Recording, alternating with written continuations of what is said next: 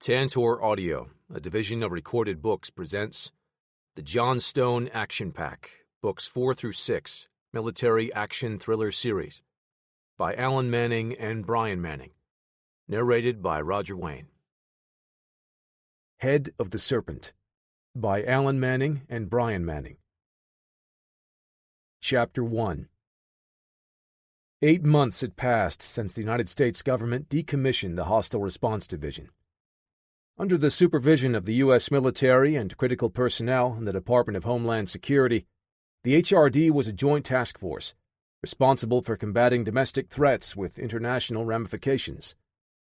Price Wyndham was one such man, attempting to acquire a prototype weapon, capable of defeating the most sophisticated encryption, to engage in cyber warfare. Price was on the verge of shifting the balance of power in the global theater of war, selling his talents to the highest bidder. Recruited by the HRD at that time, John Stone lent his talents to the team to track down and stop Wyndham. For John, it went beyond the mission. He had a personal stake in the matter, tracking down the men responsible for murdering his friend, Frank Colt, and kidnapping his goddaughter, Emily. During that time, John found himself accused of committing acts of domestic terrorism. The Secretary of Defense relieved Marvin Van Pierce, the director of the Hostile Response Division, of command. The Hostile Response Division took on a new mission: find and capture John Stone. On the run and hunted by two opposing forces, John eventually stopped Price Wyndham, revealing evidence that linked him to specific government officials in direct command of the HRD. With the help of his friends still in the HRD, it was more than enough to clear John of all charges. DHS spearheaded an investigation to uncover the depths of corruption within the government.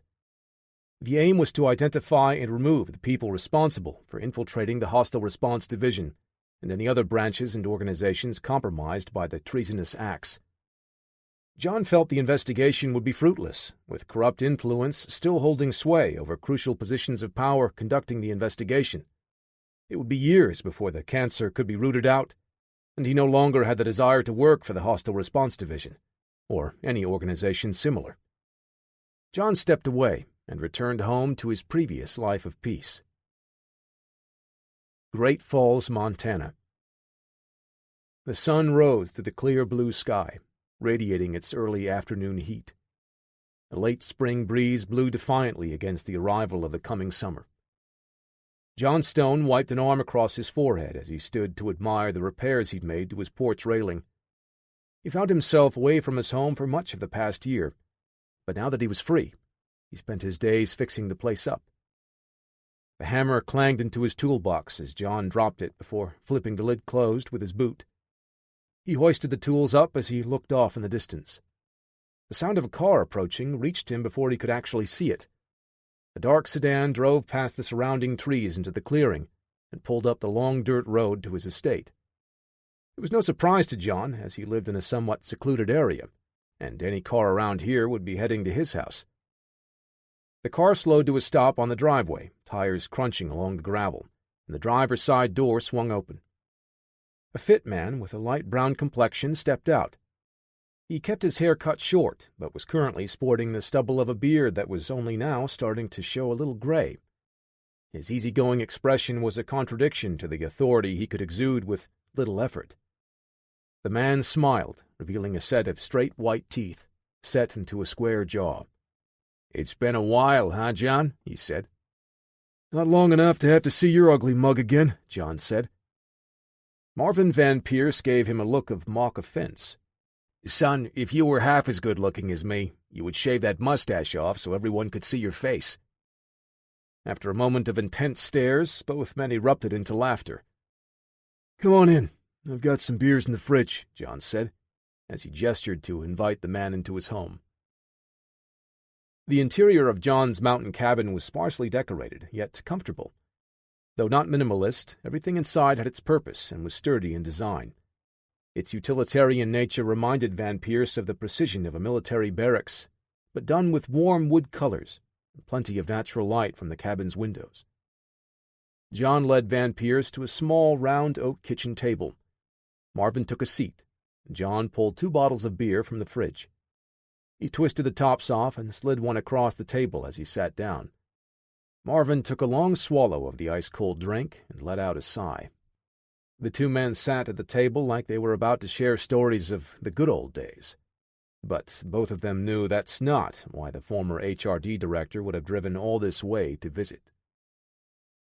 "Any progress on the investigation?" John asked. "You don't waste time, do you, John?" "Always a straight shooter," Van Pierce said. John took a sip of his beer but said nothing. "As a matter of fact, the investigation is still ongoing. The reports say they found 1 or 2 people involved in the lower-level government positions. They have yet to find any evidence implicating any officials at a higher level." "Why am I not surprised?" John asked. "Hey, there's nothing we can do about that right now. Let's be thankful that you were found not guilty of any wrongdoing, and just move on." Marvin took another sip from his bottle. "Besides, that's actually not why I'm here." John raised an eyebrow, curious. "I'm consulting," Van Pierce said. "I help other people catch bad guys now. Got a job working with a counter-terror task force in France." John nodded, twirling a bottle cap between his fingers. "Sounds lucrative." "It pays the bills. If you want to come with me, I can make a call." "No, I'm done," John interrupted. Marvin's expression didn't change. He knew John would refuse. "Figured you wouldn't be interested, but I needed to toss the offer out there anyway. If you ever change your mind, you just say the word, and you're in," Van Pierce said. John didn't speak, instead lifting his bottle and tilting his head in a thanks-for-the-offer gesture. He was really settling into this quiet, peaceful part of his life right now. They finished the rest of their beers, admiring the serene view out the window, and sharing some casual talk to catch up. John stood up as Marvin prepared to leave. "It's been nice seeing you again, old man," John said with a grin. Marvin laughed and clapped him on the shoulder. They shared a firm handshake between two tough old soldiers. "Goodbye, John." "Goodbye, Marvin." John watched the man head out the door. He was not as tall as Stone, but Van Pierce projected an authority that many were not capable of. John stood on the porch giving one last wave as the dark sedan pulled away and back down the dirt road. He contemplated the offer, tempted to feel that rush again, but the feeling left as fast as it came. The quiet life was all he wanted now. John finally turned and walked back into his house. Chapter 2. Lyon, France. 3 days after his meeting with John Stone, Marvin Van Pierce was in France, coordinating with the elite tactical unit of the French National Police. Known as RAID, the Recherche, Assistance, Intervention, Dissuasion unit was responsible for counter-terrorism operations within the major cities of the country. With the recent deactivation of the Hostile Response Division and the reassignment of its active military members, Van Pierce became a highly recommended consultant by close contacts that he maintained with the United States government. His knowledge and experience battling terrorist groups and investigating acts of terrorism over the past 40 years made him an invaluable asset. On his current assignment, Van Pierce lent his knowledge and experience to the French government, coordinating with them to help locate and stop a new terrorist group that had splintered from ISIS. Though the group went active less than 1 year ago, they've already claimed responsibility for 3 public terrorist attacks throughout Europe, the last one occurring only a week ago. Now, Van Pierce sat in a small meeting room with Maurice Ovraud, the General Secretary for Administration in the Ministry of the Armed Forces, Lionel Gavreau, the RAID Task Force leader, and a second-in-command, Christopher Brassard. A computer analyst and a language translator also sat in the room to help out when needed. Various photos plastered one wall of the room. Shots of French landmarks and government buildings covered part of it, while persons of interest filled another section. Passport pictures or other official ID photos and surveillance shots of unsuspecting suspects were tacked up and overlapping every available space. Whiteboards, covered in handwritten notes about the terrorist group and its members, sat on an adjacent wall. The sloppiness of the writing on the boards and his being rusty reading French made the information all but useless to Van Pierce.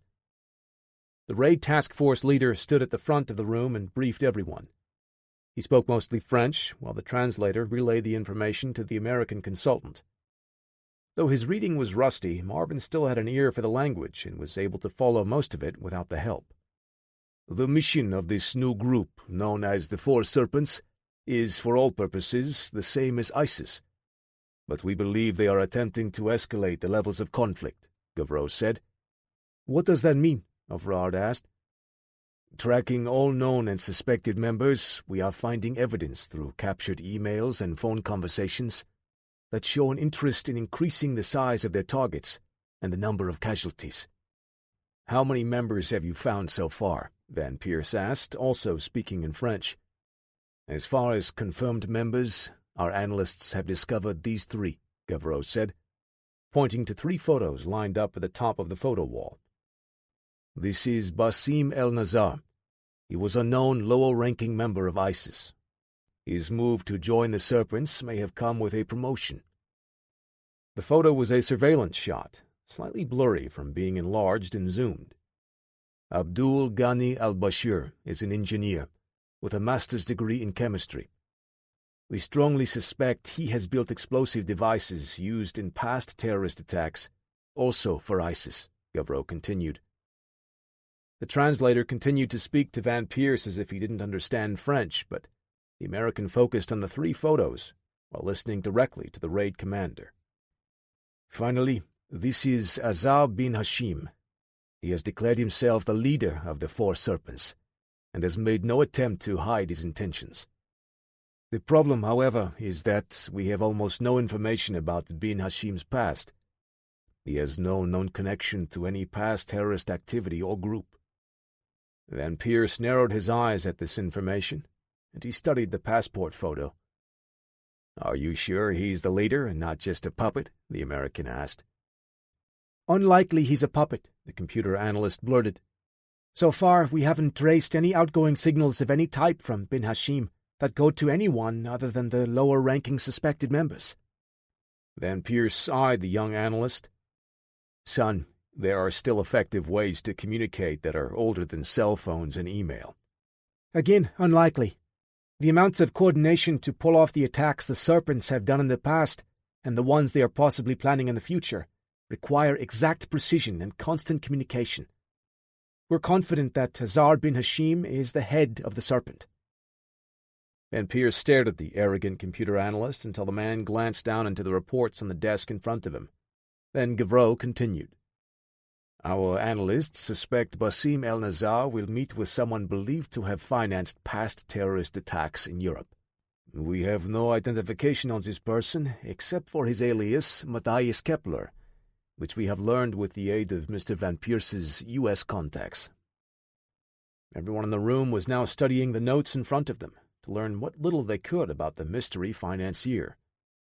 There is a high probability that the meeting will be occurring in the Place des Terreaux in Lyon tomorrow. If we can spot el-Nazar and follow him to the meeting, we may be able to identify the financier, Gavreau said. It's a very public location. Many tourists, Overard said. I can't stress the importance of not letting the situation get out of hand. Rest assured, sir, we plan to handle the entire operation covertly. Our operatives will be undercover and will not escalate the conflict unless absolutely necessary, Gavreau said. Overard still looked a bit nervous, but nodded his approval. I guess that's a universal attitude for all government suits, Van Pierce thought. The last few minutes of the meeting were spent giving a general plan the raid team would take before Gavreau dismissed everyone. It all goes down tomorrow, gentlemen. Let's all get some rest, Gavreau said. Marvin Van Pierce rubbed his index finger along the bezel of his watch as he checked the time. 0900 hours. He sat in the passenger seat of a 2-door silver Peugeot parked on the street, 1 block southwest from Place des Terreaux, between the Saône and Rhône rivers in Lyon. The crowds grew thicker as more people arrived in the square. Van Pierce was there that day as an extra set of eyes, and as a consultant to assist if the situation went sideways. It was made very clear to him by both Maurice Ouvrard and Lionel Gavreau that he was not to have any physical involvement with today's operation. Being a foreigner and not an official member of any French police or military organization, they weren't interested in the possibility of an international incident. In the driver's seat, Simone Boudet, a raid team member, was radioing updates. Van Pierce didn't have his own radio, so he listened to the responses coming in over Boudet's. Nearly a dozen raid members positioned themselves in and around the Place des Terreaux. They dressed in civilian clothing and blended in almost entirely. A few blocks away, in a nondescript panel truck, a raid unit sat in full operational gear, prepared to move in if the situation spun out of control. 2 hours into the operation, radio chatter picked up. A couple of the undercover raid members spotted Basim El-Nazar entering the southeast side of the square. Gavreau's voice came in over the channel, advising all teams to keep their eyes open.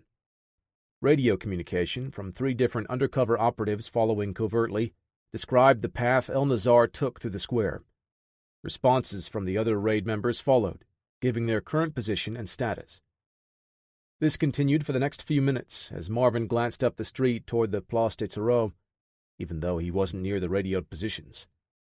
He scanned everyone, looking for postures or behaviors that might appear suspicious. It was a habit he gained from many years in the field, and was now second nature for him. It was because of this awareness that a face in the crowd triggered an alarm in his head. A man, with a jagged scar across his cheek, walked right past the silver Peugeot and into a crowd of tourists. Van Pierce snatched up his smartphone and scrolled through the photos from yesterday's briefing. His fingers froze on an image of a man with the same scar and intense eyes. It was Zayn Alaman, someone the French government had suspected of being a member of the Four Serpents, but they couldn't verify. His appearance in this place at this time was just too much to be a coincidence. "That man there," Van Pierce said to his partner in the car, "that's Zayn Alaman. We need someone on him now." Boudet nodded and radioed in the request. Van Pierce tried to keep a visual on his target as the radio responses came. "This is Unit 2. I can be there in 3 minutes." "That's not fast enough. He's going to disappear in that crowd," Van Pierce said, knowing how far they were positioned from the square. Without hesitation, he opened the door to follow Alaman. "Sir, you can't—" Boudet began before he was cut off. "Let the team know I'm tailing Alaman. Have them coordinate with me when they reach my location," Van Pierce said. Then he slipped into the crowd of people. Gavreau was positioned outside the Place des Terreaux, in a discreet position that gave him a broad view of the area. He gritted his teeth at the call he just received from Boudet. Marvin Van Pierce was actively pursuing a man that may be on their list of suspected terrorist group members. Gavreau didn't want anyone but raid personnel active in the area. Van Pierce was experienced, but the possible confusion and chaos of having a foreigner, a civilian at that, active in the operation, didn't sit well with the task force leader. Still, without the Americans' help, Gavreau's team may not have spotted the extra player. Van Pierce didn't have a radio with him, however, which made the situation even more frustrating. After a moment of thought, he thumbed his own radio. "Unit 2, as soon as you get there, you relieve Mr. Van Pierce and have him stand down." "Oui," the response came over the radio quickly. Gavreau set his focus back on observing the square while listening to the updates from the team following El-Nazar. "Heading toward the cafe, on the east side of the fountain. This might be the meeting spot," one of the raid members said. "All right, stay on him, and let us know if he leaves. All units, I want you to scan everyone in the area. Find anyone that might be there to meet him," Gavreau said. After a minute of updates being radioed in, one transmission caught the task leader's attention. El-Nazar made contact with someone. They split up. The new target is moving southeast. Gavreau prepared to coordinate his team to account for the new player when the radio channels lit up. "He's got a bomb! El-Nazar—" The radio transmission cut off a split second before Gavreau heard the explosions. Marvin Van Pierce worked his way through the crowd, tailing his target from a reasonable distance. He was a little rusty from years of not being out in the field, but found his skills were recalled pretty easily. Alaman crossed the street and entered the Place des Terreaux from the southwest corner. He stayed on the outer edge, slowing and eventually stopping. He glanced around casually across the public square.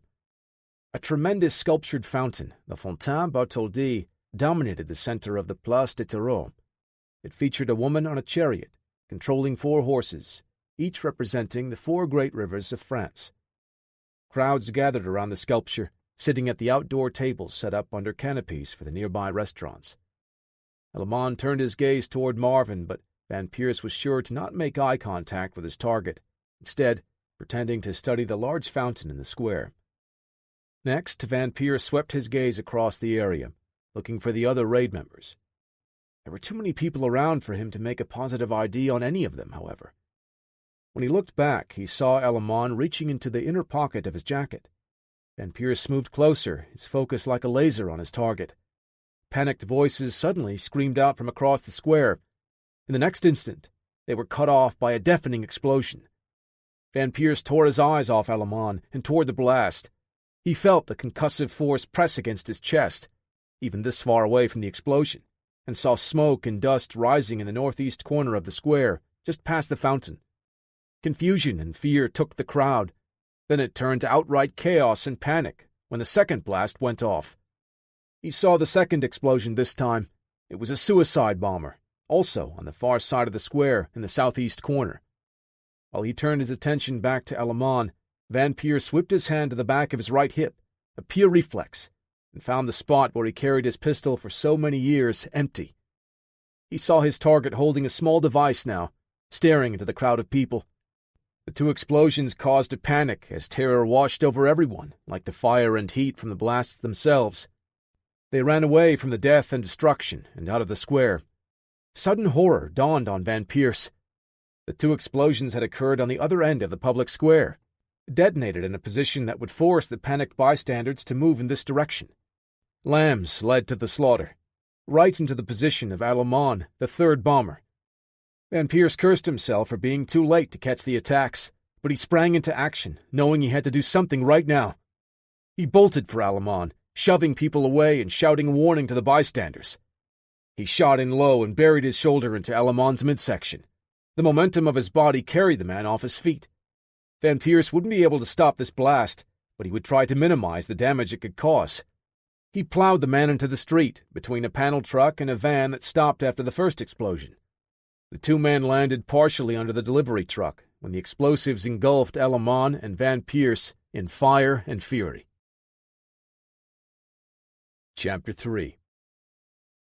At approximately 11 a.m. local time, 9 a.m. Greenwich Mean Time, 3 men detonated explosive devices strapped to their bodies in the Place des Terreaux located in Lyon, France. John stared at his television in silence, watching the news report about the terrorist attack in France. The damage in the public square is extensive. 10 people have been confirmed dead at this time, and at least 50 people have been injured by the blasts. Once again, the 4 serpents have claimed responsibility for this horrific terrorist attack.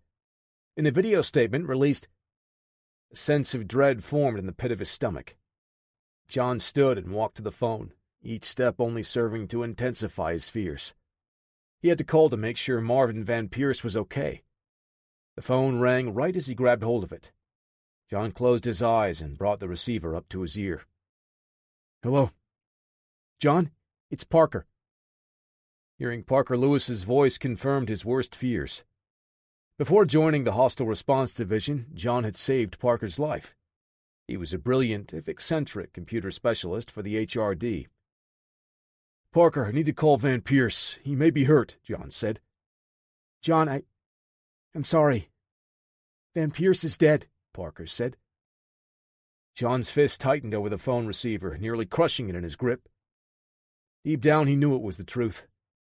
Parker wouldn't be calling John to get more information. If he was calling, that meant he already knew the situation. "Are you sure?" John asked, holding out hope that his gut was wrong. "Yes. Marvin told me about his assignment after he spoke with you. The moment I heard the news about the attack, I scoured around for everything I could about it. Officers on the scene confirmed his identity 10 minutes ago. It hasn't gone public yet." Numbness set in as John's vision swam.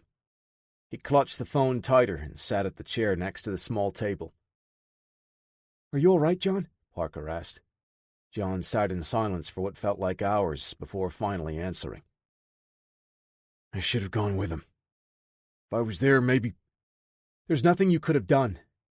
It was a coordinated attack that no one was prepared for. If you were there with Marvin, you might be dead too." John knew Parker was right, but had a hard time accepting it. Parker's words hit John deeply, but at that moment he had made a decision. "I'm going to France. I need to know what happened," John said, resigned. "John, what do you think you can accomplish there? We aren't with the HRD anymore. Just stay there and I'll find out what I can," Parker said. "Please." John's neck and jaw tightened. "I'm leaving tonight." "Then let me come with you. I can help," Parker started. "No, it's dangerous. I don't want you to risk your life over this," John said. "But it's okay if you do?" Parker asked. "This isn't your responsibility. I could have helped Van Pierce, but now I need answers. I owe him that much." Parker let out a sigh on the other end. "All right, John. Please be careful. Let me know if there's anything I can do to help. I owe him too." Chapter 4. Shoulders brushing the walls of the narrow alleyway, a burly man strode through the back entrance of a small printing shop. The whirring and clattering of machines replaced the bustle of activity from outside. The man widened his eyes, waiting for them to adjust to the darkness before proceeding. He stepped into a back room, shuffled to one corner, and greeted 3 men sitting around a table. The man facing him, Azar bin Hashim, nodded as he took another drag from his cigarette. "Praise be to Allah," the man said with his head bowed. "What do you have for me?" bin Hashim asked as smoke puffed out between syllables. The man produced a small tablet computer. He tapped the screen a few times and handed the device over to the leader. Bin Hashim examined the information, the blue LED glow lighting his face from underneath, casting his features with a more sinister appearance. Satisfied, he nodded and placed the device casually on the center of the table. "Is this information accurate?" he asked. "Yes. We have confirmation that the Germans survived," the man said. Bin Hashim thought over the information for a minute, taking another drag from his cigarette. He blew out a stream of smoke. "Send someone to Hôpital de la Croix-Rouge. Find the German, and finish what we started," bin Hashim said. "The next phase of our plan is too important. We must tie up all loose ends." The man nodded to the leader of the 4 serpents and walked out, exiting through the back door where he entered. "What should we do now?" one of the other men at the table asked. "Proceed as planned. The doctor will be in town soon.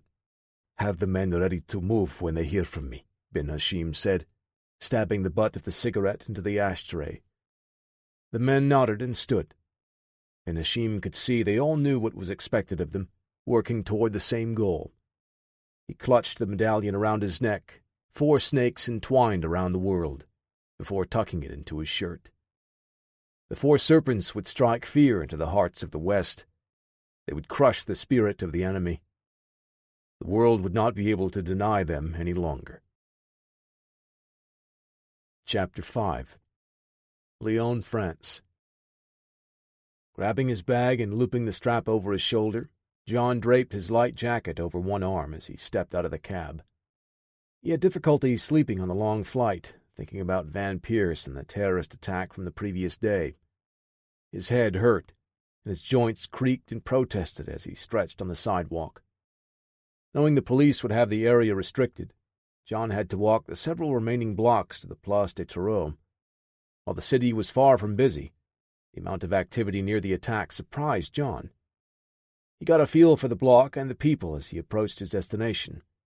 The pain and fear evident in their actions, the people carried out their day-to-day activities nonetheless. An act of defiance showing the terrorists that they were still strong and unafraid after the attack. John brought only a laptop and a change of clothes, on top of the few travel necessities with him, opting to travel light. Everything he needed was with him in the bag around his shoulder, except for a weapon. He knew traveling abroad meant going in unarmed, but he didn't expect a second attack in the same location so soon. Much of the initial investigation had already happened the day before, but the police still had the entire block taped off. Investigators buzzed around, gathering evidence at the blast sites and taking pictures of everything that appeared out of place. Several officers diverted traffic to different routes, creating more confusion and congestion. The honking and understandable frustration gave John enough cover to get closer. He walked the perimeter of the Place de Terreau, looking over the area and paying particular attention to the 3 locations where the terrorists detonated their bombs. During the flight, he pored over all of the information Parker sent him, including news stories providing an already out-of-date account of the events of the attack. He crossed the police barrier to look at the spot where the 3rd device went off, studying the 2 vehicles damaged in the explosion. The blast pattern revealed that the device exploded under the back end of the more massive truck. The detonation shredded the tires and left the rear bumper in shambles. The entire back end of the vehicle crumpled upward. Bits of broken glass littered the street and sidewalk, from the shattered windows of both trucks and the nearby shops. This is where Marvin Van Pierce died.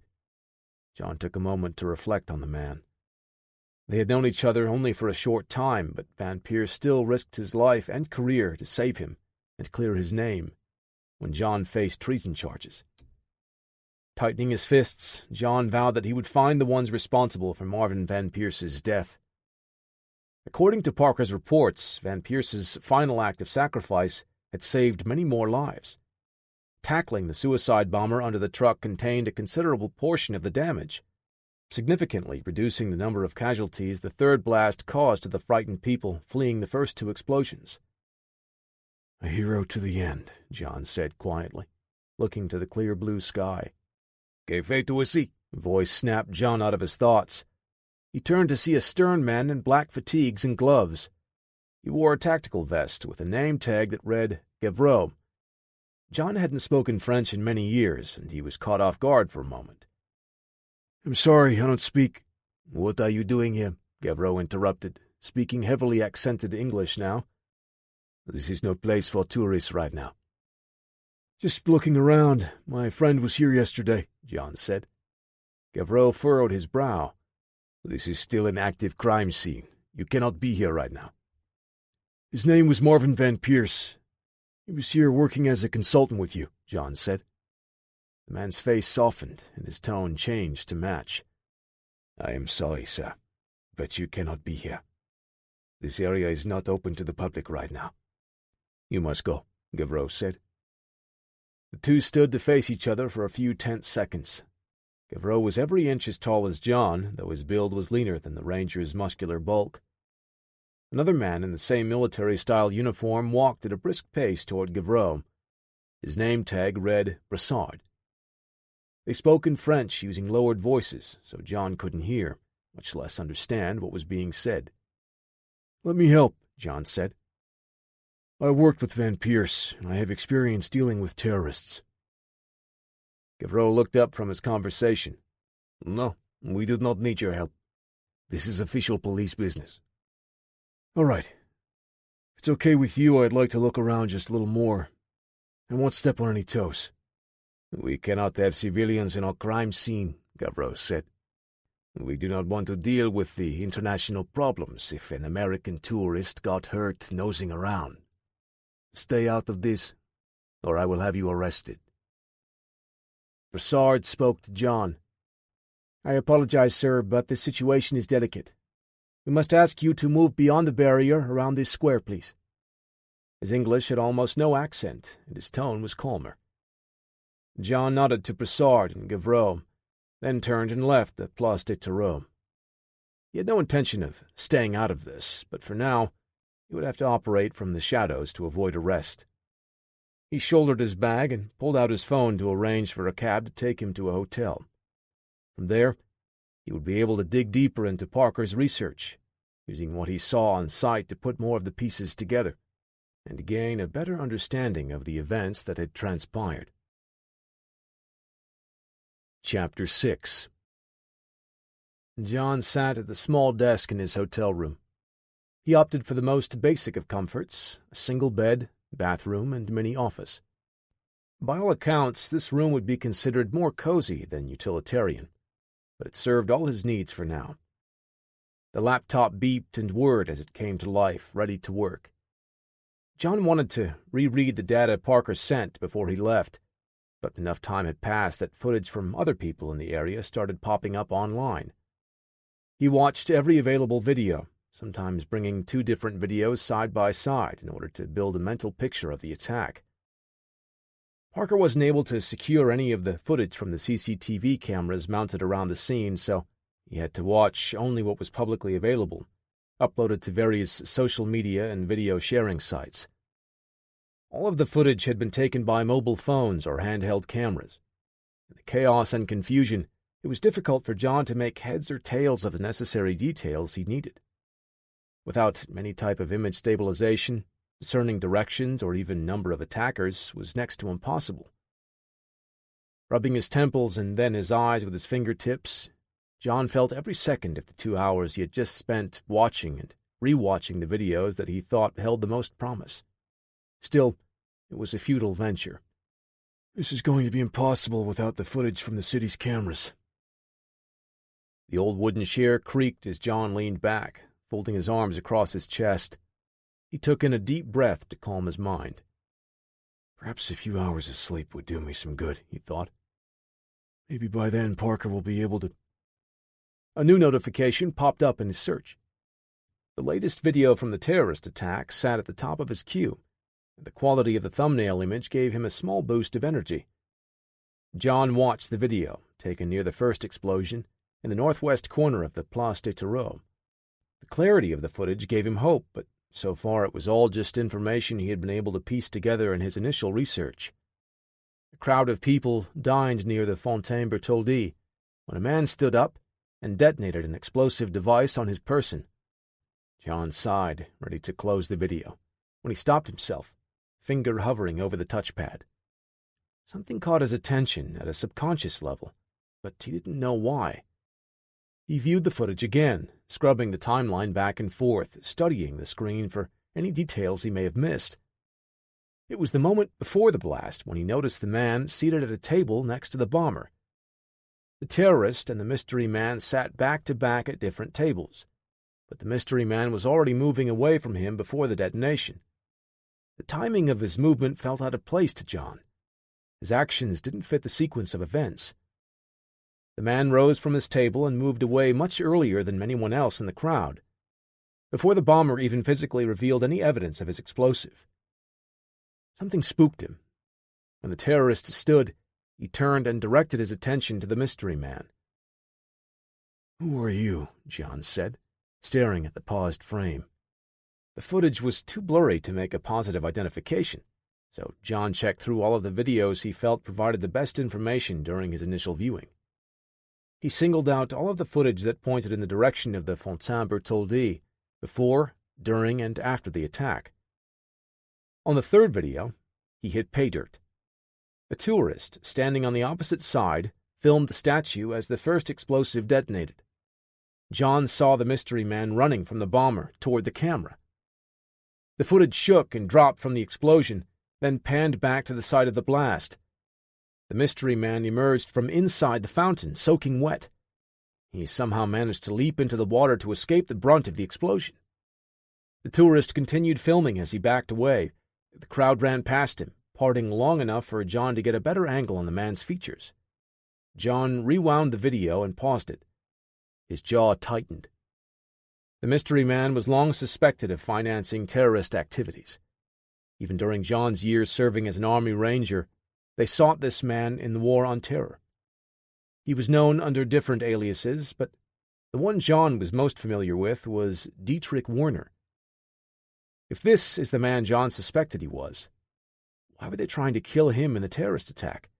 Did he manage to survive the second and third blasts as well? It was possible, which meant Werner could still be out there. John pulled up a list of all of the videos showing the second and third explosions, carefully attempting to track Werner's movements during and after the attack. He found a far camera shot of the third explosion, shot from outside the Place des Terreaux on a connecting street. He spotted the man moving away from the first 2 explosions in the general direction of the third. John's heart sank when he saw the blurred movements of a figure that moved to tackle another man. Marvin Van Pierce, putting himself in harm's way to try and stop the third bomber. Marvin sacrificed himself to save as many as he could. he had been able to take the man down near two parked vehicles, which absorbed much of the explosive force when the bomb detonated. At the moment of the blast, John caught an image of Dietrich falling. It was only a couple of frames, but he was close to the final explosion, and Pierce's actions may have reduced the force enough for the man to survive. If he were still alive, he would need medical attention, given his proximity to the first and third bombs. John dug through the files Parker sent him to read on the flight over. He needed more information about Dietrich Warner. Why would the Four Serpents be targeting him? Was his presence a coincidence? A single reference came up, a list of known aliases for a person of interest. Dietrich was one of many aliases used by Matthias Kepler, the man Marvin Van Pierce highlighted in the briefing notes that Parker had been able to retrieve. "Mr. Kepler," John said, resting his elbows on the desk as he stared at the image in the video. "Perhaps we'll finally be able to meet face to face, so you can answer some questions." The latest news reports about the attack mentioned that first responders had transported the injured people to Hôpital de la Croix-Rouge. He closed the screen of his laptop and headed out the door to find his next lead. The hallways of Hôpital de la Croix-Rouge swarmed with activity. Doctors and nurses sped around the concerned friends and family members of the injured tourists and citizens. Kalik, a member of the Four Serpents, had no trouble slipping into the supply area to get a set of scrubs to wear in the ensuing confusion. He came here with explicit orders to find Matthias Kepler. Dressing as hospital staff was risky, but dealing with the seemingly non-stop flow of victims helped him slip through unquestioned. Several times someone barked orders at him to go somewhere and assist or bring something that one of the doctors needed. Each time he answered with an enthusiastic nod before disappearing. Matthias Kepler secretly funded Azar bin Hashim and the Four Serpents, through his many shell companies, for their next ambitious plan. Bin Hashim didn't trust a man of Kepler's questionable loyalties and planned for his death in the attack on Place de Terreau. Kalik stepped behind an unattended reception desk and sat in front of the computer. His fingers pecked across keys, searching for Kepler's room, as the switches of the old keyboard clicked loudly. His brows furrowed when the name came up with no results. His target, it seems, was also the type of man to cover his tracks. Matthias Kepler was probably the type of man with a list of aliases to use in his day-to-day life. Paranoid. After a moment of thought, Kalik's hands moved over the keys again. He brought up a list of the patients admitted into the hospital shortly after yesterday's attack. He scanned through the results, memorizing the rooms where the most recent patients had been admitted. Kalik stood and stepped back into the hallway, passing someone as he exited. The woman gave him a quizzical look as she sat, but soon slipped back into the task at hand, dealing with another influx of patients. He glanced down at the chart for the man and woman admitted to the first room. The victims in the beds had been badly burnt, their bodies bandaged, and they were heavily medicated. Not finding his mark, he turned and left, sidestepping a nurse coming in to check on their vital stats. Finding his target would require that he search the rooms one by one. This would not be a problem for him. He was a patient man that operated with precision. It would not be long before he cleaned up the loose end, Kepler, before he could reveal anything he might know about the Serpents or their next plan. Chapter 7. John walked into the hospital and looked across the lobby. He wasn't sure how he would find Dietrich Werner in here, but this was his best shot. John stopped the nearest staff member. "Excuse me," he said to the young woman, dressed in scrubs. "I'm wondering if you can help me find someone." The woman stared back with weary eyes, replying in French. John winced, not able to understand anything she said. He continued in English, speaking slower and hoping the woman would understand enough to help him out. "My brother was hurt yesterday," John started, miming an explosion with his hands. The woman seemed to catch on to what he was saying, so he continued. "He's supposed to be here. Where can I find him?" They struggled to communicate, as her English was as bad as his French. But eventually, she directed him to the wing of the hospital triaging everyone involved in yesterday's terrorist attack. John thanked the woman in English, and then again in passable French. She smiled and excused herself to continue her work. John sighed as he looked down the crowded hall. This would be a little more complicated than expected. John didn't let the difficulty dissuade him. As an Army Ranger, he was always prepared for things to be more challenging than initially planned. He walked down the hallway, heading for the section of the hospital the woman described. His initial urge was to ask any and everybody where he would go to find his brother injured in the attack, but John wanted to stay under the radar. The last thing he wanted was to draw any unnecessary attention to himself right now. He made his way through the hospital until the people in and around him looked like they were all there for the same reason, suffering from similar burns, cuts, and bruises typical of injuries inflicted by an explosion. Distraught friends and family packed the waiting areas, in need of treatment, or hoping for any good news from the doctors and nurses. He saw people agitated at the lack of information or attention they were receiving. Anger, fear, frustration. John made his way to a receptionist's desk and tried again to find his brother. He made an attempt at foregoing English and speaking French, ultimately having to resort to a mix of the two languages to get his message across. Luck was on his side this time, as the man replied in English. "I am sorry to hear about your brother. What is his name?" "Warner, Dietrich Warner," John said. The man typed a few keystrokes, then stared at the screen for a minute. He leaned in close before sitting back and typing something else. His brows furrowed. "I don't see a Werner, but there is a Dietrich Byrne. Similar name, but—" "That's him," John interrupted, with a relieved smile. "I forgot he's using Byrne for his businesses. I'm sorry, my mind is a little frazzled after—" He waved his hand briefly in the air, resisting the urge to over-explain the situation, knowing it would only cause more suspicion and confusion. Okay. Dietrich is in room 513. It is on the 5th floor. Thank you. I can find it," John interrupted again as he turned to go. Before the man could suspect any foul play, an irate husband demanded to speak to a doctor to find out what was happening with his wife, giving John the cover he needed to slip away. Kalik spent the past hour in the hospital, moving room to room. He glanced into each doorway, trying to find the man he was sent to kill. The German financier was too involved in the Serpent's actions. He knew too much, and Ben Hashim's plans were too important to allow anyone to put them at risk.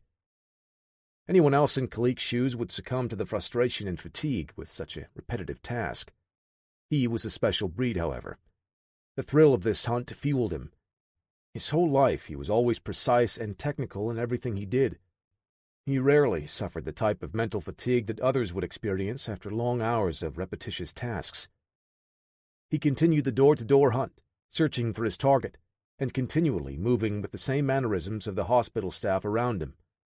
That was another skill he learned when he was a young boy. Kalik always had a knack for picking out and remembering subtle physical details and mannerisms of people, allowing him to mimic his friends and family. Now, on the 5th floor of the hospital, Kalik resumed his mission. At the 4th door he checked, he saw a man in one of the beds with a build similar to Kepler.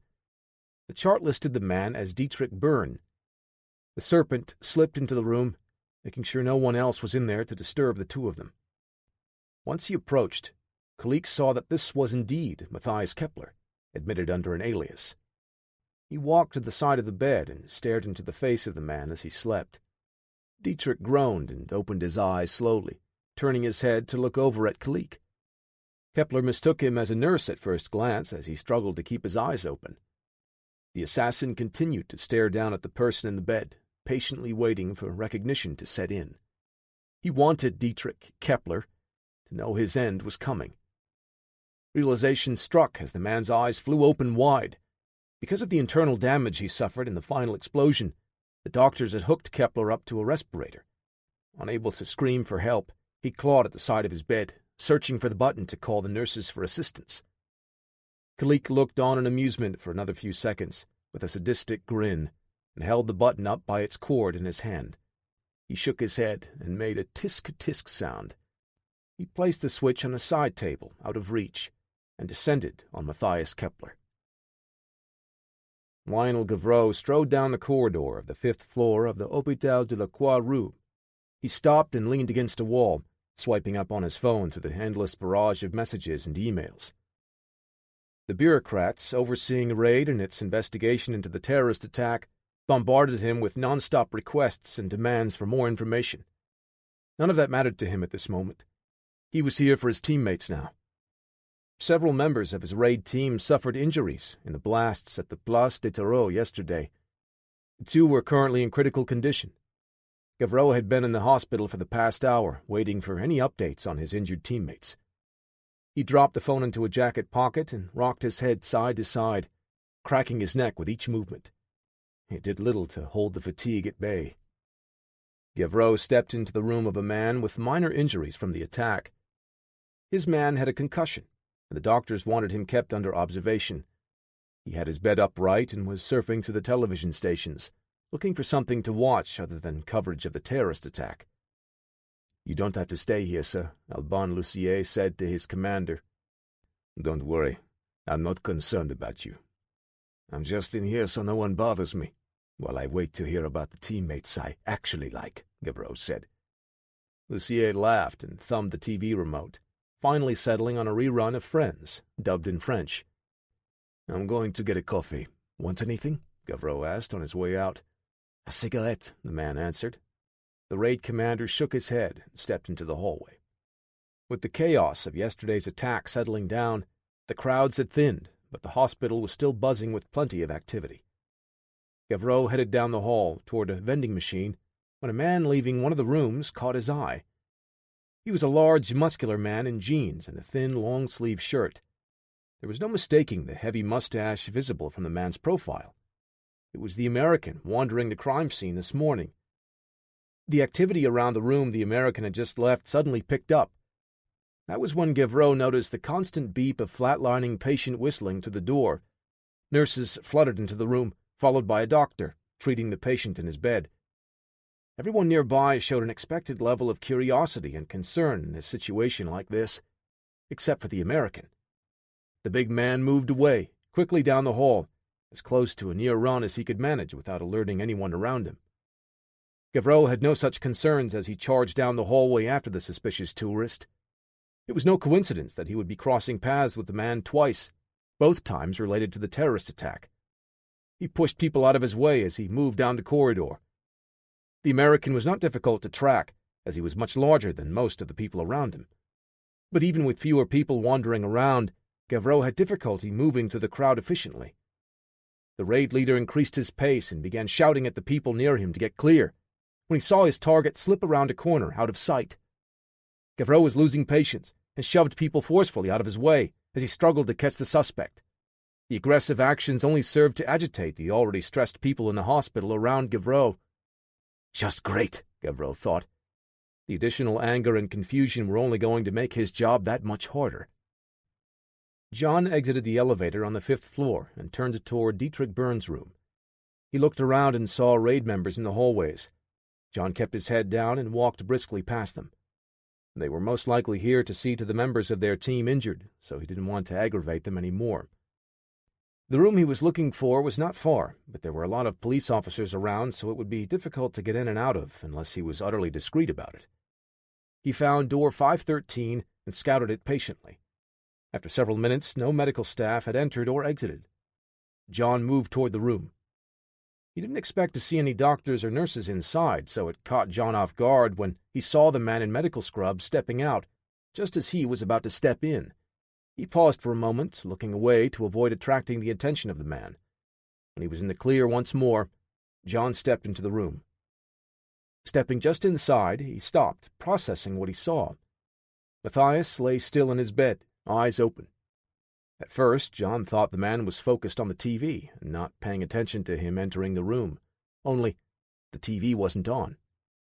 In the hall, over the crowds talking and the noise from the increased activity in the hospital at that moment, John didn't hear the heart rate monitor. Once he stepped into the room, the sustained beep was loud and clear, a siren going off to alert everyone in the hospital. John cursed. He needed to leave now. The noise in the hall quieted down once the people nearby finally heard the beeping. Someone called for a doctor. John turned to leave, but hesitated.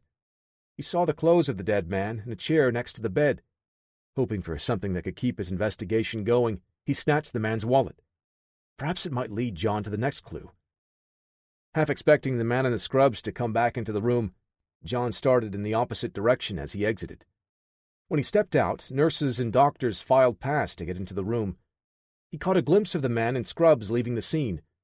John paused for a beat, watching him. He was the only medical staff near the room to not turn back and help.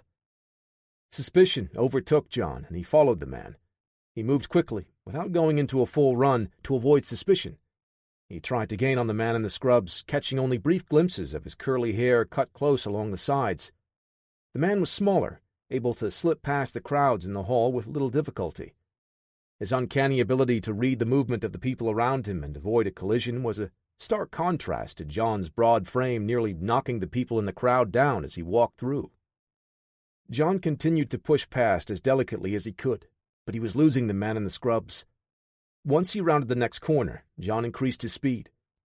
He knocked down one of the patients accidentally, who let out an angry cry, and almost stopped to help the person. Unfortunately, the sound of the patient yelling caught the attention of the target John was pursuing. The man in the scrubs turned and looked John right in the eye.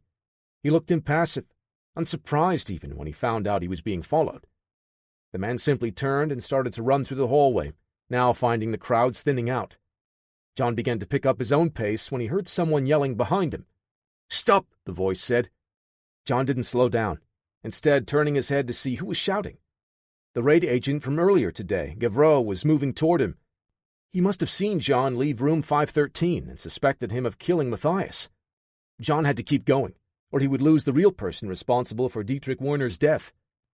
He shouldered his way into the empty parts of the hall and broke into a full run. The man in the scrubs turned down another hall, trying to lose his tail. John followed around the corner and didn't see the man. He glanced around, scanning for anything that stood out. A door just clicked shut a moment after he turned the corner. John stepped through that same door, stepping into a series of connected examination rooms with a small corridor running between them, with an exit door located at the far end of the hall. John resisted the urge to plow ahead to the door on the far end, and possibly allowing the man to slip behind him to double back. He did a quick visual search of each room on his way to the far exit. Halfway down the corridor, John pushed the curtain open to inspect the next room. A figure burst out, catching him off guard. A kick thrust into the center of John's chest with enough force to steal his breath and knock him back several steps. The man landed and continued a rapid-fire assault on the much larger American. Compared to John, he lacked the size and strength for a straight-up fight, but his speed and technique made him formidable. John used his muscular forearms to deflect and absorb the incoming attacks, and he cursed to himself, as he could only stop 2 out of every 3 strikes.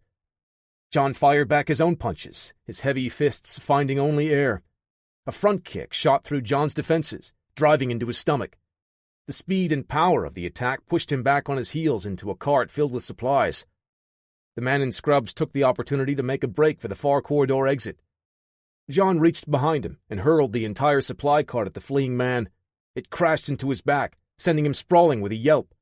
John lunged forward and brought a stomp down on his target. The man barely rolled away as a heavy boot cracked the tile flooring.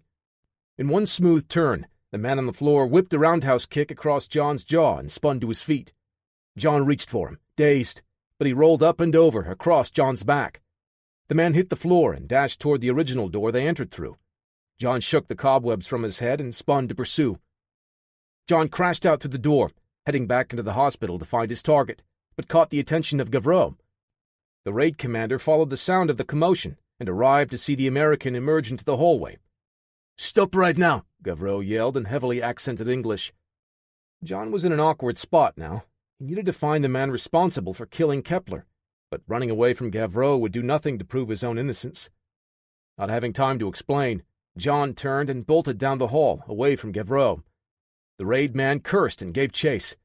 Despite John's size, he was a surprisingly fast runner, and his conditioning was more than up to the task of carrying his heavy frame at a run.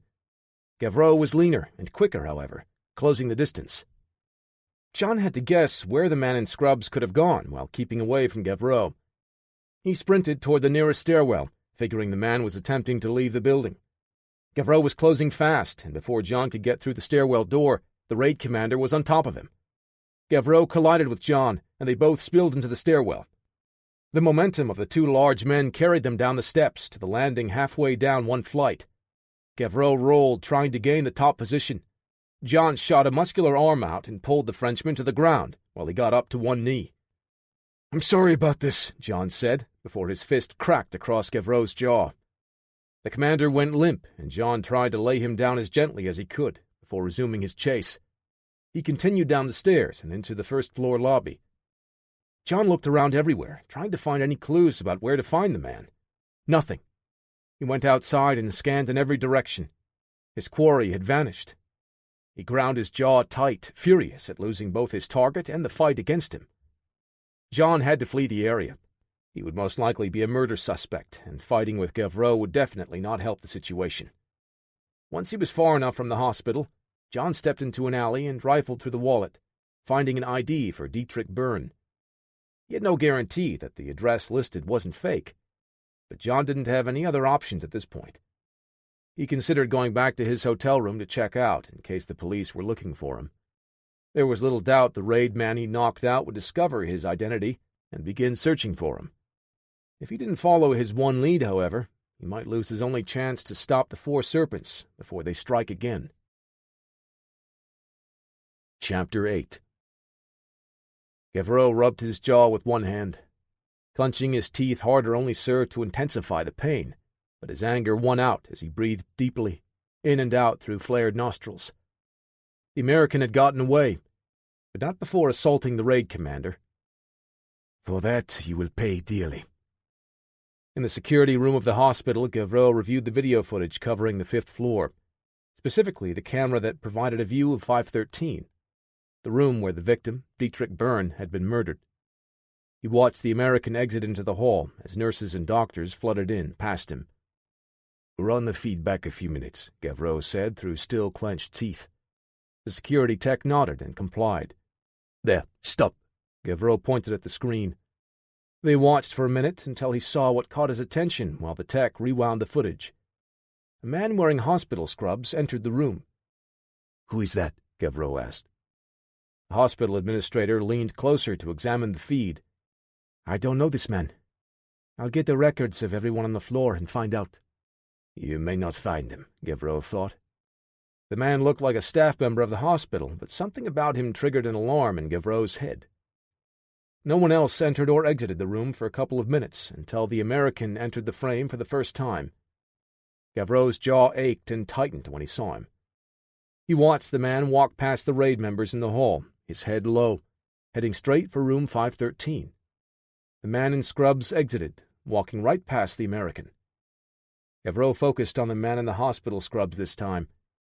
He noted the man continued to walk away, not reacting to the frantic nurses running by him, or the flatlining beep Gavreau remembered hearing at that moment. "Perhaps it was you," he said, his voice low. The American, after exiting the room, spotted the man in the scrubs and moved straight in his direction. Shortly after, the footage showed Gavreau running to catch up to them. Christopher Brassard entered the security room with a few sheets of paper in his hand. "Sir, here is the information you requested," he said, handing them over. Gavreau took the papers and looked over the information about the identity of the American. "John Stone, a lieutenant, serving in the United States Army for 20 years.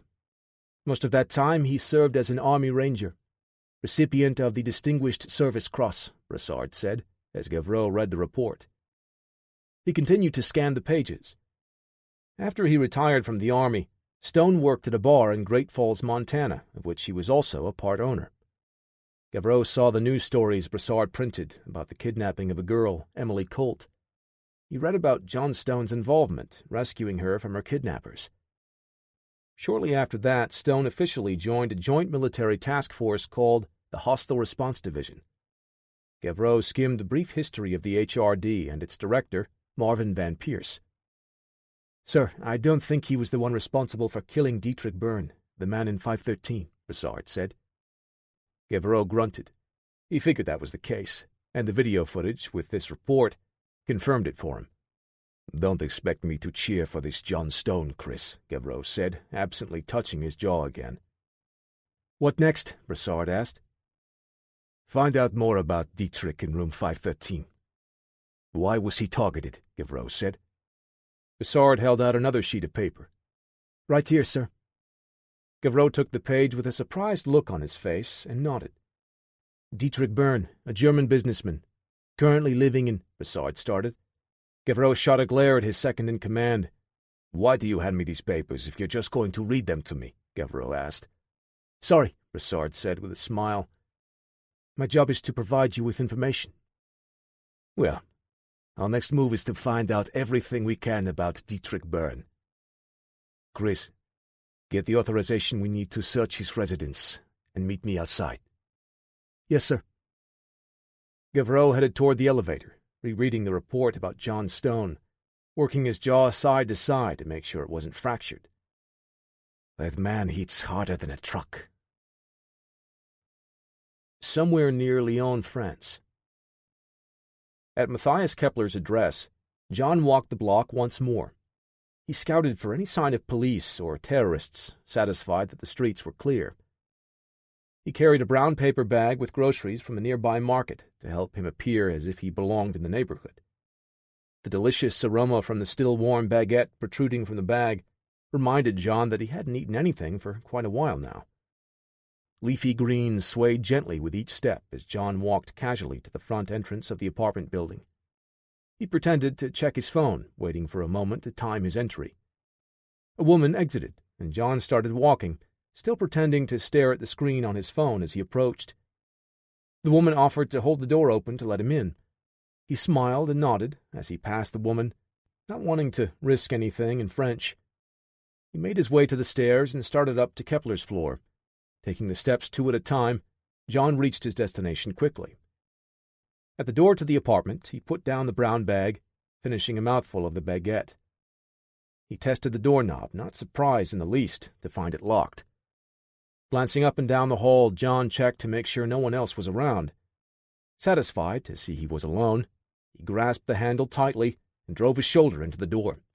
Wood creaked and gave way with little protest to John's mass and strength, swinging open to reveal a dimly lit living room. Light shone through the closed blinds and stripes, like an old detective noir film. John slipped into the apartment, picking up the grocery bag and swinging the door closed as far as it would go. He searched through the rooms quickly, looking for any clues that would link Kepler to the Four Serpents. He powered up the computer on a small desk in one corner. While he waited, John rifled through the tidy stack of mail on the kitchen table. A few junk mail letters and a couple of bills, but not much else. He opened up the drawers, rummaging around for anything that would point him in the right direction. After the cursory search turned up nothing useful, the computer's pleasant chime and the whirring fans got John's attention as the monitor flickered to life. John clicked the mouse and found a prompt screen asking for a password to log in. He cursed to himself for not letting Parker come with him to France. This obstacle would likely prove little challenge for the gifted programmer. He thought about calling and having Parker talk him through bypassing the screen, but decided it would take more time than he probably had. John decided to dig a little deeper through all of the drawers in the apartment.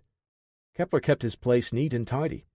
This was both good and bad for John, as it meant while it wouldn't take long to go through the available notes and other information, there just wouldn't be much for him to actually search through. After the desk drawers proved fruitless, John headed into the bedroom. He tossed the contents of the 2 nightstand drawers onto the bed, but stopped while he held the second empty drawer in his hand. This one felt lighter than the first after he had dumped everything out. It was only a slight difference, but enough for John to notice. He put the drawer down and grabbed the first one. His hunch was correct. This one felt heavier. He turned it over in his hands and noticed that it was the slightest bit shallower inside as well. With no time for subtlety, John smashed his fist through the bottom of the drawer. The thin false underside splintered, revealing a leather-bound black notebook wedged inside. John plucked the journal from the drawer and saw a small flash drive tucked next to it. Mouth drawn in a straight line, he turned the drive over in his fingers. "No way to look at the files here." He opened the notebook and saw notes and descriptions written in German, and cursed again. The only thing rustier than his French right now was his German. John walked into the living room as he flipped through the pages and heard 2 car doors close outside. He pushed the slats of the blinds apart with the notebook and looked out the window down to the street level. He saw a black sedan parked outside as 2 raid agents headed inside the building. All out of time, John thought. He exited the apartment, closing the broken door behind him mostly out of habit, and headed for the stairs.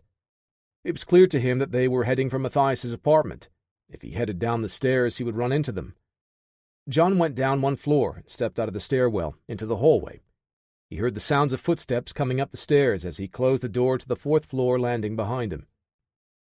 The bootsteps and voices of the two men passed by as they continued up the stairs and into the hallway above. He had to move fast. Once they saw the busted door, they would realize immediately that someone was in there. John slipped down the stairs as quietly as he could, heading out the front door into the street. He jogged around the corner of the building and began to walk away at a leisurely pace, blending into the foot traffic in the neighborhood. Lionel Gavreau and Christopher Brassard ascended the stairs leading to Dietrich Burns' apartment, exiting into a dark hallway with faded carpet, worn thin where they stood. As they headed toward the front door, Gavreau held up a hand, halting the other man. Brassard unholstered his Glock 17 and held it at low ready. Gavreau stepped to the door, examining splintered wood around the lock. He looked at Brassard and nodded, then unholstered his own pistol, a .44 Magnum Smith & Wesson 629. He pushed the door open quietly, and Brassard slid into the room like a ghost. Gavreau moved in right behind, and they cleared the small apartment, room by room, with practiced precision. Neither man spoke, but both knew exactly what the other was doing at all times. "Clear," Brassard said. "Clear," Gavreau responded. Both men holstered their weapons. Gavreau shook his head in frustration, his hand absently reaching for his jaw again. "Do you think it was Stone?" Brassard asked. "Yes, I think it was," Gavreau said. He kicked the grocery bag on the floor. "These groceries are fresh. I can still smell the bread," Gavreau said, examining the large bite taken out of the baguette. Brassard let out a sigh. "One of the drawers in the bedroom is smashed apart. Maybe he found something hidden in there."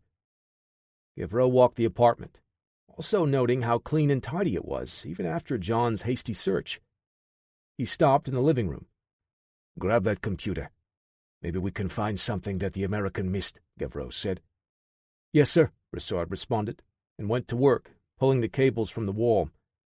Stone was a thorn in his side once again. Gavreau tightened his jaw and let the pain serve to replace his frustration. He turned and swung a boot out hard, launching the chair at the computer desk across the living room. "Is everything all right, sir?" Brassard stood with the computer tucked under his arm. Gavreau waved his man off. "Once we find John Stone, I'm going to make sure we bury him with charges for interfering in our investigation. If the Four Serpents strike again, Stone will have blood on his hands." Nizar bin Hashim stood in a courtyard, admiring the French skyline. He didn't hate those that were not believers. His was a bigger mission against a greater enemy. Those in the government that would control its citizens with their heathen ways and no moral compass. A giant of a man, bin Hashim's bodyguard entered the courtyard. Kalik followed close behind. Though the smaller man stood a full 2 heads shorter than the brute, he showed no fear, physically mimicking his movements and mannerisms. They both stood, waiting for bin Hashim's command, Kalik positioning himself and posturing like the guard.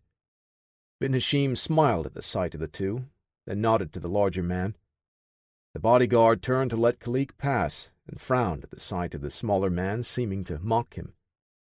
That wasn't the case, however. The guard was told as such. The head of the Four Serpents summoned this small, strange man personally.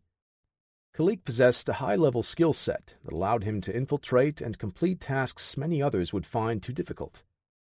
The trade-off was that he always seemed to behave in a peculiar way, imitating physical characteristics he would see in others.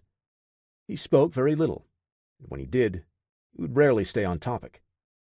Bin Hashim accepted his quirks and utilized Kalik's ability to its fullest to further their cause. "Come in, my friend," bin Hashim said to the man. Kalik took 2 more steps forward, then stopped. They stood in silence for a few awkwardly long moments, when bin Hashim decided to break the silence. "The man, Matthias, is he dead?" bin Hashim asked. The assassin rocked side to side slightly and nodded. "Matthias is Dietrich.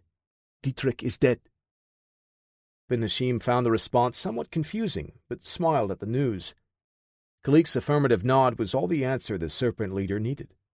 His words would tend to come out in short, often irrelevant sentences all over the place at times. But physical movements were always the true intent of what Khalik wanted to express. "This is excellent news, friend," Ben Hashim said, a genuine smile on his face. Matthias fully funded the operation for the Four Serpents, with the promise of riches and power beyond anything he could imagine. His greed was his undoing, as it was for many Westerners in power. The plan Ben Hashim set into motion was the most ambitious idea of any jihad ever attempted. Years in the planning, it had cost so much money to implement that outside sources were necessary to provide the required capital. The trade-off was the elevated risk of exposure, however. Once the pieces of Ben Hashim's plan were in place, the Serpents systematically eliminated anyone involved that hadn't pledged 100% loyalty to the organization. Matthias was the last variable, and with that final loose end tied off, they could now implement their plan in the shadows. "Khalik, my friend, it is time for you to begin the next step." The assassin nodded. "The doctor. Get the doctor," he said. Chapter 9. Los Angeles, California. Parker combed his fingers back through his hair, staring at the progress bar for his search. On the bed next to his desk, AC/DC's Highway to Hell started playing, the ringtone telling him right away who was calling. He tapped the button on his earpiece to answer the call. "Hey, John, how's everything going?" Parker asked. "I could use a little help. I found a key drive and I need to pull all the data. I'm just not able to get into it," John said. "Sure thing, buddy. Give me a sec," Parker said. A few clicks on his keyboard and the desktop screen of John's laptop computer appeared on Parker's monitor. Parker's eyes opened wide for a moment at the chaotic clutter of files and folders scattered all over the desktop. Your file structure is an abomination. Don't you use folders?" Parker asked. "Sue me," John said. "Are you still using the 8.3 naming convention? This is like staring at the 90s. "Parker, please," John said. "We don't have time to screw around." Parker chuckled and moved the cursor over the drive icon on the desktop, double-clicking it. A moment later, the security prompt opened on the window. Let's see what we have here," Parker said. Parker's fingers danced over the keyboard, sometimes pausing before resuming the staccato rhythm. The dual monitor setup allowed him to access his own computer files as well as those on John's computer. "Your corporate shelfware is no match for my digital wizardry," he mumbled. "What?" "Oh, nothing," Parker said. "I mean, ta-da!" He flourished his hands, knowing John wouldn't be able to see the gesture. The key drive icon opened to reveal a list of folders with cryptic names. Nothing stood out to Parker as he scanned through them. The arrow on John's desktop began to move toward one of the folders. Parker chuckled, imagining John being too impatient and opening the files on his own now. The first folder opened, displaying a list of text files. Again, nothing stood out. One by one, John searched each of the folders on the drive, occasionally battling for control of the computer with Parker. The programmer finally relented, letting John take point. "Looks like a bunch of text files," John said. "Hang on, John," Parker said, retaking control of John's computer. "Let me try something." Parker copied the contents of the flash drive to his own computer. "I cast Detect Magic," he said, running a subroutine that scanned through all the text files, looking for patterns like recurring names and dates. After a couple of minutes, the program started populating a growing list to display its findings. "I see names listed here, with dates and euro amounts. These look like payments between two parties. I mean, it looks pretty innocuous, but given that it wasn't a secret drive—" John made a sound like an impatient grunt, interrupting Parker's monologue. "Right, sorry," Parker said. Parker clicked a few keys and dragged the window around until John could see Parker's desktop displayed on his own laptop. "Like I said, nothing out of the ordinary here, unless these are payments for some type of nefarious purpose," Parker said. John sat at the desk of a different hotel room and scanned the names on the list. He looked for anyone linked to Matthias Kepler or any of his known aliases. Parker, can you tell if any of the bank accounts listed here are somehow connected with more than one person on this list? John asked. There isn't enough information, Parker said. All I've got are the last 4 digits of each account, and in some cases the name of the bank. John sat back in his seat. Why would Kepler have this information? He's a middleman, a financier, Parker said. John focused his attention on the recipients, scanning down the list until one near the middle grabbed his attention. Wait, C. Broussard. I recognize that name. He's one of the raid guys. Gavreau's second-in-command, John said, sitting up straighter. Hold on. I'll check him out, Parker said. John saw windows opening and text flying across the view of Parker's desktop on his laptop. He was in awe of how fast Parker was moving and processing the information he found. A picture showed Christopher Broussard's identification photo and career credentials. That's him, John said. Give me everything you can about him. You think he's dirty? Parker asked. I mean, what if Raid is using him as an undercover agent to infiltrate the Four Serpents? Under his real name? Do it, Parker. We can't take any chances. Chapter 10. Raid HQ. The Raid team computer tech finished connecting all of the cables to Matthias Kepler's computer and powering it up. How old is this thing? Broussard asked as several minutes passed. After a few more diagnostic screens flashed, the operating system started, greeting the team with a login prompt. Okay, it might be a while before I can get in here, the tech said. How long? Gavreau asked. Well, if we could guess his password, not long at all. Did you happen to find any clues that would point us in the right direction? Gavreau grew impatient. No, nothing. Just do what you can to get in there. All right, it might be a while, the tech said, repeating himself. The man rolled his chair to another computer and pulled up a command prompt screen. I'll be back, Broussard said. Gavreau grunted his acknowledgement, staying focused on the tech and Kepler's computer. Broussard exited the room and made his way to the stairwell. He took the stairs instead of the elevator, heading for the blind spot he knew about in the building's security camera coverage. Once out from under the digital eye of the surveillance system, he pulled a SIM card from a hidden pocket and swapped the one in his cell phone. Broussard continued down to the front exit of the building. He walked outside and down the street to a nearby bench. Once there, he sat down and lit up a cigarette before sending a message on his phone, attaching the digital files he had on John Stone. Broussard casually finished his cigarette, grinding the butt out with his boot, and walked back into the raid headquarters. He went up the stairs, switching his SIM card out in the same blind spot, and headed back to the IT room. Gavreau exited the door as he opened it, so Broussard followed the commander. It's going to be a while, Gavreau said, the frustration in his voice evident. Is there anything you need now? Broussard asked. No, thank you. I'll be in my office. Call me if the techs find anything. Yes, sir. Broussard watched the raid commander head into his office, closing the door behind him. He then headed into the room with the computer tech. Umari Malouf grinned as he sat on the floor next to his children.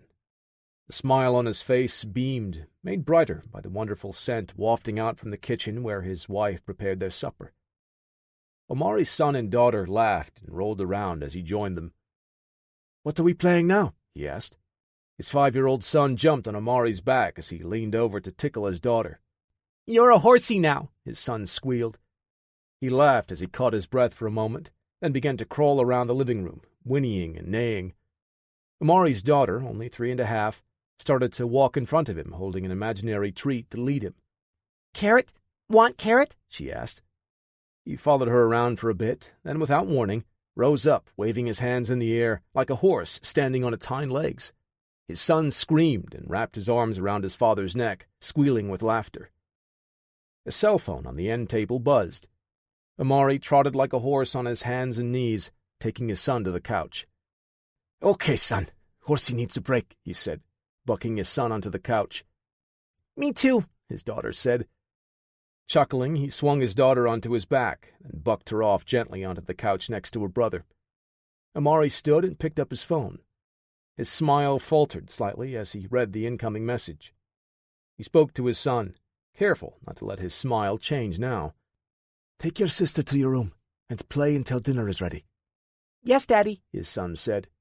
He grabbed his sister's hand and led her down the hall. Omari read the message from his contact in RAID, frowning when he saw that they found out about Matthias, securing a computer from his residence. He skimmed over the information about the American, John Stone. Would this man be a threat to the upcoming plans? He closed the message, then dialed a number on his phone. After 2 rings, someone on the other end answered. "It's Omari. I need to speak with him," he said. "We will call you back." Before Omari could say anything, the line disconnected. He sat on the couch and waited for a few agonizing minutes. The ringing phone startled Omari, snapping him out of his haze. He knew that the line would be secured on the other end. "What do you want?" Azar bin Hashim asked. "There is a complication with Matthias. Raid has taken the computer from his apartment," Omari said. "Are you positive?" "Yes. Our contact has confirmed." Bin Hashim sighed on the other end, then silence. Omari wiped a bead of sweat from his brow, wanting to say something, anything to break the silence. He feared it was a judgment of his fate for this news. "Very well. We will have to move up the timetable now," Bin Hashim said. "Get your part ready, Maluf. Do not fail me in this mission." "It will be done," Omari answered. Minutes stretched out, feeling like hours before Parker sighed over the speakerphone. "There is no evidence of wrongdoing that can be pinned on this Brassard guy," he said. "You can't find anything connecting Brassard and Kepler?" John asked. "I found records of money transferred to his account, which is innocent enough since I don't know who sent the payments. But given the size of the transfers and Matthias's dubious nature—" "I have to tell Gavreau," John said, interrupting. "Tell him what? We don't have much here." "This is too much of a coincidence. We can't risk having a rat in that task force," John answered. "We?" "Now isn't the time to worry about jurisdictions," John said. "The 4 serpents are still out there. They could strike again at any time, and right now, Raid could be compromised." "Yeah, I guess you're right," Parker said. John pulled the small USB key drive from his laptop, stuffed it into a pocket, and grabbed Kepler's leather-bound notebook.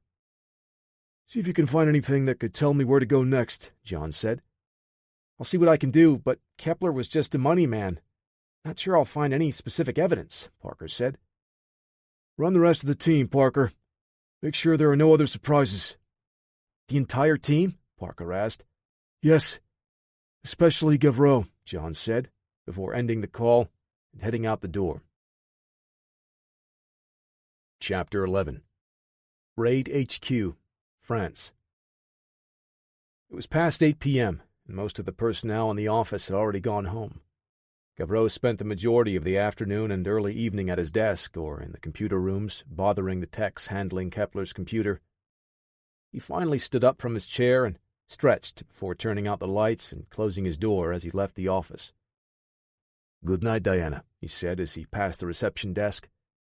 "Good night, sir," she replied. Gavreau headed for the parking lot, pulling the keys from his pocket to unlock his car.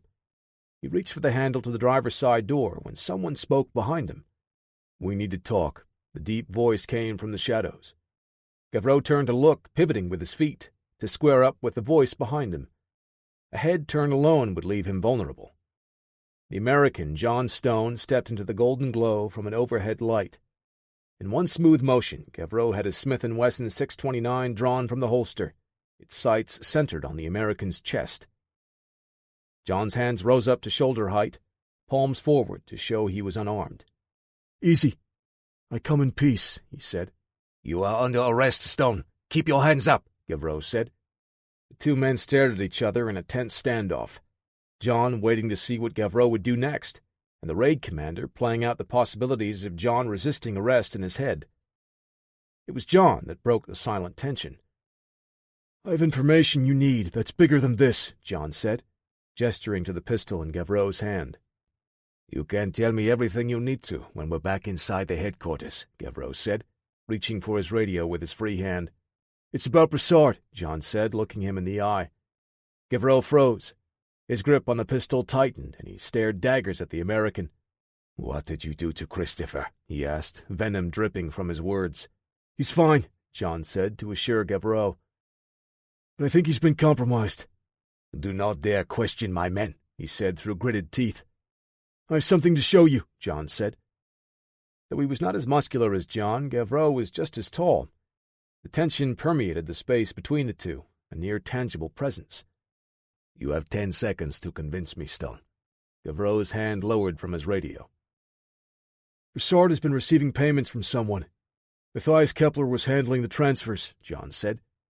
I hope you do not think baseless accusations are going to sway me, the raid commander said.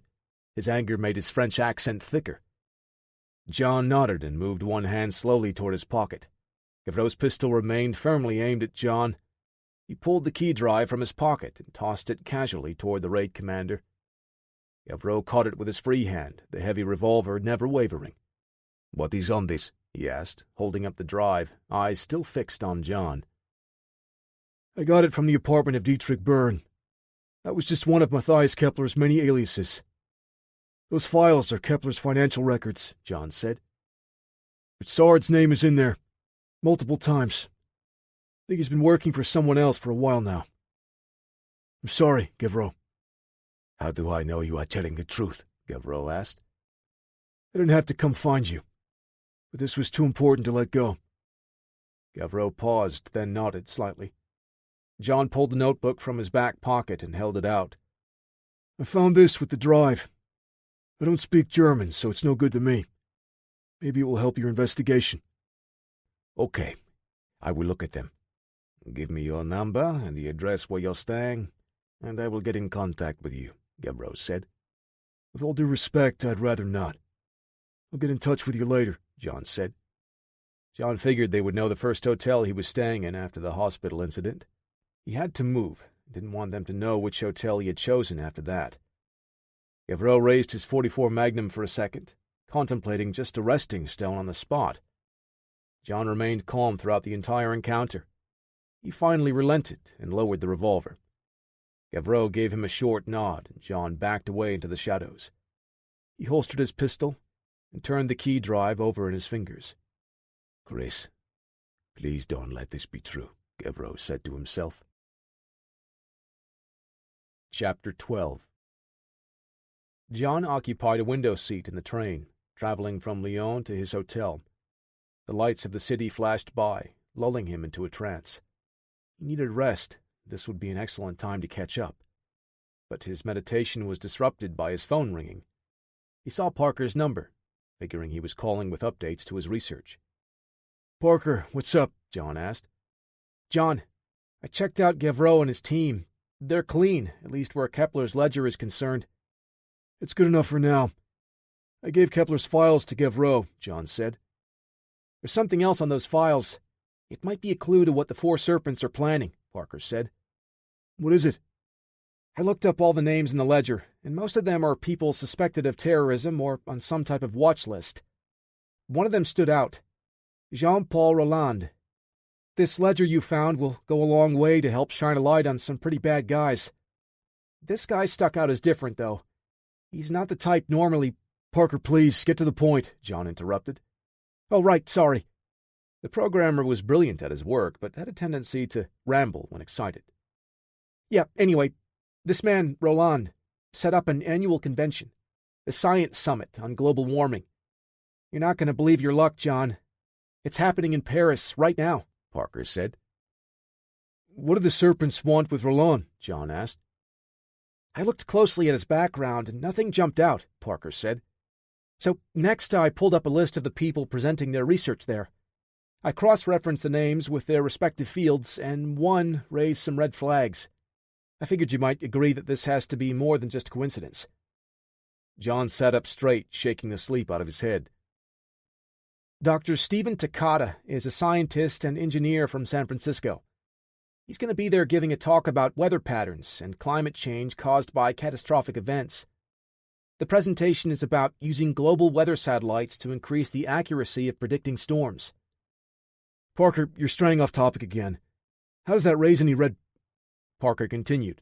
Trust me, John, I haven't strayed. The thing is, Takata isn't a climatologist. His latest research has been on the development of kinetic weapon technology, Parker said. What is that exactly? John asked. Are you familiar with the lazy dogs from the Vietnam War? Parker asked. I've heard a little. The U.S. military dropped thousands of solid steel slugs from a high altitude onto hidden targets under soft cover. Yes, that's it. The theory was that the slugs, about 2 to 3 inches long, would reach terminal velocity and generate plenty of raw kinetic energy when dropped from high enough. The mass of the projectiles would be able to penetrate deep into the ground, into the tunnel systems used by the Viet Cong. Now, imagine that weapon system, but scaled up, Parker said. How big are we talking? John asked. Right now, Dr. Takada's projectiles are about 10 times larger. Approximately 2.5-foot tungsten-rich rods, optimized for striking at longer ranges. The delivery system is an unmanned aerial vehicle. The UAVs are capable of carrying about a dozen of these bad boys, Parker said. What type of damage are we talking? John asked. A single rod alone would be devastating. It could bring down a 5-story building at least. It's a weaponized meteor strike. A dozen of them, patterned just right, Parker said, letting his statement trail off. John let out a long sigh. The serpents paid Jean-Paul Roland, which meant they must have some inside knowledge of the summit, including Dr. Takada's presence. Parker was right. This couldn't be a mere coincidence. Do you know how far along his research is? John asked.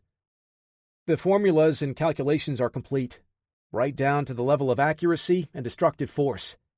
As far as the development of the physical weapon system, I don't know. John had to assume at least a prototype of the system could be close to completion. The 4 serpents might be attempting to kidnap the doctor and force him to finish the weapon for them. That was a scenario that he couldn't allow to happen. If they had even one of those rods, the results would be catastrophic. But if they had the ability to make and deploy more, the level of global terror would shift dramatically. I have to get to that summit. I can't let the serpents get to Takada, John said. Should we warn Gavreau? Parker asked. John thought about it for a moment. No, he's going to have his hands full dealing with the corruption in his team. Besides, I'm not sure I want him knowing what I'm going to do.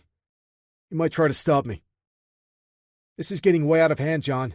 You can't do this by yourself, Parker said. Parker, if I can grab Takada before the serpents do, I can end all of this. The train slowed to a stop at the station near his hotel. I have to go. Send me everything you have on Dr. Takada and the summit, John said. Parker sighed and paused, contemplating trying to talk some sense into his friend, but he knew it was no use. Will do, John. John stepped off the train and walked quickly to his hotel. He would have to get to Paris as soon as he could. Time was running out. Orsay, France. Lionel Gavreau sat at the desk of the small office in his home. He held the flash drive in his hand, staring at it. John Stone gave him the notebook and drive before dropping a heavy accusation against Christopher Brassard, one of Gavreau's own. Raid was like a family to him, and Brassard was a brother. Who was Stone to accuse his brother of treason? He thought about smashing the device on the spot, pressing his thumb firmly against the plastic case.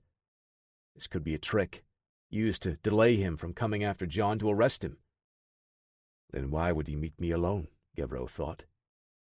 To make the trap more believable? He fought against the doubt and uncertainty, finally inserting the drive into the data slot on his computer. His body stiffened, prepared for whatever would show up. The device opened automatically when inserted, a subroutine on the drive seemingly bypassing the login window that popped up. Gavreau stared at the directory of folders within. This was the information John found at Kepler's apartment. One file opened itself, and Gavreau let out a shocked breath when he saw the contents. It was a list of money transfers Kepler had arranged, all sent to Christopher Brassard. The dates of the transactions went back years. Gavreau clenched his fists. He wanted to smash his monitor and make the damning evidence disappear. This wasn't possible. Rage flooded through him. At Chris's betrayal, at John for this trick, to cause him to doubt his team, his family. Because the American revealed evidence of something happening under Gavreau's nose for all these years. He closed his eyes tight, squeezing tears free. After several deep, shaky breaths, Gavreau regained his composure and opened his eyes, forcing himself to read everything Stone wanted him to see. His vision blurred from the tears. He wiped them away and kept reading. His blood boiled, filling him with a desire for justice or vengeance. When he read through all the files, Gavreau yanked the device from his computer, scooped up the notebook, and walked out of his house. Somewhere in Europe. Curtis Clark snapped awake, pulled from his slumber by the rattling buzz of his cell phone. He checked the clock as he reached for his phone. He'd only been asleep for a couple of hours and fought to clear his head. "Hello?" he said, stifling a yawn and trying to sound alert. "Curtis, it's Parker Lewis," the voice on the other end said. Curtis sat up, turning to put his feet on the rough carpet. "Parker, what's going on?" He hadn't been in contact with Parker Lewis for months. Hearing from him now caught him off guard. They hadn't had any contact since Congress dismantled the Hostile Response Division. "It's John. I think he needs some help," Parker said. "Stone? Is he okay?" Another name from the HRD, this one much more notorious than Parker. Before the end of the HRD, John Stone had been accused of acts of domestic terrorism and treason. The task to bring him into custody fell squarely on Curtis's shoulders. He ultimately let John go when push came to shove, and Stone eventually proved the charges against him had been fabricated. Though some tension still remained between the two, Curtis and John parted on amicable terms. Now, out of the blue, Curtis's past came storming back into his life. Chapter 13. Paris, France. Christopher Brassard sat back on the couch, taking another sip of his beer while watching TV and winding down. The doorbell barged in on his relaxation as he sat up, turning the volume down. He walked to the door and saw Gavreau through the small window as he got closer. "Good evening, Lionel. What brings you here at this time of night?" Chris asked. "Hi, Chris. Sorry to come by so late," Lionel said. "Nonsense, my friend. Come on in." The smile on Gavreau's face twitched and faltered before returning. "So what can I do for you?" Chris asked. Gavreau paused for a long moment, then looked Brassard in the eye. "You can tell me how long you've been selling secrets to the enemy. How long you put money over the lives of your own family." What are you talking about?" Brassard asked with a confused and lopsided grin. Gavreau reached out, grasping the front of Chris's T-shirt. His fist shot out like a piston across the man's jaw. Gavreau released his grip, letting Brassard crumple to the ground. "What the hell is wrong with you?" Brassard yelled from the floor, wiping a hand across his bloodied mouth. "A rat! You're a rat! Selling out your brothers and sisters to the Four Serpents!" Brassard backed away, scrambling to his feet. "I don't even know what you're talking about." Gavreau produced the key drive, pointing it accusingly at Brassard's chest. "I have the records. Money transfers going back years. How could you do this?" Brassard stammered, unable to put a coherent argument together. He held his hands out as if he were warding away the evidence on the flash drive. His mouth opened and closed, looking for the right response. I can explain, man. It's not what you think," Brassard started. "You can explain it to the rest of the team at HQ. Let's go," Gavreau interrupted. He snatched Brassard by the back of his neck and roughly shoved him to the front door. His second-in-command did not try to resist. "Okay, just give me a second to grab my keys," Brassard said. "Don't bother. I'm driving," Gavreau said. Brassard nodded, but continued walking toward the table in the hallway where his keys were sitting. Gavreau grabbed him by the shoulder to spin him around. "I said I'm—" Brassard used the momentum to lash out with his elbow, catching Gavreau across the temple. The raid commander staggered back, dazed. He saw Brassard dash for the hallway table and reach under it. The secret compartment dropped away from the bottom, revealing a small black pistol inside. Gavreau lunged forward, trying to reach Brassard before he grabbed the gun. He was a heartbeat too slow. Brassard wheeled around to face him. Gavreau hoped the man would extend his shooting arm in a panic to fire, allowing him to control the arm with the pistol and close the distance. He had no such luck, however. Like the rest of Gavreau's team, Brassard was highly trained and not easily shaken. He spun, using his free hand to post the commander back, while keeping his pistol hand tight inside to fire from his waist. Gavreau pivoted as the pistol cracked, the round grazing a rib. Pain flashed through Gavreau's mind, and he fought to stay focused. He pinned Brassard's free arm against his body and shoved him into the table. Gavreau whipped a heavy hook into the man's kidney. His fist dug in deep, rewarding him with a grunt and hiss through Brassard's clenched teeth. He followed with a high hook, catching Brassard just below the ear on his jaw. Brassard struggled to pull away, and Gavreau grabbed the pistol with a firm grip, keeping the barrel pointed away. They wrestled for a moment, and the handgun fired again. Pain and heat caused Gavreau to release his grip. The momentary lapse allowed Brassard to spin and backpedal to create distance between the two. He grasped his pistol in a two-handed grip and pressed the trigger, the sights aimed in the center of Gavreau's chest. Click! Brassard's eyes widened at the malfunction, but his reflexes took over, allowing him to quickly go through the motions to clear the weapon. The raid commander was ready for that misfire, however. He was holding the slide of the pistol when it fired the second time, so he knew the weapon wouldn't have ejected the brass and chambered the next round. He moved forward when Brassard tried to shoot, making no attempt to evade. Gavreau closed the distance and grasped the weapon with both of his hands. With an animalistic growl, he yanked the pistol toward him and cracked Brassard in the face with a headbutt. With a quick twist, Gavreau wrenched the gun free. Brassard buried a front kick deep into Gavreau's stomach, sending him reeling back. He charged the raid commander, reaching for the pistol. Lionel allowed him to get close, feinting a retreat. At the last moment, he pivoted and executed a perfect shoulder throw. Brassard sailed over his body, crashing through the coffee table and onto the hardwood floor. The wind exploded from Brassard's lungs violently, sending out a spray of spittle and blood. Gavreau followed up with a straight left across the man's jaw, leaving him in a heap on the floor. Lionel cleared and emptied the pistol and stuck it into his waistband. Then he pulled a pair of handcuffs from his pocket and secured them tightly to Brassard's wrists. "Get up!" He yanked the man up by the wrists. Brassard let out a groan and wheeze as he stumbled out the front door to Gavreau's waiting car. Chapter 14. Bièvre et Son, Raid Headquarters. "What's all this about?" Lucier asked. William Sylvestre, Giles Deschanel, and Alban Lucier stood in the lobby of the raid headquarters. Gavreau called them, issuing orders to come in right away for an emergency meeting. "Beats me. I was asleep when the commander called," Sylvestre said. "Should we gear up?" Deschanel asked. "We're probably about to hit the Four Serpents." They saw a pair of headlights aiming right for the front entrance. All three men tensed for a moment. The parking lot was on the side of the building, so a car pulling up to the front was highly unusual.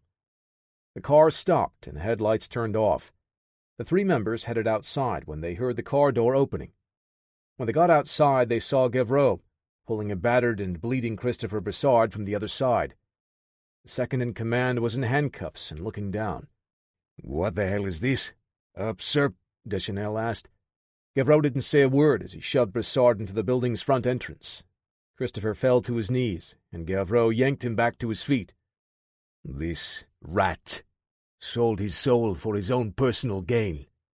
Put us all at risk," Gavreau finally said. "What are you talking about?" Lucier asked.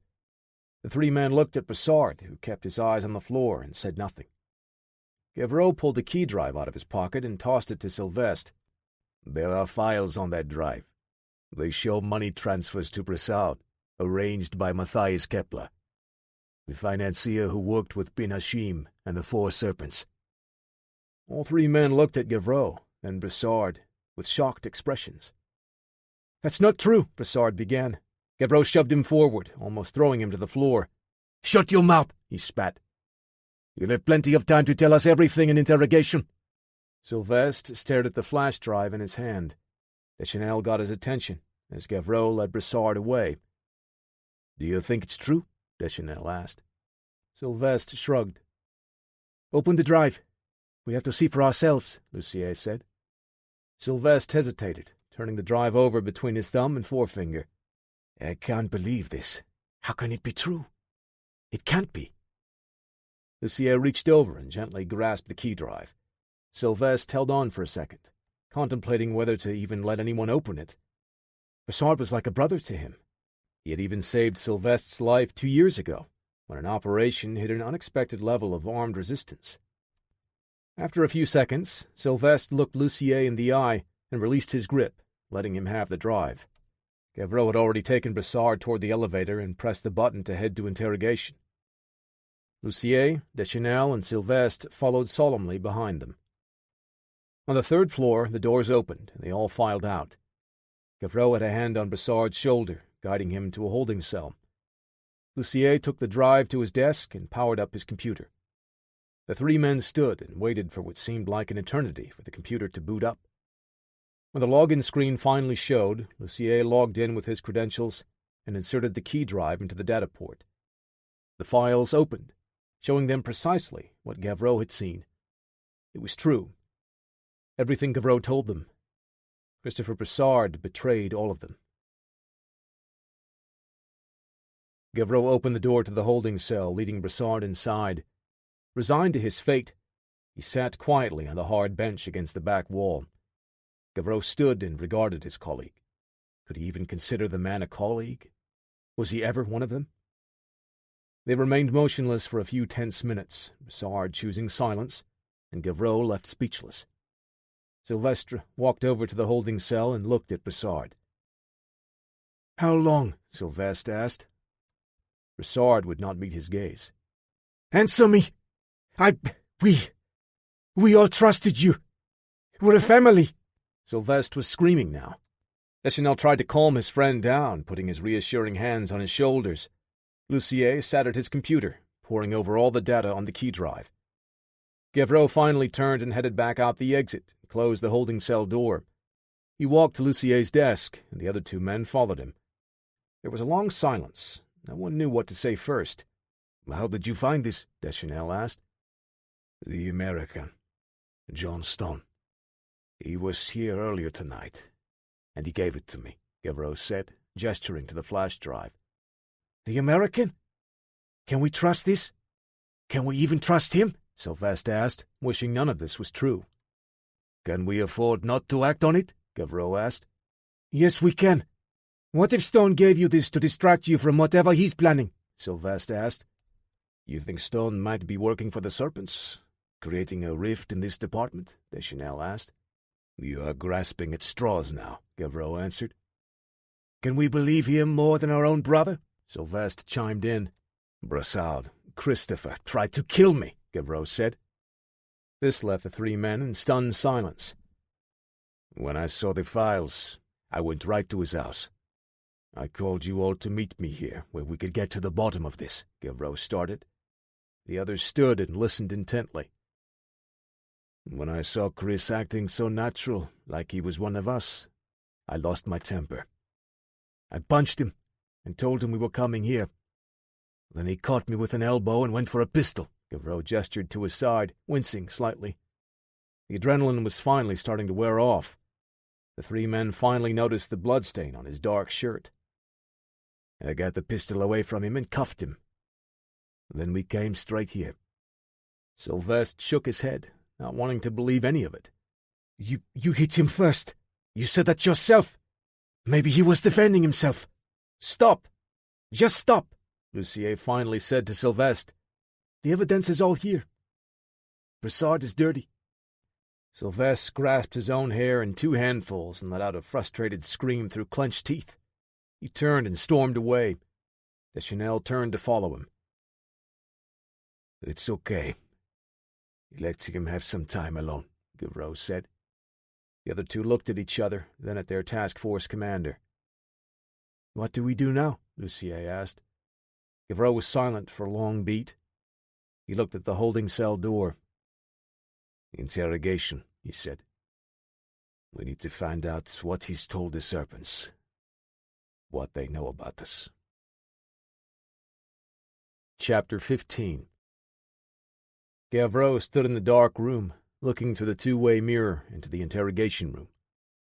At a steel table, with his hands cuffed to the cold metal slab, Chris Brassard sat quietly. Patrice Cartier, the raid lead interrogator, sat in the seat in front of him. Cartier asked another question, while Brassard sat in stony silence. William Sylvestre stepped into the observation room, followed by Giles Deschanel. Sylvestre was more composed now than he was after first learning about Brassard. "Anything yet?"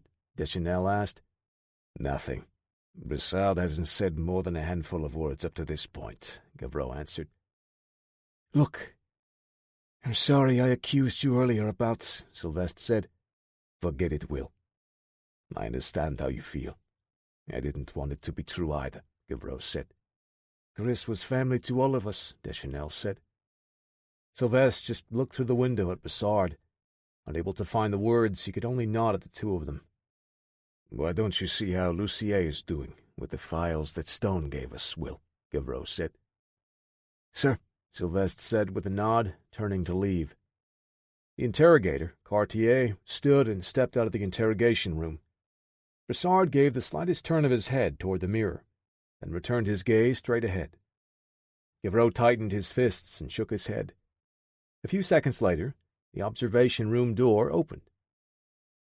"He just will not speak with me," Cartier said, entering. "The man is highly trained. Not the typical people we usually break down," Gavreau said. "What do we do now?" Deschanel asked. Cartier pushed his glasses up the bridge of his nose with a finger. "Well, my recommendation is to take him to a secure detention facility.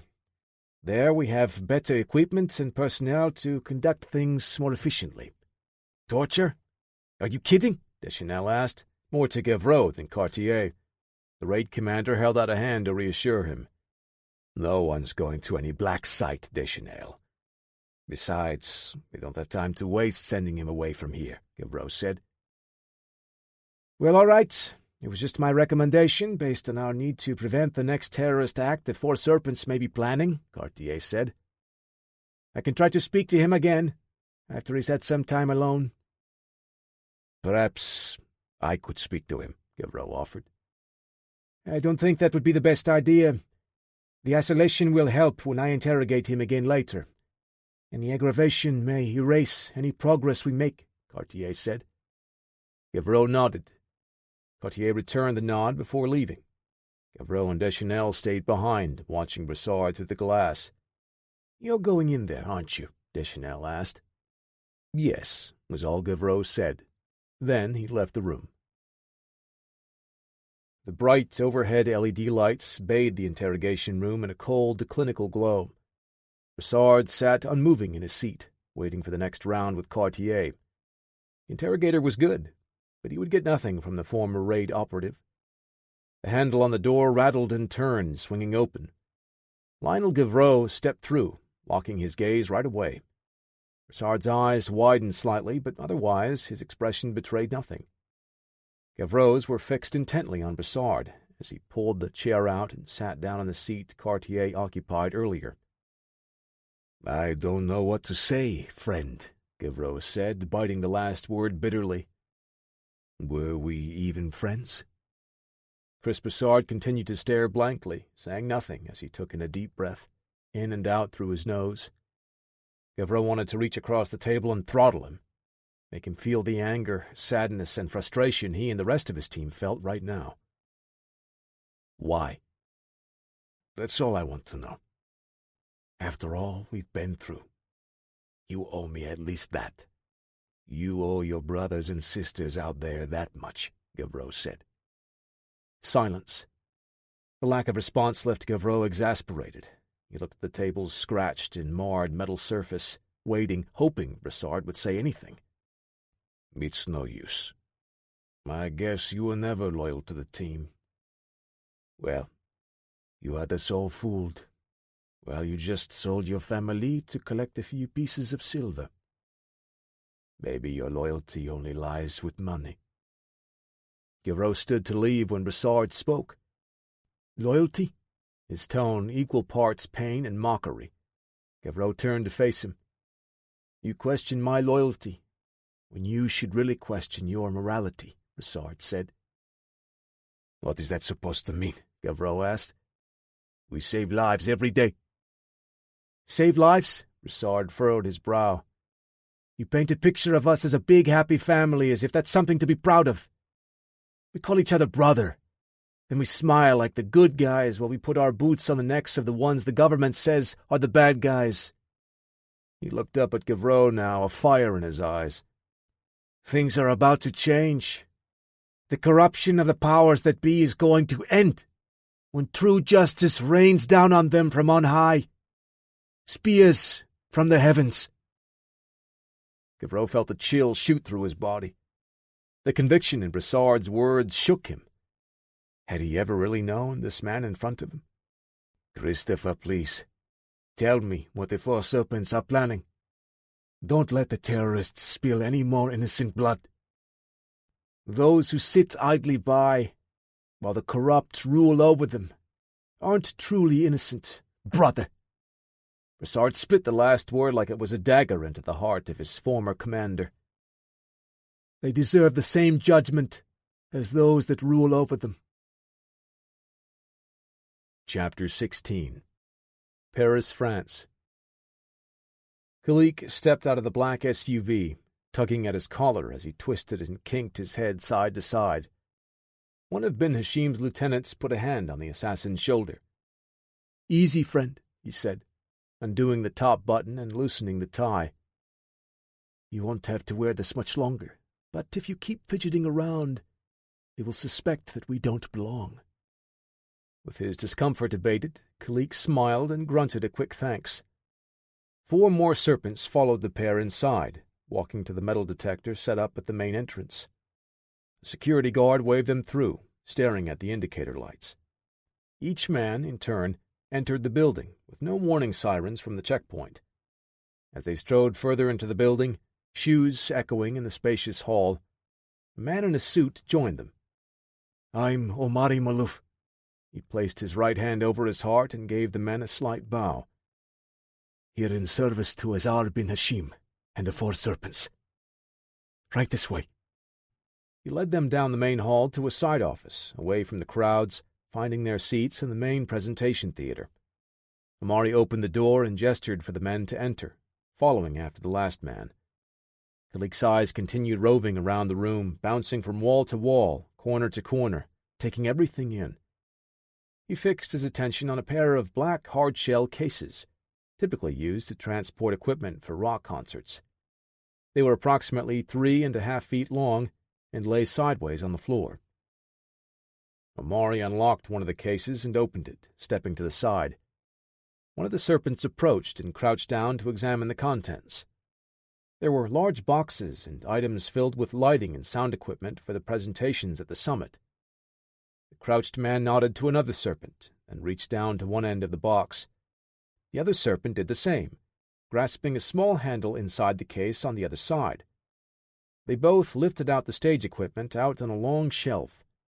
Omari smiled as the serpents stared into the empty black interior of the crate. He reached into the box and lifted out the false bottom, revealing the arsenal inside. Small automatic weapons and fully loaded magazines tucked into foam inserts to keep them from moving around during transport. Ben Hashim's lieutenant nodded, and the men went to work opening the second case. At the main entrance of the Paris Convention Center, John melted into the crowd waiting to enter. He looked at the hastily erected metal detectors, in apparent response to the terrorist attack in Lyon. He wasn't exactly sure where he needed to go in this massive space, so he followed the general flow of the people walking in, who had a better idea of where they wanted to be. He looked down at the pass that Parker had him print out, but the seat and row number didn't tell him where to find Dr. Stephen Takata. After passing the security checkpoint, John smiled and retrieved his pass, stuffing it in the breast pocket of his jacket. Following the crowd, he saw the signage plastered all over for the summit. "Need to find a schedule where the speakers will present their research," he thought. People around him hurried toward the main hall where the opening presentation would be starting. John stepped to the side and looked for Takata's name listed at one of the information kiosks. He would be speaking in half an hour in one of the larger rooms. John hurried now. He needed to reach the doctor and intercept him before the 4 serpents arrived to take him.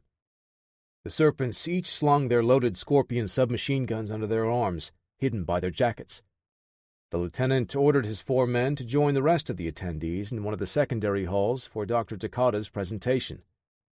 "Come with me, Kalik." The assassin nodded and followed as they slipped out through a different door toward the preparation rooms for the presenters. John walked through the back corridors, passing several stage crew members and presenters. He reached the back of the hall where Dr. Takata would be discussing his research with the other scientists in attendance. John looked at his watch. 20 minutes until it would start. John poked his head through the side entrance, scanning the stage and seating area, hoping to find the doctor already there, which would make his job a little easier. No such luck. The large conference area, with high ceilings commonly used for accommodating large structures and lighting setups, was still mostly empty. Rows of stackable chairs had been set out for the presentation, and only a few of the seats were already filled. Most of the people were still in the main hall, where the opening presentation had started minutes earlier. John strode out toward the raised impromptu stage area with a lectern set up in the middle. Behind the podium was a large white screen for a projector. He composed himself with the confidence of someone that was supposed to be there, looking around for a back entrance from where Dr. Takata would enter. He stepped onto the stage area and headed for the back, off to one side. There, he found a small set of steps leading to an entrance blocked from the front of the room by a curtain.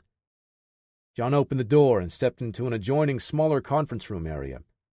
Inside, people were preparing to give their own presentations throughout the day. They sat at the various tables spread around the room, fiddling with a variety of props and equipment stacked on them.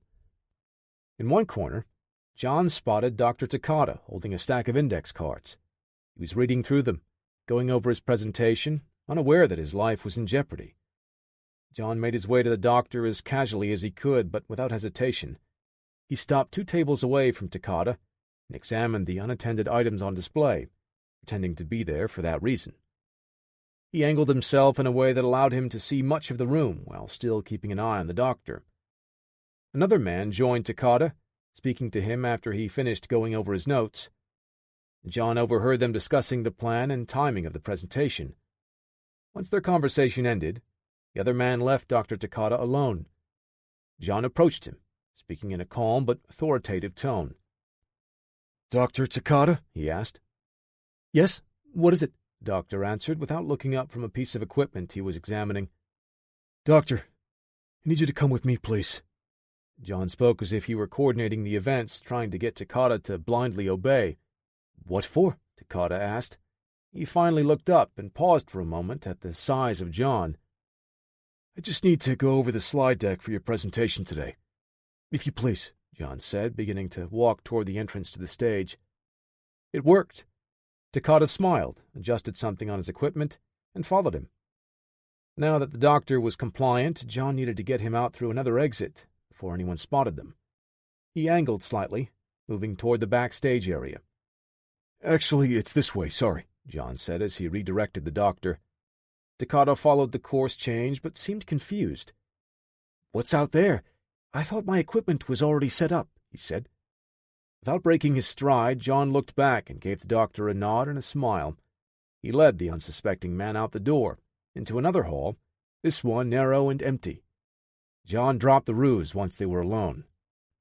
"Dr. Takata, I don't want to alarm you, but I need to get you out of here for your safety." Takata's expression switched from genuine confusion to a sense of rising panic. "Who are you? What's all this about?" His voice cracked and wavered. "I promise. I will explain on the way, but we have to move now, please," John said. "I'm not going anywhere. I have a presentation to give." Dr. Takata backed away from John, back toward the hall where he had been scheduled to talk. John didn't want to say too much, but he couldn't afford to let the doctor get away from him now. "Doctor, I believe you've been targeted by a terrorist group. I think they plan on kidnapping you." "That's preposterous. This doesn't make any sense. For all I know, you're a kidnapper." Dr. Takata was beginning to put more distance between himself and John as he grew more concerned. "Just who are you, anyway?" "My name is John Stone. I'm here to help you. I have reason to believe that the Four Serpents want you. It's your kinetic weapons research. I think they are planning to use your work to launch another attack." The color drained from Takata's face. His eyes were saucers as the fear and confusion washed over his features. "Why would they kidnap me for that? They wouldn't even have access to the type of equipment needed to manufacture or operate something like that," Takata said, almost to himself. "With all due respect, Doctor, underestimating the enemy, thinking they're low-tech and living in caves, is a tremendous mistake. The moment you don't respect their full capability is the moment you don't come home," John said. John reached a hand to grasp the doctor's arm gently, to guide him out of the building through a back exit. The doctor pulled away. "Mr. Stone, let go of me. I have no desire to go anywhere with you. As far as I know, it is you that I should be afraid of." Dr. Takata spun on his heel and darted quickly for the door to get back to his presentation. John let out an exasperated sigh. The doctor's suspicion of John only complicated the mission.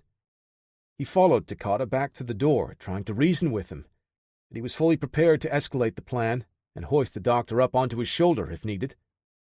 The two stepped back into the conference preparation room, and John weighed the risks of taking the doctor against his will. How much security was here with them? How could he get out of the convention center with a possibly resisting doctor? All of those questions faded from his mind when he spotted two men standing and looking over the area from the door at the far end. John made eye contact with one as they froze in their tracks, stared in shocked surprise. The assassin from the hospital recognized John in the same instant.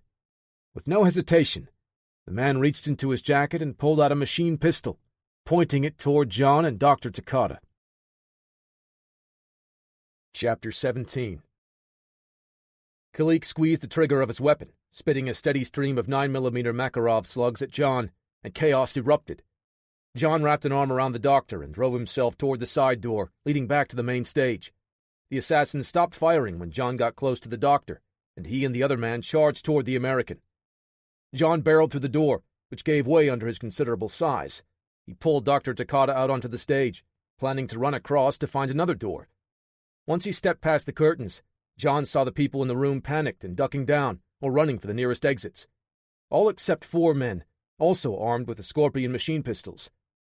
The men saw John appear on the stage with Dr. Takata and rushed forward. None of them fired, not wanting to risk hitting the doctor with their shots, instead choosing to close the distance. The stage would be a wide-open shooting gallery if John ran across. He saw a big black hard container on wheels, the type used to carry lighting and sound equipment for events like this.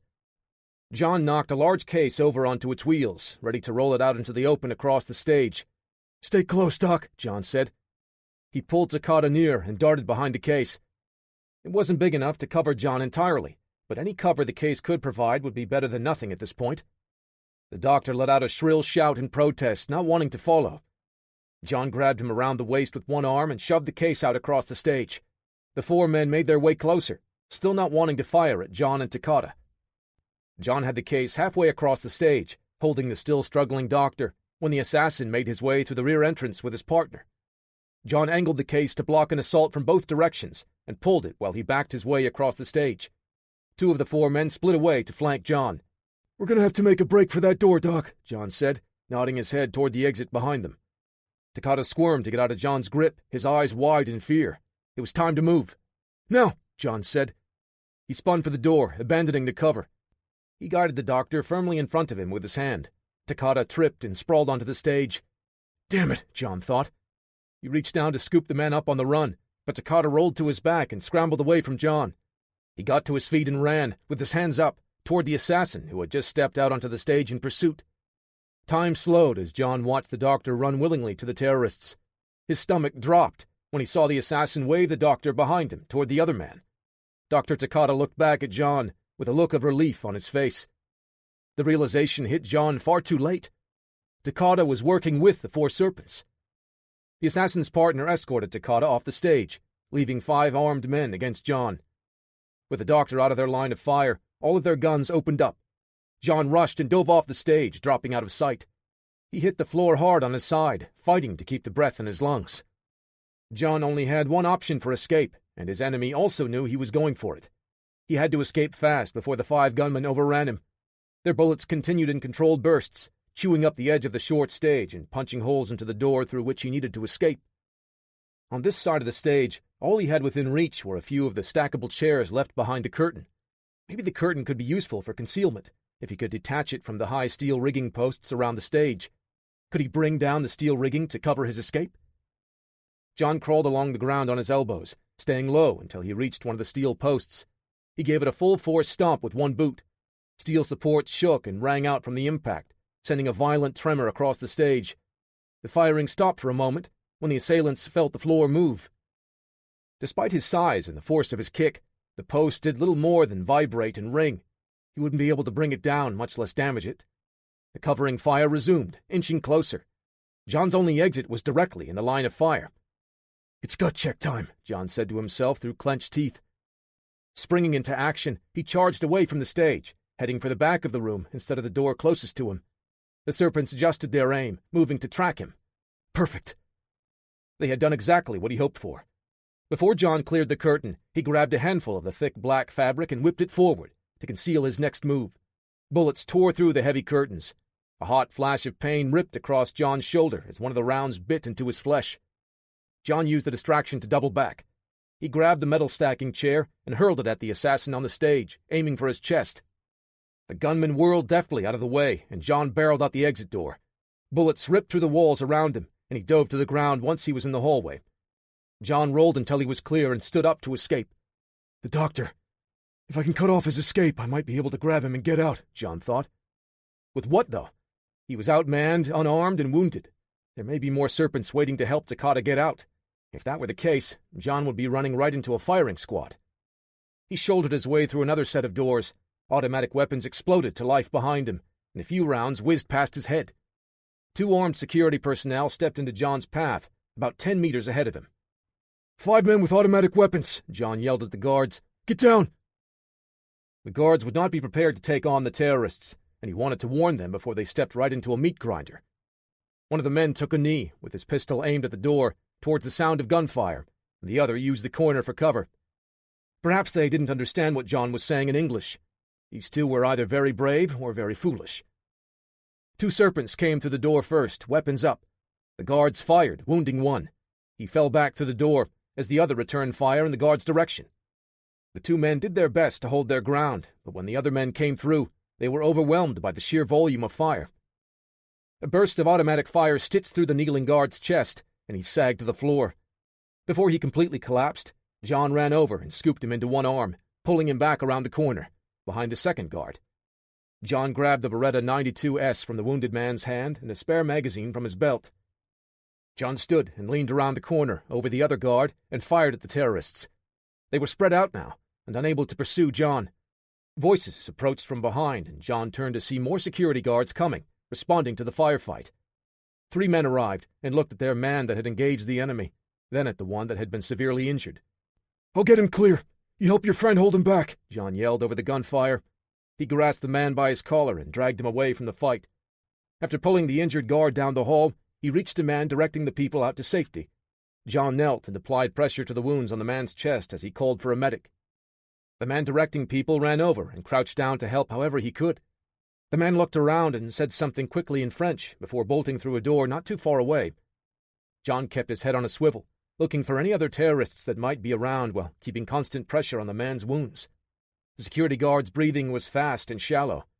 John felt his heartbeat speeding up, a result of his blood loss. John caught a glimpse of Dr. Takata moving through the crowds of people fleeing. The terrorist with him kept the weapon tucked into his suit jacket, out of sight, as they pretended to flee using the mass of people to cover their escape. John fought his instinct to race after them. The man he was helping had little chance of surviving as it was, but leaving him on the floor would all but guarantee his fate.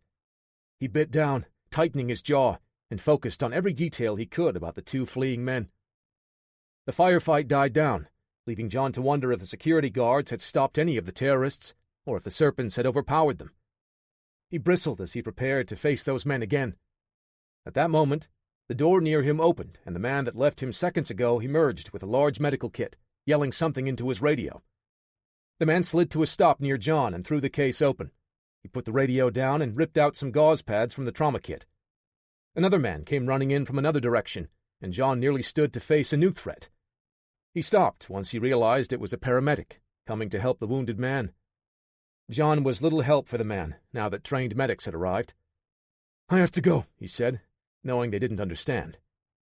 John stood and headed for the crowd where he last saw Takata and the terrorist fleeing. The aroma of fresh coffee wafted out into the hall as the receptionist, Diana, brought a tray into the conference room. Gavreau and his teammates had been working since late last night, once they uncovered Brassard's betrayal and brought him in for questioning. Gavreau sat at Lucier's desk, watching over his shoulder as he ran the names from the flash drive through their database to cross-reference them. "How are you doing, Alban?" Gavreau asked. Lucier leaned back and stretched his arms high, arching his back to work out a kink. Then he exhaled long and said, "It's taking a bit of time, sir. Many of the names in Kepler's ledger are not in our database. But just being in the ledger is enough to warrant a deeper search. I haven't even gone through his notebook yet." "Can we confirm Brassard's data in the ledger?" Gavreau asked. Lucier paused. "I think so. We would need authorization to look into his financial records to be 100%. But from what I see here, it is evident that Brassard has been receiving payments from someone that we can likely connect to the Four Serpents." Gavreau looked away from Lucier and his computer monitor, as if not seeing the data would somehow make it not true. "How could you do this, Chris?" Deschanel burst into the room, heading straight for Gavreau. "Sir, there are reports of shots fired at the Paris Convention Center." Gavreau instinctively shot a glance at the interrogation room where Brassard sat handcuffed, wondering if this was somehow something they could have prevented if he had cooperated. "Coordinate with the Police Nationale. Get the details and tell them we're on the way," Gavreau said. He turned to the rest of the raid team. "Gear up. Standard loadout." John caught sight of Dr. Takata and his escort breaking away from the crowd to head out a side door. He was too far behind to catch up, pushing through the crowds. He cut across the panicked convention-goers and made his way to the door, barreling through without breaking stride, and saw a short hallway running left to right. Both sections turned 90 degrees and out of his sight. "Which way did you go?" John thought. He picked the right side randomly, knowing even a wrong decision made quickly would be better than indecision, and he had no time to spare. John bounded around the corner and ran down a long service corridor, heading straight for the large double door marked Exit at the far end. There were doors along the hallway on both sides, but John had to assume they were looking to escape quickly. He sprinted down the hall, ignoring the other rooms, and rammed the exit door open with his shoulder. John ran further into the underground parking structure. Parked cars had occupied many of the available spots. John heard nothing. He cursed himself, thinking he was too late, ready to double back. The throaty rumble of a car engine pulled him back. He started in that direction with no hesitation, as the roaring motor and squealing tires got closer. A car whipped around a concrete pillar, and John found himself face to face with Dr. Takata. The doctor's eyes grew wide, but the man driving the car accelerated, playing a game of chicken. John brought the Beretta up in a one-handed grip and fired into the windshield.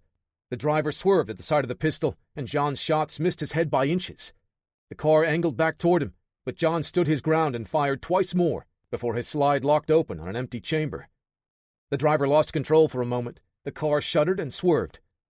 John saw, through the spiderweb crack on the windshield, that he had scored a hit. The driver pressed one hand to the side of his neck. He hoped that would be enough to force the car to stop as he prepared to run over to the vehicle and retrieve the doctor. He had no such luck. The driver accelerated again and angled right toward him. John leaped from the path of the car, nearly getting clipped as it passed. He rolled painfully onto his wounded shoulder and came up into a crouch to see the vehicle speed away. John grunted and ran toward the car, not wanting it to get away. He ejected the empty magazine from the Beretta and reloaded it on the run. When he exited the parking area, he watched the sedan swerving around vehicles in a traffic jam, resulting from the chaos of the shooting in the convention center. John caught a break when the car slowed to a near stop, struggling to get clear of the jam. He sprinted as fast as he could to close the distance, but they were just too far away for him to reach. He skidded to a stop, widened his stance, and tried to slow his breathing. His heart hammered in his chest, the rush of blood filling his ears and causing the sights of the pistol to pulse with each beat. John sighted the tires of the vehicle and waited until he had a clear shot that didn't put any civilians at risk. The car was nearly away when his window of opportunity finally came. With even pressure, he squeezed the trigger 3 times with control and saw the sparks coming off the rim of the tire. His last shot scored, and he was rewarded with the front end of the car dropping as the tire went flat. Sparks showered from the escaping vehicle, and John put his head down and took off running for them again. "Allez!" John heard someone shouting behind him. More voices joined as police officers swarmed him. He had been so laser-focused on the car that he didn't register the French police around him, pointing their weapons. He stopped abruptly, the pistol held low at his side, and watched the sedan screech away on the flat tire. "They're getting away," John said, pointing to the car with his empty hand. That movement set the police on edge, and they were moments away from opening fire on John. He had no choice but to let the serpents escape with the doctor. John dropped the pistol to the ground and raised his hands, lacing his fingers behind his head. He narrowed his eyes, and his breaths came out in deep, aggressive huffs as one of the police officers grabbed his wrist. Chapter 18. 3 civilians were killed in the attack, 7 more wounded, the officer in charge relayed to Gavreau, including 2 security personnel and the American you asked about, John Stone. The raid commander and his team spent the last half hour securing the convention center. He thanked the officer and finished writing in his notebook, tucking it back into a pouch on his vest. The American was in the custody of the French police now. They had treated his injuries and made it a point to let Gavreau know he saved the life of a security guard injured in the firefight. Lionel wanted to have him transferred to Raid HQ and held there. He was at his wits' end watching this man operate with impunity on French soil. For all Gavreau knew, the shootout was a result of Stone's actions. When he was arrested, Stone was holding the pistol of the critically injured officer. "Would you like to question him?" the Police Nationale officer asked. "I'd like to throw him in a cell and lose the key," Gavreau said.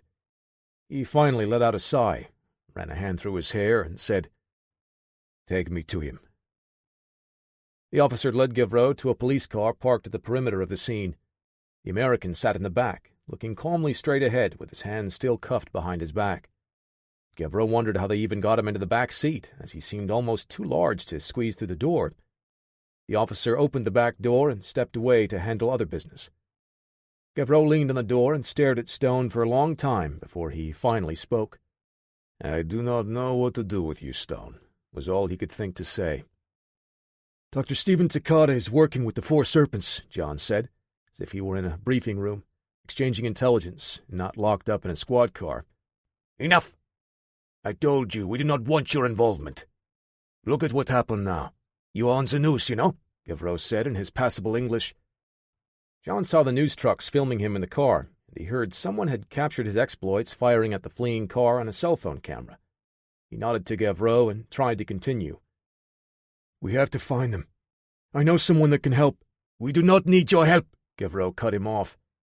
He wanted to say more to the American, but he just pressed his lips together and closed the door, resisting the urge to slam it shut.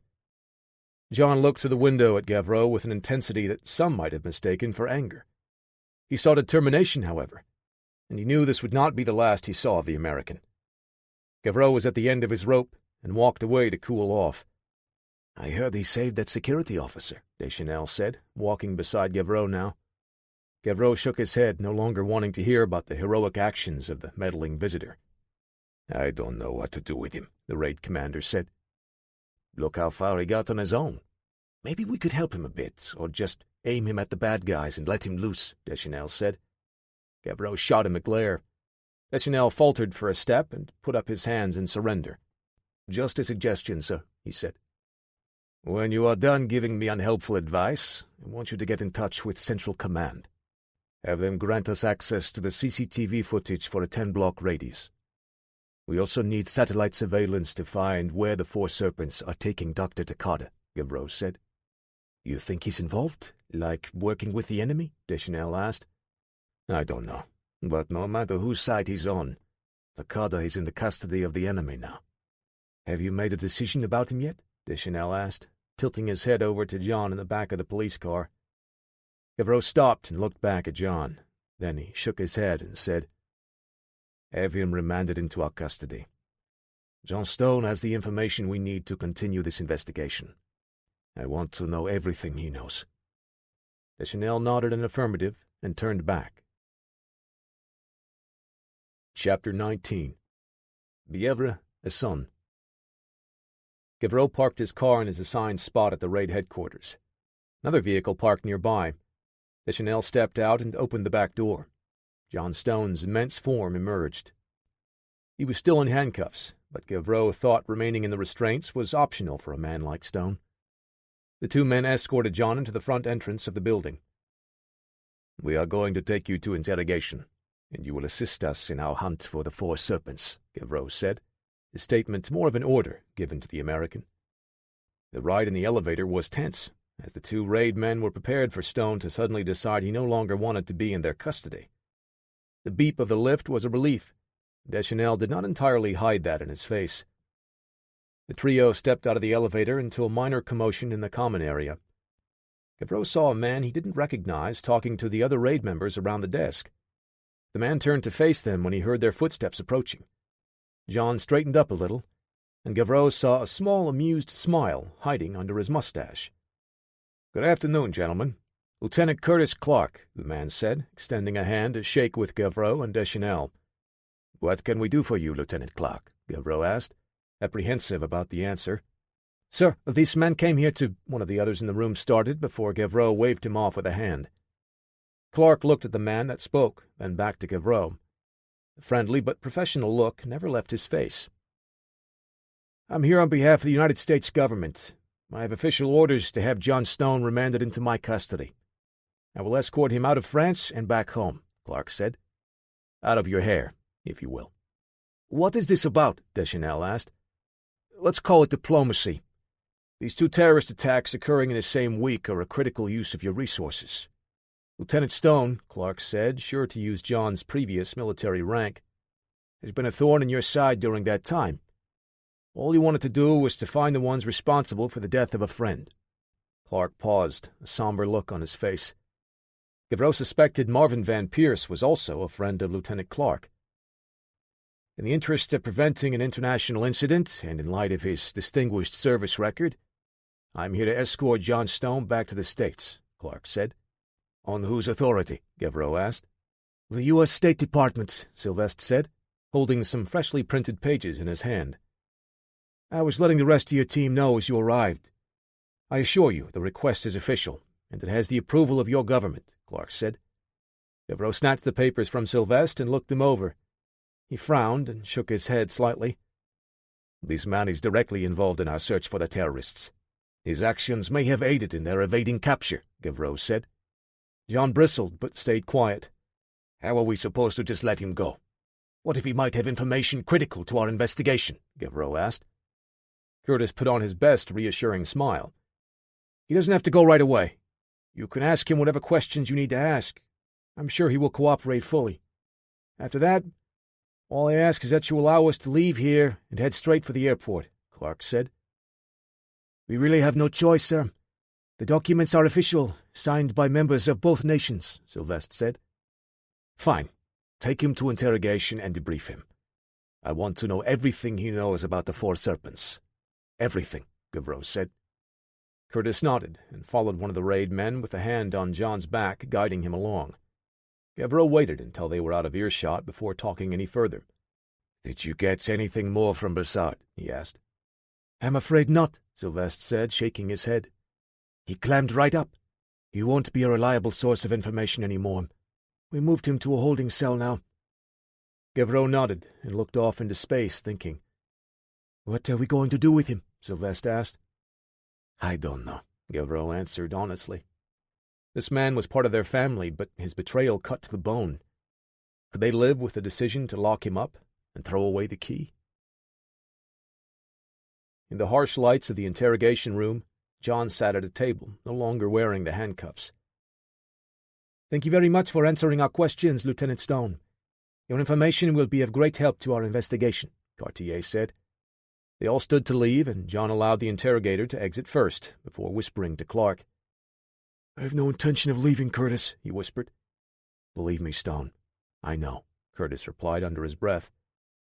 Months ago, when John was accused of committing acts of domestic terrorism on U.S. soil, a charge that was eventually proven false, Curtis Clark had been tasked to bring Stone to justice. Clark had butted heads with the man then and knew full well how Stone would be when determined to achieve his objective. They walked back to Gavreau's office. Clark knocked on the door and stuck his head in through the opening.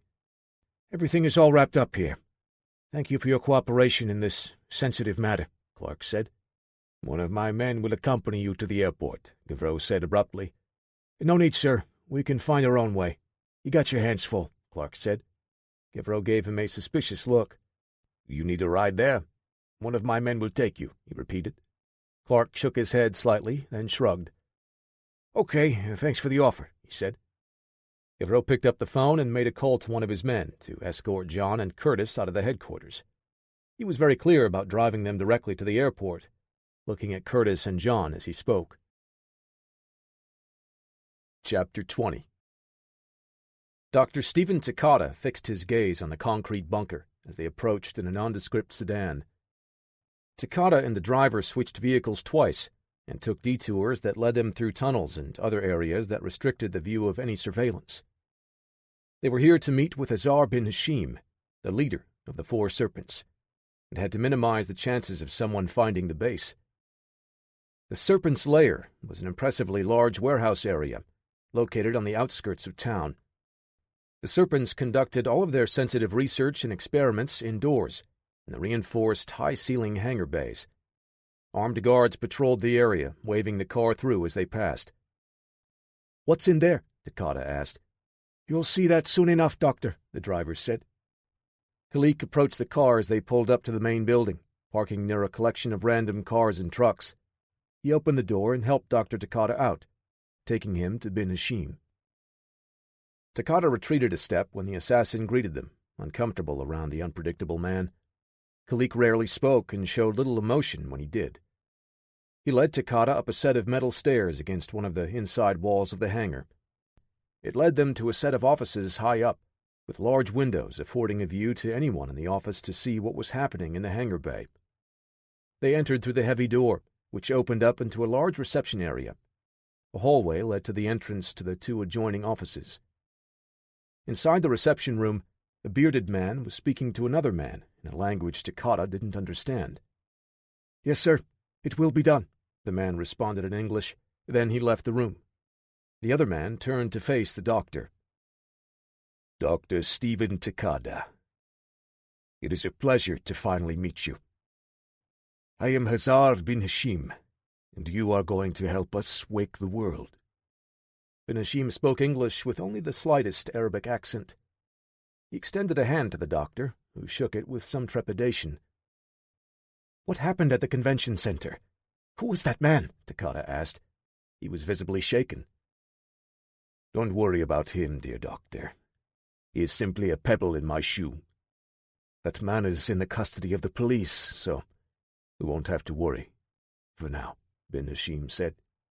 Takata pressed his lips tighter and nodded, still not convinced. "They know I'm helping you," he said. Bin Hashim raised an eyebrow, amused at the comment. Yes, good doctor. They know you have pledged your loyalty to the Four Serpents and our greater cause. Soon, the world will know. Bin Hashim leaned in and lowered his voice. All who have not given the Four Serpents their full allegiance will fall before our might. Right, doctor? Takata swallowed.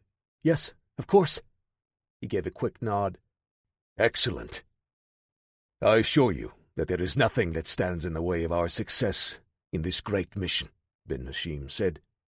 He put an arm around Takata's shoulder, guiding him to one of the adjoining offices. Bin Hashim opened the door and ushered him through, following close behind. Takata looked around at the modest office setup, with a new computer set up at the desk. The boxes and bags of parts were still stacked in a corner. This workstation is isolated from everyone. No network or internet connection and no remote connectivity. You will set your work up here, bin Hashim said. Dr. Takata nodded and looked over the computer, approving of the setup. "My work? I left it at the convention center," Takata said. Bin Hashim's face changed at hearing the news. His features sharpened as he stared through the doctor. What did you say? bin Hashim asked. "My work. Everything happened so fast with that big guy trying to take me and your guy shooting at us. I left my work at the table, where I was setting up for the presentation." Bin Hashim's face went deep red, and he was on the edge of losing his temper. Before he could blow up, Dr. Takata tried to calm him. "It's not a big deal. I have all of my data saved on a cloud network. I just need to access it to download everything, and I'll be back on track," Takata said.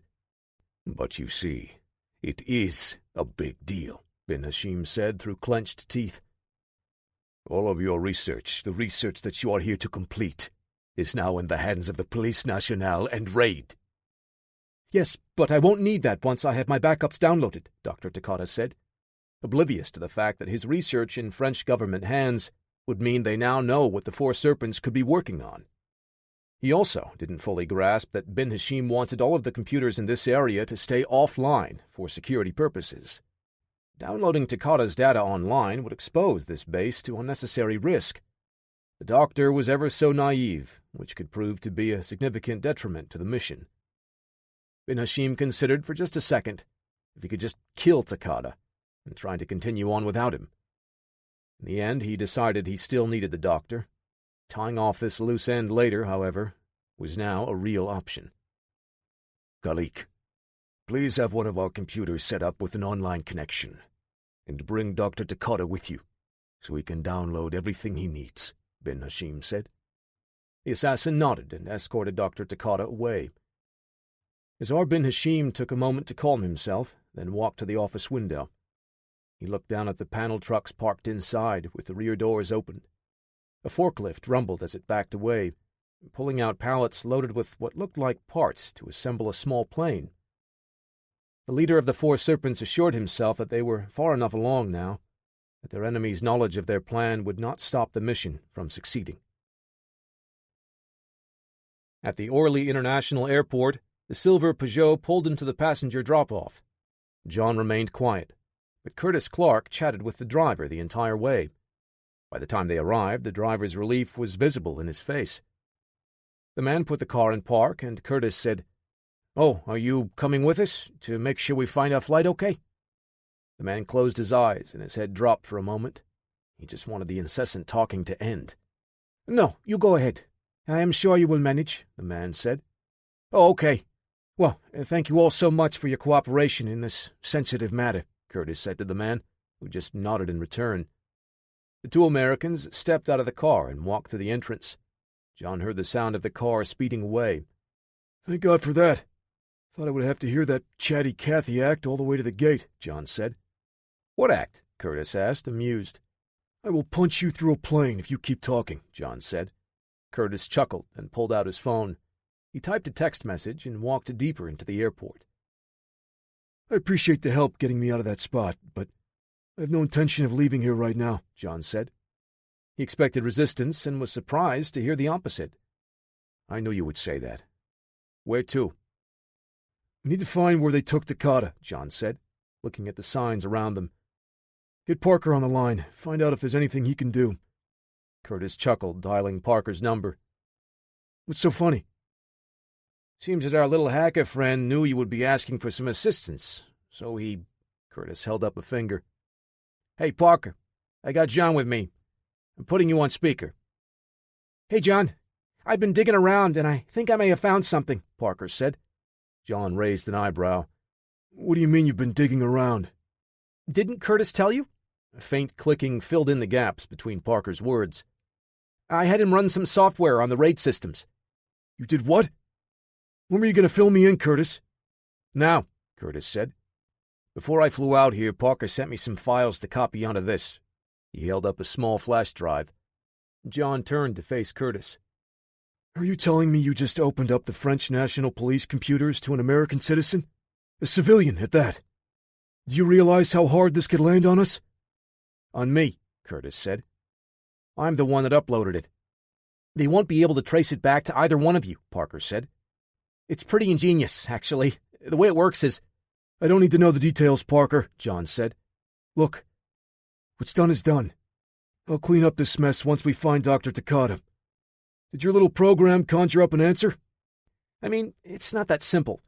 "Yes or no, Parker," Curtis said. Yes. Or at least I've got my fingers on the most promising thread from Gavreau's case files." Parker typed away at his keyboard for another moment. "John, that car you saw the doctor get into was spotted by several witnesses." "Perfect. Send the location to Curtis. We'll grab a car and head there now," John said. "Well, Raid is tracking the car now, but they don't have a location yet," Parker said. John's mouth formed a straight line. "All right. When you do get the location, send it over right away." "And what do you mean, grab a car?" Curtis asked. Chapter 21. Bièvre-Essonne, Raid Headquarters. Gavreau stared down at the page of notes on his desk. "What have you done, Doctor?" He sat back and wiped his hands across his eyes. "Damn it, Brassard. How did I not see it? "Sir," Sylvester said, knocking on the already open door of the office. "You wanted us to let you know when we found the vehicle that took the doctor." Yes, thank you. Did you find where they are taking Takada? "Not yet," Sylvester said. "The vehicle has been spotted on several CCTV cameras already. They've abandoned it, switching to a car of the same model." Great job. Keep me appraised of the situation. Have the rest of the team ready to move out. Sylvester nodded. Sir. Gavreau stood. Just a minute.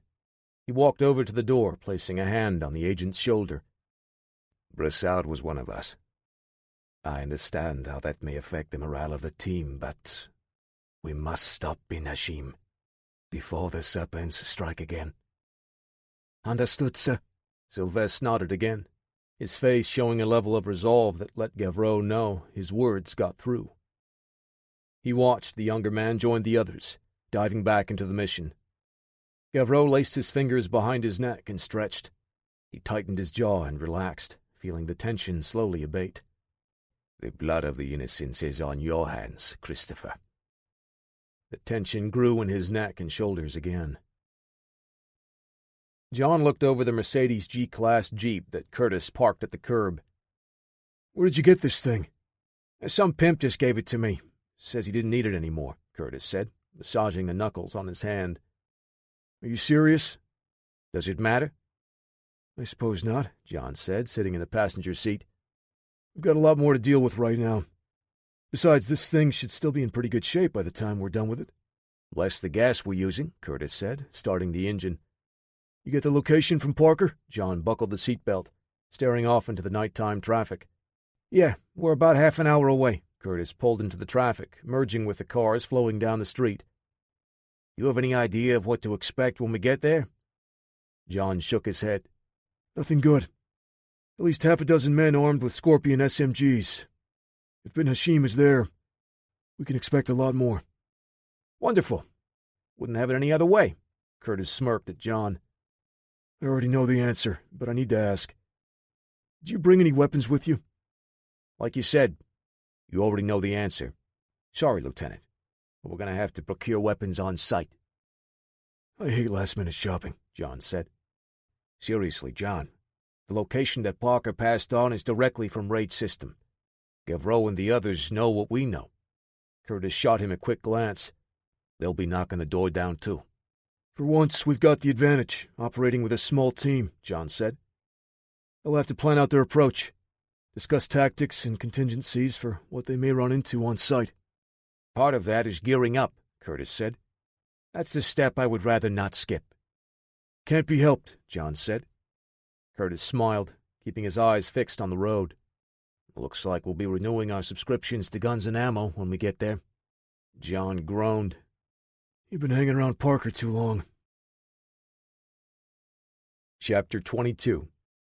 Bievre Essonne, Raid Headquarters. "And this information is accurate? Up to the minute?" Gavreau pressed a finger onto the file sitting in front of him. "Yes, sir," Deschanel said. "We've got a request in for satellite surveillance as well, but this information is 98% accurate." "Excellent. Have the men ready to roll in 5. We'll discuss tactics en route." Gavreau stood and nodded to Deschanel, heading out to join the rest of the team. Serpent's Lair. Hurried footsteps filled the temporary workspace. Azar bin Hashim looked around as his men carried out his commands, preparing the equipment to Dr. Stephen Takada's specifications. They had assembled the components necessary for him to launch the weapon, and now bin Hashim grew impatient as the doctor continued pecking away at his keyboard. "What is the hold-up, Takada?" he asked, picking up a random piece of tech on the man's desk. "Everything is on schedule. I'm just starting up all of the subroutines necessary before launch." Dr. Takada adjusted his glasses and looked up. "You assured me that our first strike would require only minimal calculations," bin Hashim said. "Yes, we won't need to account for many of the variables of a longer-range target. But this initial salvo is still important to future attacks," Takada said, fingers still flying across the keys. Azar clenched his fists and closed his eyes, the doctor oblivious to the man's frustration. He took a deep breath through his nose and exhaled audibly. Important how? Dr. Takata removed his glasses, cleaning them with a small cloth from his coat pocket. I need to tie this all into the same targeting software, networked across various data servers for the drone to course correct, ensuring the best ballistic trajectory. Explain it to me without all of the technobabble, Doctor. Bin Hashim struggled to maintain his composure. Well, the targeting software pulls its data from various nodes to determine how local weather patterns will affect the Javelin once it's in flight. He put his glasses on and pushed them up the bridge of his nose. These are unguided projectiles, so accounting for wind speeds, temperature, and humidity will ensure the most precise strike. Why is that all necessary for this? Azar gestured to the drone, modeled after America's MQ-9 Reaper. Once it reaches the target airspace, it is only a simple matter of dropping the javelins on our enemies. It's not that simple. Azar bin Hashim slammed his fist onto the desk, rattling the monitor and keyboard. Dr. Takata's eyes widened as he drew his hands close to his chest, leaning away as fear flooded his features. You dare second-guess me? Bin Hashim narrowed his eyes to slits. No, Bin Hashim, sir, Takata stammered as he readjusted his glasses. Azar stared into the man's eyes, partially obscured by the thumbprint on one of the lenses. Please explain to me why it is not that simple, Dr. Takata. He softened his tone, but maintained the menacing edge in his gaze. After several tense moments and deep breaths, Takata continued. In order to maintain a high level of precision with the weapon, I need as much data as possible. Go on. Takata nodded. Right now, we have enough information to target a specific building, but with the right type of attack, I can gather even more. I will be able to tighten the formula and bring the effective radius to 3 meters. You will be able to target individuals with a high level of accuracy. Azar straightened up and smiled. Dr. Takata's confidence returned. And I'm not talking about strikes at 20 or 30,000 feet. A successful strike would allow us to target our enemy from great range, effectively lobbing the javelins at a great rate of speed from altitudes beyond the effective ceiling of most military aircraft. Thank you, Doctor, Bin Hashim said. That is what I wanted to hear. Now, how much more time do you require? Maybe an hour, Takata said. We can get the drone up in half that time, and I can push the rest of the calculations through the network and upload it in flight. Very good. Azar turned, switching to Arabic.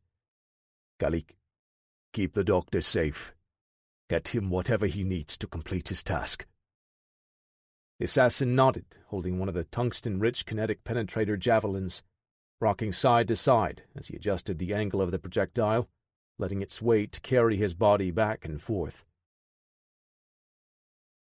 Chapter 23. The early evening air still clung to its warmth, and John pulled off his jacket, letting the breeze hit his skin. He and Curtis left the Mercedes behind and traveled the remaining few miles on foot, the exertion warming his body and joints, preparing him for the fight ahead. Curtis rolled his sleeves up past his elbows and knelt in the shadows next to John. I only see the one man, he said, pointing in the direction of a lone sentry walking the perimeter. He's armed and alert, John said. They may not be expecting company, but these guys definitely aren't taking any chances.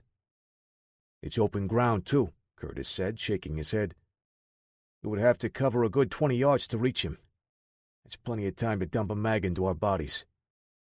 That's if we're stupid enough to rush him from the front, John said. I'm going to move around to flank him. When you see me in position, get his attention. In position? How am I supposed to know that? Curtis whispered. I trust you, John said, making his way down the small slope to circle around the guard. He could hear Curtis's frustrated curses as he moved. John made his way to a short row of bushes and belly-crawled toward a pair of trees, giving him the best angle to approach the sentry. He waited for the man to double back before making his move. As the man turned his back, John stepped onto the grassy strip to muffle the sound of his boots. He closed half the distance, only a short sprint away, as his heart thumped in his chest. Before John could second-guess his plan, he heard a faint whistling in the distance. A terrible bird call sounded from where he left Curtis. The sentry stopped in his tracks, leaning forward as his hand fell to his belt, pulling a flashlight. John leaned his body forward, driving ahead into a full rush. The guard's light clicked on, but John's approach pulled the man's attention away from the whistling. He spun and whipped the beam behind him. John carried his momentum forward, grasping the barrel of the man's AK-47 and thrusting the weapon upward to smash into the sentry's face, knocking several teeth loose. He followed with a sledgehammer as his fist cracked the jaw of his opponent, laying him out. Curtis ran the last few yards as the man's body hit the asphalt. He held his hands up, ready to join the fight. "What kind of bird was that supposed to be?" John asked. "That was a North American smartass, Curtis said. "It worked, didn't it?" John smiled. He untangled the rifle sling from the unconscious guard, handing the weapon to Curtis. "Thanks," he said, kneeling and checking the weapon's chamber. John handed him a spare magazine and pulled a pistol from the holster on the man's hip. He eased the slide of the Sig Sauer P226 back enough to check for brass in the chamber. Patting the man down, he found no other weapons or ammunition. "Grab his radio," John said. Curtis pulled the device from the man's inner pocket and yanked the earpiece free, tucking it into his own ear. He fiddled with the dial before giving a thumbs up. With a grunt, John leaned over to retrieve the flashlight that the sentry dropped, testing the beam against his palm. "Let's go." "It's your show," Curtis said, clutching the rifle close to his body as they moved toward the serpent's lair. John reached a car similar to the one he saw Dr. Takata get into at the convention center. He placed a hand on the hood and peered into the distance. "Still warm?" Curtis asked as he propped his rifle on the truck, taking aim at the only building in the area. "Barely," John said. "This is the same make and model. You must have switched cars on the way." "How can you be sure?" Curtis asked. John tapped the windshield. "No bullet holes, and the tire is intact." Curtis smirked. "No, I mean, how do you know they're here?" "I don't. Cover me while I head to that side door," John said. "Wait," Curtis said, pressing a finger into the earpiece of the stolen radio. "What are they saying?" John asked. "They're speaking Arabic," Curtis replied. "I don't know what he just said, but my guess is that they're asking why our friend back there hasn't checked in. Should we wait and see what happens next?" "No. We should move forward," John said. As if on cue, the front and side doors opened as several men exited the building, carrying flashlights and spreading out. Each man held a Scorpion SMG in their other hand, slung close to their bodies as they began their search. "Wonderful," Curtis said. "Looks like our friends have moved up the timetable." "We can't engage them this far out," John said. "They would pin us down before we could get inside and find the doctor." "Hide under the car?" Curtis asked, tilting his head to look underneath the vehicle. John glanced down at the available clearance and held in a chuckle. "I think they would spot us like a rock under a doormat if we crawled under this thing." He grasped a handle and held his breath as he eased the driver's side door open. He sighed in relief when the car's cabin lights didn't turn on. John climbed in as Curtis did the same, laying across the back seats. Crawling over to the passenger side, John slouched down as much as he could, dipping his head below the dashboard, clutching the P226 in both hands. Beams of light waved around, one passing through the windows of the car as the men spoke in hushed tones. One of the sentries passed along the rear of the vehicle, making his way to the outer perimeter, calling other men on the radio. Curtis listened in on the transmissions, still unable to make out the bulk of the discussion. The voices and light receded into the distance. "We're clear. It won't be long until they find our buddy snoozing in the shadows out there," Curtis said. John opened the passenger door and slid out. "We'll deal with them later. I just need to get inside and see what we're up against." "Later is about to be a lot sooner than we would like, John. We've got a rifle and pistol between us, and we just watched a half-dozen men armed with fully automatic subguns walk by us, in a perfect position to hit our flank when the shooting starts." Curtis checked the chamber of his weapon out of nervous habit as their situation grew more complicated. John gave him a reassuring look. "Let's get inside. They may find the sleeper out there, but they won't know we've already infiltrated. By the time those guys get back, we'll be facing them head-on. I'll never understand your mindset, Stone. Outmanned, outgunned, you still think this is just some tactical hiccup. By the time he finished his statement, Curtis had fallen in behind John, as the two men covered the remaining distance to the side entrance of the massive facility. It was tall, with a curved roof and 2 rows of windows. Light from inside revealed a high ceiling, almost like a warehouse or a flight hangar. With no apparent runway, John couldn't make heads or tails of this seemingly out-of-place structure. He signaled for Curtis to stack up as he slowly turned the knob.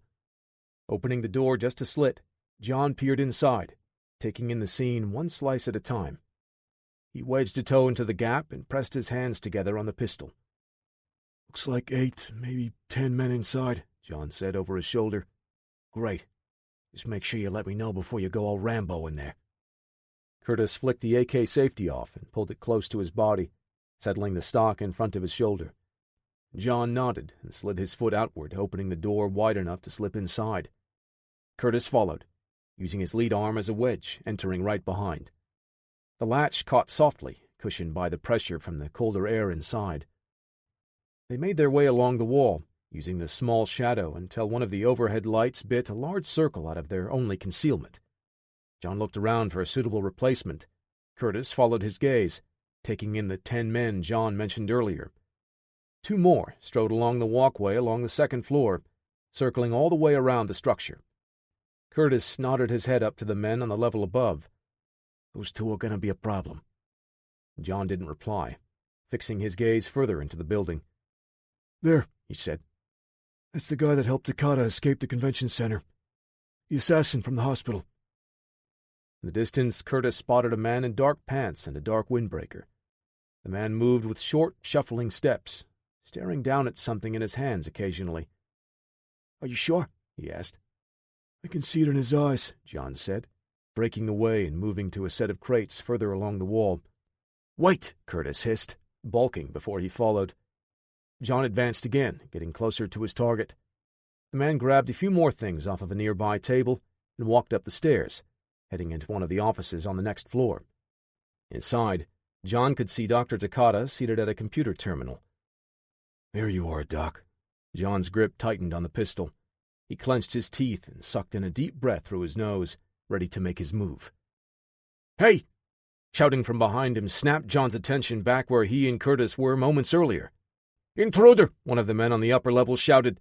Gunfire erupted, and Curtis brought the AK up to his shoulder, crouching behind one of the crates nearby. A jagged bloom of dragon's breath burst forth from the muzzle of his rifle as he returned fire. John placed a pair of rounds from his P226 into the chest of a serpent, grabbing a scorpion from the bed of a truck. He turned back to the office above, just as the assassin pulled the doctor out, heading down the stairs. Takata struggled to keep up, holding the still-opened laptop pressed to his chest. Khalik, please! You're hurting my arm! John stood and took a step forward to pursue, but bullets sparked off of the metal support nearby, forcing him back behind cover. He propped his arms on the crate and returned fire. Chapter 24. The smooth skin along the fuselage of the drone felt cool to Azar bin Hashim's fingers. The unmanned aircraft borrowed heavily from the Americans' MQ-9 Reaper.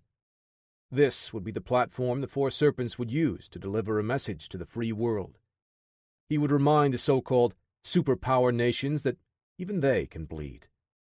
Dr. Takata's research would level the playing field, granting the Serpents the ability to target critical structures and people, instead of relying on indiscriminate bombings. It was imperative that this initial flight succeed, not only in eliminating their targets, but to gather all the data Takata needed to drastically improve their strike capability. The terror felt by the Western world would increase tenfold, with the Serpent's ability to launch a precision strike without advance warning. Azar bin Hashim closed his eyes and lifted his head, smiling as his victory was all but inevitable. Before he could bask fully, several loud cracks startled him.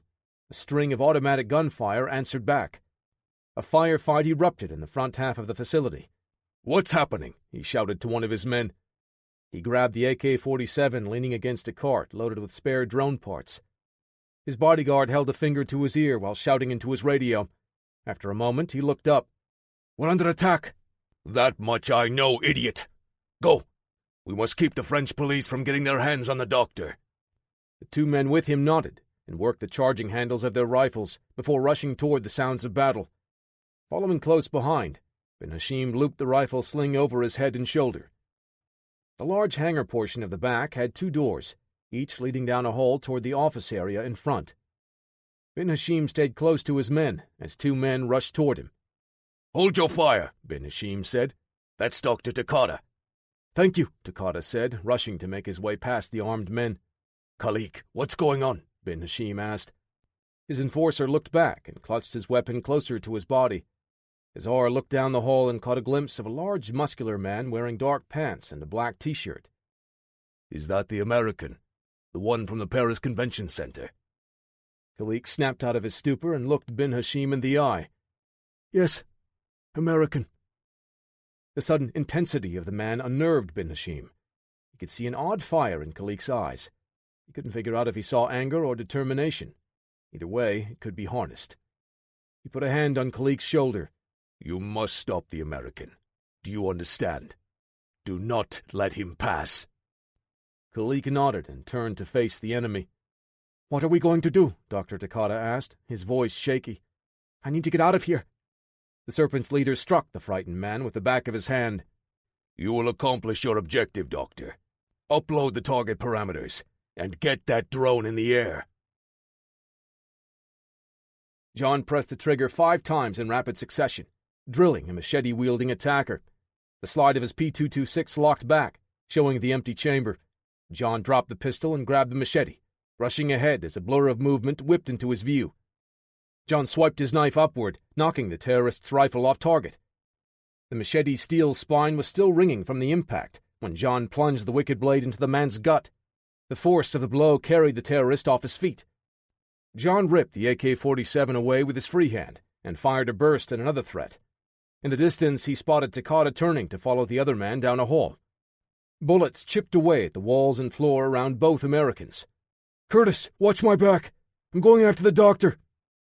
John didn't wait for a reply before running behind a stack of open crates. Curtis popped his head up and fired a burst, scoring a hit on the second man above, sending him falling over the railing. He scooped a magazine off the floor, dropped by one of the terrorists he gunned down protecting John. "Damn it, John!" he cursed almost under his breath, shoving the spare into his coat pocket. There was a brief respite in the firing as John disappeared into the hall. He could hear the Serpents shouting at each other, organizing their actions. Curtis didn't give them a chance to capitalize and came up firing again, before running to a better position to watch John's back. Bullets sparked off of the railing as he sprayed anywhere he saw movement, spoiling their aim. The AK clicked. Empty. Without hesitation, Curtis pulled the spare magazine and used it to strip the empty one free, rocking the fresh ammo into place and yanking the charging handle. Before he could resume his assault, a sharp pain lanced across his outer thigh. He gritted his teeth and dropped back behind the crates John used as cover a moment earlier.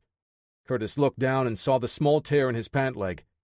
The blood wasn't bad, and the wound looked more like shrapnel, not a bullet. "Suck it up, soldier." Curtis leaned out to one side, laying on the floor, as several men made their move. Working the trigger with practiced ease, he let the rifle spit in pairs, sending 6 rounds downrange.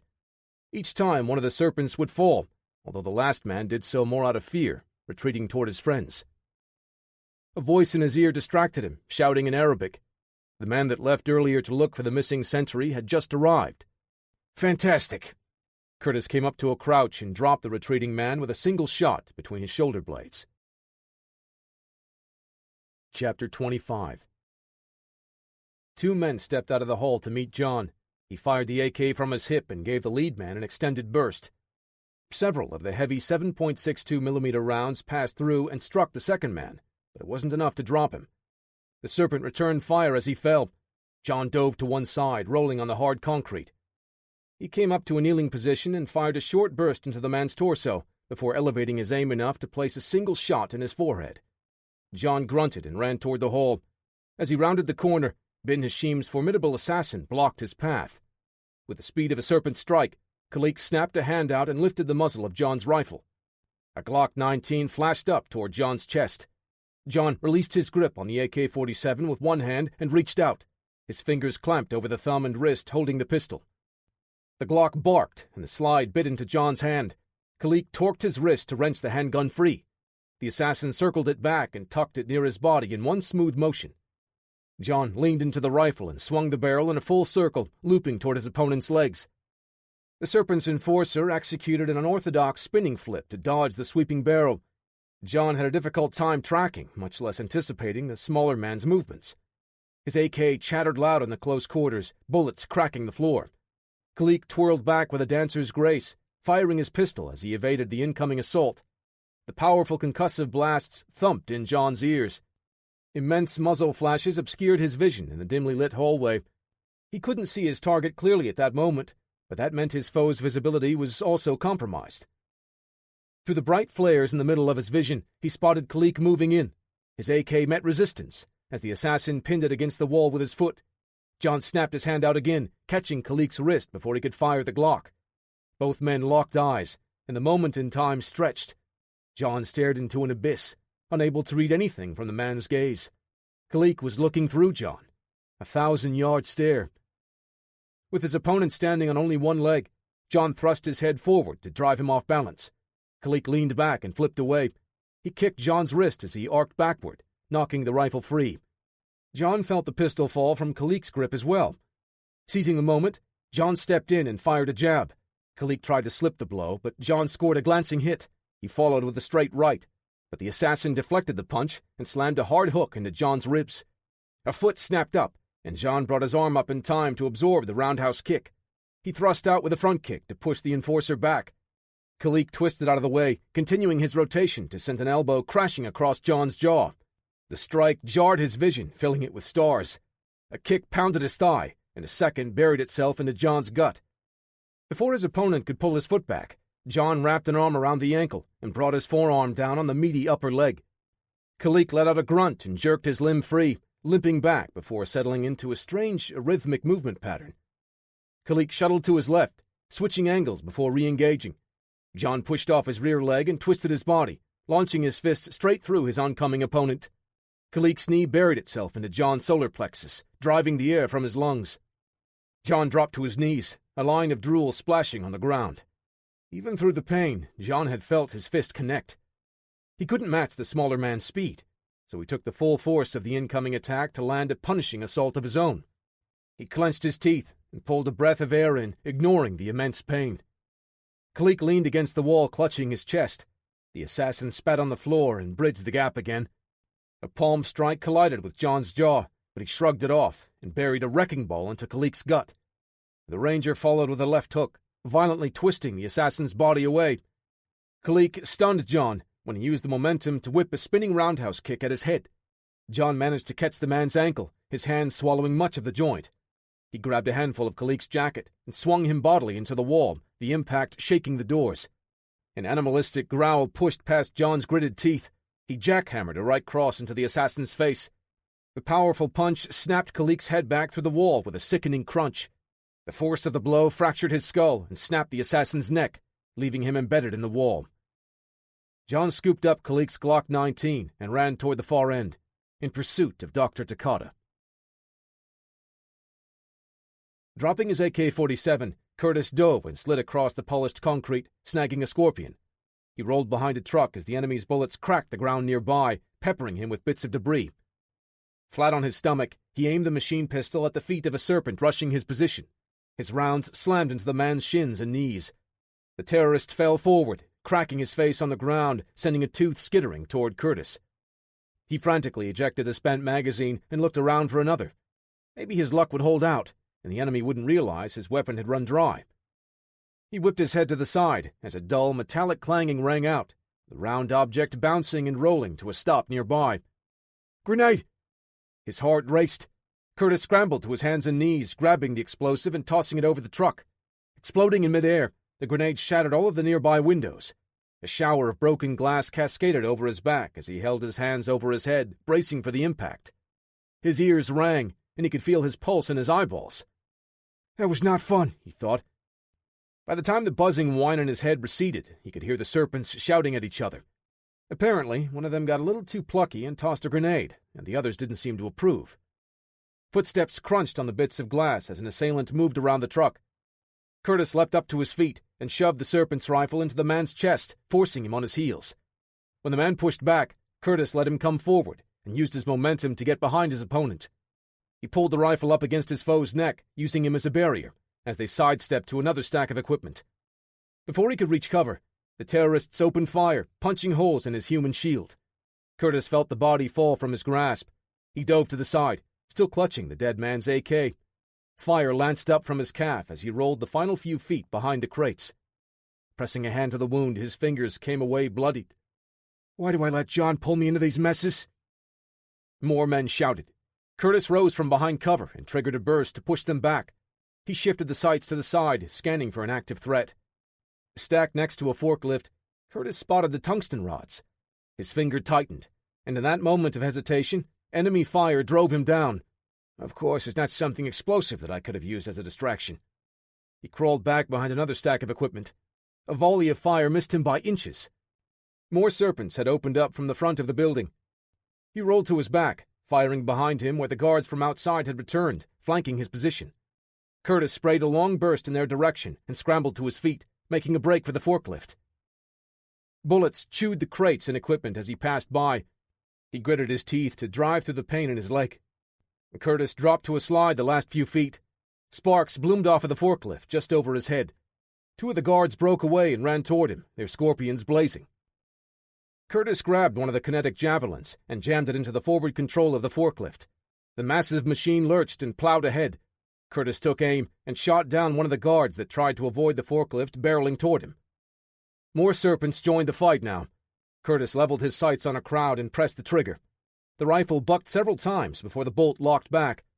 He cursed and pulled the spent magazine, looking for another weapon. Sorry I couldn't do more, John, he said. His grip tightened on the steel mag. Curtis dropped the rifle and stood, hurling the magazine at the incoming soldiers. For a split second, the lead man flinched, thinking it was a grenade. Just as the steel box clanked against the concrete, the air around them pulsed out as explosions rocked the room. The serpents looked back in shock, and Curtis glanced down at his hands. Ears still ringing, he could barely hear the additional combatants. French voices joined the chaos of the serpents' shouts. Raid had just stormed in, using breaching charges. Gavreau and his team moved through the battle zone with trained precision, firing with disciplined control, dropping anyone that posed a threat, with no hesitation. The pops and thumps of the firefight hardly registered this far back in the reinforced facility. John held his pistol, pressed between both hands, the front sight covering bin Hashim's upper chest in his view. Azar bin Hashim, leader of the four serpents, held his AK-47 close to his body, muzzle pointed at John, while he used his other hand to swing Dr. Takata into the line of fire. 20 meters of open hallway lay between them. John slowly closed the distance as he spoke. It's over, bin Hashim. You don't think I'll put a bullet between the doctor's eyes to get to you? You're sorely mistaken. John's words echoed, adding to the sporadic crackling of the distant battle. My serpents will strike your friend down and swarm in here to finish you off. Azar bin Hashim leaned out to one side. And then the world will feel our wrath. Please, don't shoot me, Takata said, his voice cracking as tears streamed down his face. You had your chance to come with me, John said, advancing with slow, measured steps. But it's not too late, Doc. Just run away. Let me and this dirtbag settle up. Enough, bin Hashim shouted. You've lost, and you know it, American. You'll never make it out of here alive. I don't need to make it out.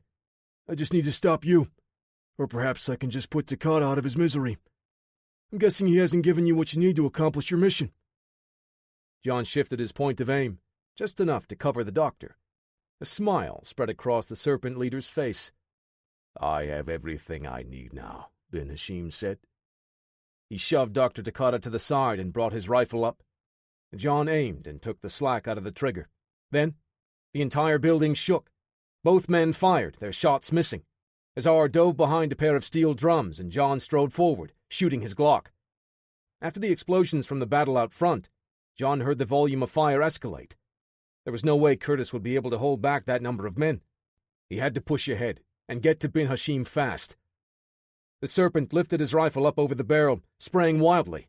His blind volley of fire flew overhead, and John answered back. He fired the last round from his pistol, and wasted no time to rush forward. Azar stood and leveled his AK, but it was too late. John's shoulder impacted with a steel drum, driving it and the man behind it back toward the drone. With a swipe of his arm, John hurled the second drum out of the way as he closed the distance. Bin Hashim screamed and whipped his weapon up. John snatched the handguard and hoisted the serpent to his feet. He plowed a fist into Bin Hashim's jaw, stripping the AK from his grasp. He let the rifle clatter to the floor and stood over Azar bin Hashim. "Like I said, it's over." John's words echoed, no longer competing with gunfire. The battle had ended. "No," Dr. Takata said. "You can't kill him." John glanced back over his shoulder as Dr. Stephen Takata clutched the AK-47 awkwardly, tight to his hip, walking toward him. John shook his head. "You're making a huge mistake, Takata."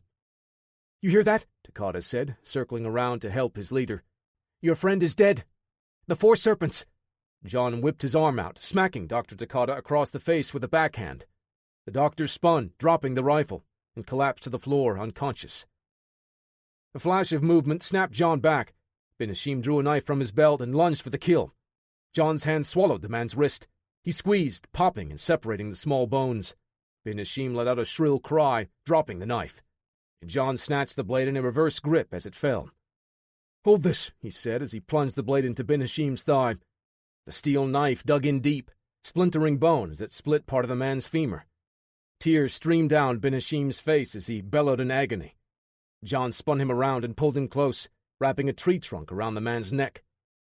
He secured a choke and leaned close, whispering into Bin Hashim's ear. "I don't need to escape to win. I just need to rip the serpent's head from its body." More men burst into the back from where John had entered. He spun, using Bin Hashim to shield himself from the assault. "Let him go, Stone." A man wearing all black tactical gear stepped into the room, armed with an M4 carbine. He pulled the cloth away from the lower half of his face. "Gavreau?" John kept his grip on the hostage. "You cannot kill him," Gavreau said. "Let us take him in alive. He wants you to martyr him." Azar bin Hashim gurgled, futilely pulling at John's massive arm with his uninjured hand. The American released his grip, letting the terrorist crumple to the floor, defeated. "Where's Curtis?" John asked. "Is he alive?" "Outside. My men are treating his injuries," Gavreau said. Several raid members moved up and secured Bin Hashim in flex cuffs, while the medic wrapped bandages and gauze around the knife, still buried in his leg. Lionel Gavreau lowered his weapon and put a hand on John's shoulder. "It is over. We won." Chapter 26. John pressed a finger to the bandage across the wound on his shoulder. He looked in the mirror, admiring the bruising on his face from his battle with Bin Hashim's man, Khalik. "I see you got some work done," Curtis said. Hobbling in on a set of crutches, he sat, using them to slow his descent. "My modeling days have just begun," John said, pinching the bridge of his nose to make sure nothing had been broken. Both men looked over as the raid medical team wheeled Azar bin Hashim in on a gurney, heading for the elevator. "I thought they'd take that guy to a hospital," Curtis said. John chuckled. "There's no way they would risk that. My way would have simplified things." Gavreau was right. It's good that you listened to him. Curtis watched Dr. Takata stumble down the hall, hands cuffed behind his back. "I know," John said with a solemn nod, taking a seat. "Wow, that was much easier than I expected," Curtis said. John's face softened as he looked down at his weathered hands, rubbing them together. "We got them, though. The men responsible for Van Pierce's death. But just like when we got Wyndham, it feels hollow, like we've accomplished nothing." Curtis pursed his lips. "Vengeance never fills the void, but the world is better off without the 4 serpents." He leaned back and pointed toward the sky. "For MVP." "I'll drink to that." John pointed to Curtis's leg with the toe of his boot. "What happened? You get a muscle cramp? Did the medics give you a banana for the potassium?"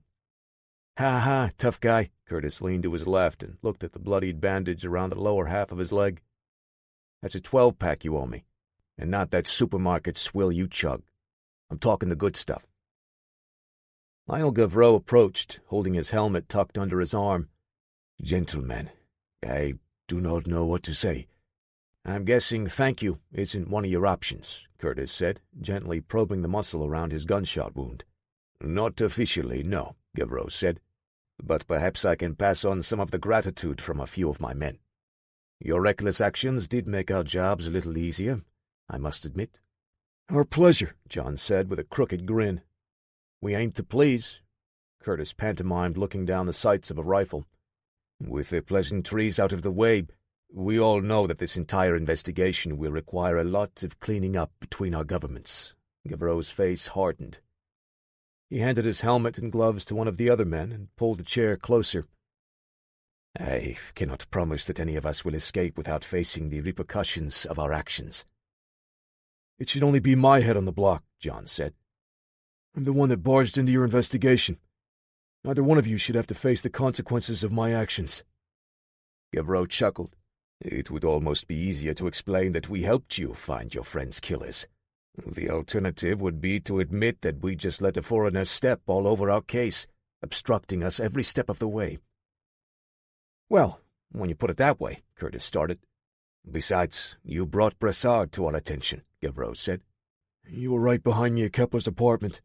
You would have found the data regardless," John said, standing up. "But would I have allowed myself to see the truth?" Gavreau stood up and shook John's hand. "If you don't mind, I'd like to stick around and hear what you get from Azar bin Hashim and Dr. Takata," John said. Gavreau looked at the bandage on John's arm and Curtis's crutches. "I believe you have earned that right." Patrice Cartier exited the interrogation room, a satisfied smile across his face. Stephen Takata held his head in his cuffed hands on the table. Racking sobs shook the doctor's body, torn apart by his guilt in joining the Serpents. Curtis watched the interrogator pass by with what looked like glee in his eye. Does he always enjoy his job that much? Gavreau flipped his notebook closed and stood to exit the observation room. "Well, when you have been trying to chisel the truth from a block of granite all week, it is nice to have an eggshell like this crumble and spill everything." John sat, still staring at the doctor through the double-sided glass. Curtis pushed himself onto his crutches to follow the raid commander to the briefing room. "You coming, John?" Curtis asked. "I'm right behind you," John said, still boring holes into the interrogation room.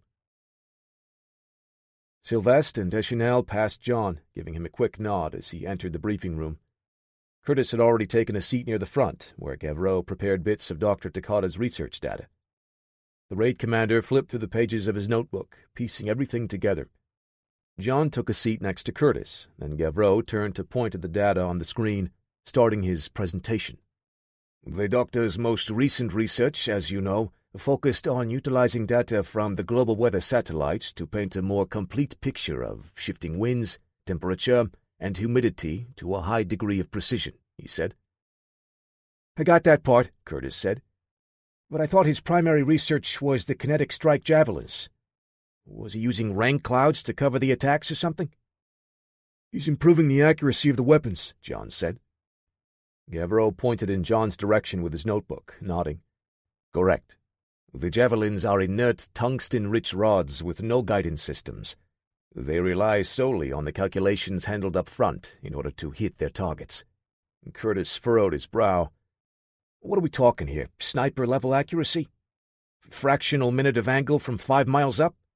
These things hit hard and don't require that level of precision to drop on an unsuspecting target." The screen changed, showing a different set of calculations and diagrams. "Agreed, that is a bit extreme," Gavreau said. "Takata's research wasn't about the effects of wind when deploying the weapons at targets directly below.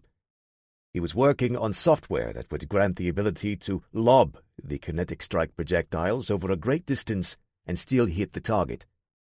The weapons would be silent and have no heat signature, making them all but invisible to our countermeasures." "The answer to your first question is yes," John said.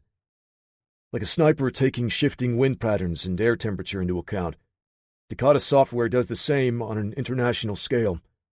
Only instead of a mile or two, the drones would be making shots at hundreds, maybe even thousands of miles away."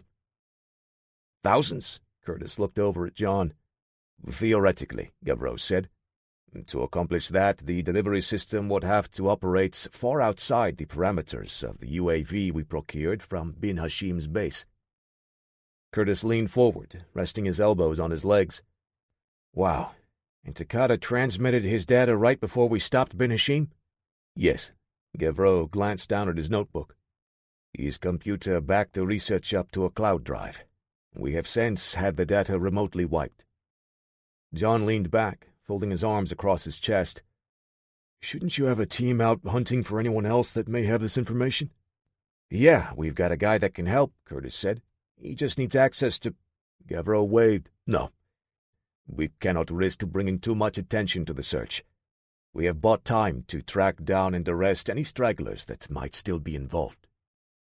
John tightened his jaw, looking at the raid commander. Gavreau smiled. My friends, this intel is also in your government's hands. Rest assured, our two nations will be working together to take care of the rest. What did we get from Bin Hashim? Curtis asked. He should be able to fill in all the gaps in the doctor's blubbering confessions. Nothing yet. He is still in surgery. Gavreau glanced over at John. Apparently it is not a simple matter to safely remove a knife embedded in one's femur. Chapter 28. John squeezed his eyes shut to drive out the blinding glare. Through his ringing ears, the muffled sounds of car alarms and sirens slowly faded as his head dropped back, unconsciousness dragging him under again. Chapter 27. I'm going to grab something to eat. I'll wait for you in the car, Curtis said, settling his weight on the crutches. Several more members of the raid unit walked over, smiling. They nodded at John and shook his hand. You are quite a celebrity, Gavreau said, stepping out of his office as he stuffed a stack of papers into a manila envelope. He handed the files and reports over to John. We had a rough start, but I wanted to say thank you, Gavreau said, shaking John's hand again. Curtis and I should be the ones thanking you for pulling our asses out of the fire back there. Yes, you should, Gavreau smiled. Safe travels, my friend. John started reading a text message from Parker when his phone buzzed. Parker, I was just reading your text. Hey, John, I just wanted to make sure you saw it. Parker's fingers tapped away on the keyboard as he spoke. You sent the message literally seconds ago, John said. So did you read it yet? John sighed. Just tell me what it says. Okay, but don't get mad at me, Parker said. What did you... I read the reports from Dr. Takada's interrogation. No one seems concerned that his research is still out there, Parker said, his typing no longer filling in the pauses. Are you still connected to the raid system? John asked, lowering his voice as he turned toward a corner. Yes, but only to help them finish this case. Parker, you're unbelievable. John looked around before taking the stairs to the second floor. You need to shut that program down now and clean up all traces of your presence. I will, but I'm re-imaging Takada's laptop to dig through it here, Parker said. I don't think Gavreau is concerned enough about this data falling into the wrong hands. John pinched the bridge of his nose, closing his eyes. We've already captured Bin Hashim. The four serpents are all but finished. Gavreau and his men will be putting a plan together to clean up the rest. They're already keeping tabs on other climatologists associated with the doctor, just in case. After a long pause, Parker replied, Okay, but this is the part where I need you to stay calm and not get mad. We're a little past that already. I've downloaded all of the after-action body camera footage from Raid's team, just to make sure no key members of the Four Serpents escaped in the attack, Parker said. Are you nuts? John hissed through gritted teeth as he turned to face the window at the end of the hall. I just need to be sure, Parker said. Dr. Takada's research isn't rocket science. It isn't going to take someone with a PhD to figure it out at this point. Just some raw computing power and access to global weather networks. John took a breath to gather his thoughts. Parker, you have to cut the connection now. If those kinetic strike javelins end up in another terrorist cell... Parker! Now! John tightened his jaw as the phone creaked in his fist. All right, I'm sorry, John, Parker said. Let me just end this query and... Wait a minute. John listened as Parker started typing for what seemed an eternity. What is it? Parker exhaled through his nose. I don't know. Could be nothing, but my mob recognition seems to think that there's something different about Azar bin Hashim. Yeah, he's not going to be moving around the same as older footage, considering he had a 6-inch blade jammed into his thigh, John said, still trying to contain growing frustration. Well, the facial recognition said it's the wrong guy, but facial recognition software is lame. I ran the mob program, and it's returning a 72% probability that it's him. Considering his condition by the time Raid arrived, John said, turning to lean his back against the glass, sounds like we've got the right guy. It's just that sub 90% probability means 3 shrieking thumps rattled the building in rapid succession. The interior walls and windows pulsed out, everything shattering. A concussive wave threw John out of the building. His breath was stolen from his lungs, and the fall lasted for minutes in his mind. An impact like a sledgehammer between his shoulder blades sent pain signals exploding out to his limbs. The back of his head slammed into the dented roof of the SUV underneath, and the impact of his landing blew out all of its windows. John's vision swam through a tunnel of darkness that swallowed the world around him. Chapter 29. John tried to lift his arms, but his extremities were sluggish, moving through a taffy-like haze. Blood thrummed and rushed through his ears with every heartbeat. Someone put a hand on his chest, shaking his body. The warbling buzz in his head slowly reformed into coherent words. "John!" Curtis shook him again. "John, you gotta get up!" Curtis tossed his crutches to the side and helped him sit up. John groaned as he swung his feet over the fender of the SUV, sliding down to the asphalt. His boots crunched on broken glass, and he wobbled to keep his balance. "What happened?" Curtis bent to pick up his crutches again. "I don't know," John said, his voice hoarse. "I was on the phone with Parker when I heard something hit the building before it all exploded," John said. He wiped a hand across his face and eyes, brushing the blood and dust away. His vision slowly pulled itself back into clarity, and John looked at what was left of the raid headquarters. The entire northwest corner had collapsed, exposing the floors, wires, and plumbing. A sharp pain nearly dropped him to his knees as he sucked in a deep breath. The pop reverberated through his body as a rib settled back into place. Sirens wailed as first responders pulled up to the scene, racing from their vehicles to attend to the wounded. John waved a medic away, moving off to the side.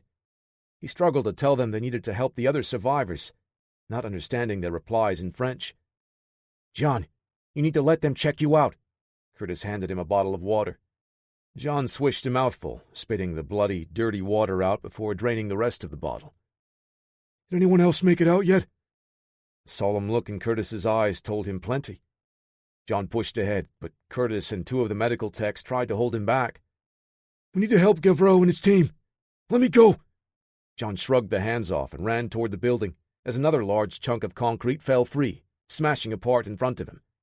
He staggered back a step, covered his mouth with his arm, and ran through the cloud of smoke inside the wreckage of the raid HQ. Helping the first responders, John and Curtis spent the next hour pulling people out of the building. News crews swarmed as the crowd outside grew. John lifted a woman out of the rubble, setting her on a nearby gurney, when someone called out from inside, emerging from the stairwell. "I need some help here," Gavreau said, speaking French as he carried a man on his shoulders. "He's lost a lot of blood." Sylvestre pulled a chunk of concrete to the side and disappeared back into the stairwell before emerging with the woman leaning on him, an arm draped around his neck. Her face was bloodied, and her right leg looked mangled. Another 2 hours passed. Then, police and medical responders no longer let John or the others back toward the building. The woman kept shouting at him in French as John tried to push past. She grew angry and shoved him hard in the chest, speaking sternly and waving for him to move back. "She is saying it is not good for us to breathe the air," Gavreau said. "Too much smoke and dust. Please, John, let them take a look at you." John's shoulders sagged as the words sank in. He looked up to see the large crews working quickly to pull survivors out of the building, helping those they could, and evacuating the ones in more serious condition. With a nod, he relented and turned back, heading to the ambulances. "At least a dozen were inside the section that collapsed," Curtis said. "Several survived, but suffered serious injuries. 5 more were evacuated in critical condition." "How many dead?" John asked. "They still do not know," Sylvestre answered. He tilted his chin as one of the paramedics finished stitching the cut over his eye. "What about the rest of your team?" John asked Gavreau. "Deschanel is dead." His words were almost inaudible. Sylvestre looked over, a mix of fire and pain in his eyes. Gavreau looked up at John. Lucier was evacuated half an hour ago. He may lose his arm. He swallowed. What happened? Curtis asked. Kinetic strike javelins, John said. The serpents are still active. I don't understand, Curtis said. We captured Ben Hashim. We've got his drone and the tungsten rods. Where is Ben Hashim? John asked. Dr. Takata. Dead, Sylvestre said, spitting. Both of them were in the northwest corner. I watched them pull out what was left of that terrorist filth. That rules out an attempted prison break, John said. You think they were trying to silence him? I mean, the doctor already spilled his guts, Curtis said, looking at the ruins. Figuratively and literally. I have to make a call, Gavreau said. The raid commander pulled a phone from his pocket and scrolled through his contacts as he walked away. Sylvestre nodded to John and Curtis before going his own way. I should call Parker, John said, patting his pockets. Curtis handed his phone over. Yours didn't survive the fall, he said. You were still holding it when you totaled the rental parked outside. John pulled up the recent calls and selected Parker's number. Curtis, what's happening? Parker asked. The news is saying there was an explosion in France. It's John. I had to borrow this phone because mine was damaged in the attack. Attack? Are you all right? Parker, we need to figure out what happened, John said. I think the four serpents were able to piece the doctor's research together and hit us with the javelins. Parker's fingers clicked across his keyboard in the background. That's a likely scenario, but it just feels too fast to organize that type of plan. We need to know what we are up against. Is there anything you can do to figure out what might have happened? John asked. I'm on it. I can dig around and see what kind of chatter is taking place in the darker corners of... Parker, I have to call you back, John said, cutting Parker off. John ended the call and looked around. He now noticed the unnerving scene around him. The people stopped talking. Everyone around him fixed their eyes to the nearest screens. Most were looking down at their phones, but John walked over to one of the news vans, where the crew gathered around the monitors set up in the back. As he got close, he saw a man seated at a table with a flag behind him. He recognized the Four Serpents emblem right away, but as he reached the van and heard the voice, his blood ran ice cold.